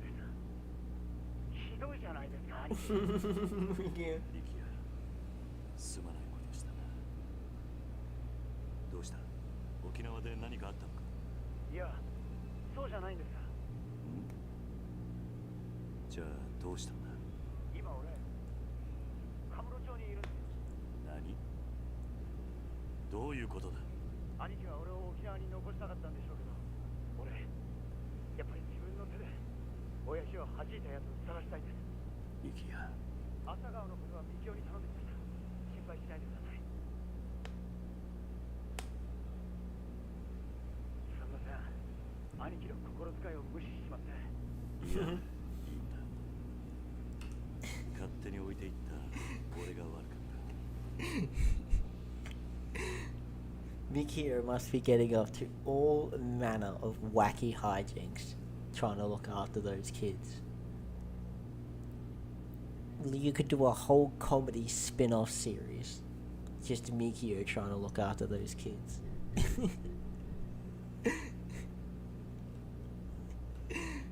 It's one of those things, you know, like in Incredibles, how they had the babysitter looking after fucking Jack Jack, the baby. I reckon it's gonna be like that kind of situation. Mikio trying to look after the kids. それよりお前、今どこにいるんだ？え？いやー、それがよくわからないもんで。どこの道にいるかくらいわかるだろう。いや、それが右も左もわかんねえ。そういう感じで。お前、ろくに調べもしないでカムロ町に来たのか？すみません。まあいい。今から。 Valord coward. I imagine it's a mix of Tom and Jerry, Home Alone, with a splash of the Three Stooges. Over.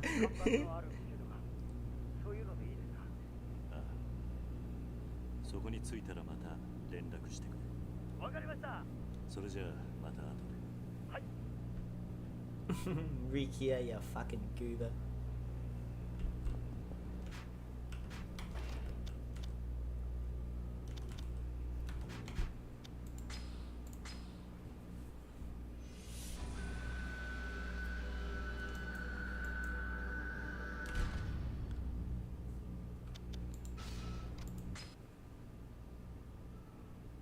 Ah, alrighty.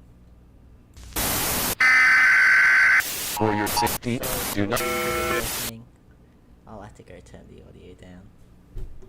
Ah, yes, as you can see in the background, we've been very busy with renovations around. Valord coward. Jesus Christ. Over. Oh, I'll bring it down all the way to down like 40%.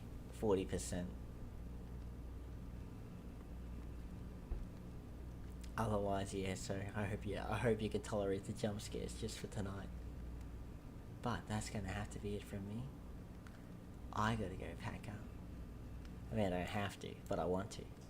I'm gonna go pack Valord coward. I'll see you over on Picato then.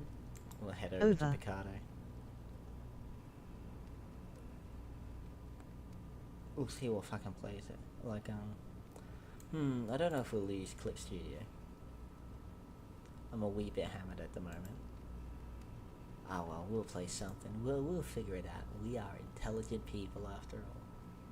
But until next time, that's gonna have to be it for me. As you can clearly see behind me, I've got a lot of cleaning up to do. So I'll have to catch you all next time. Bye.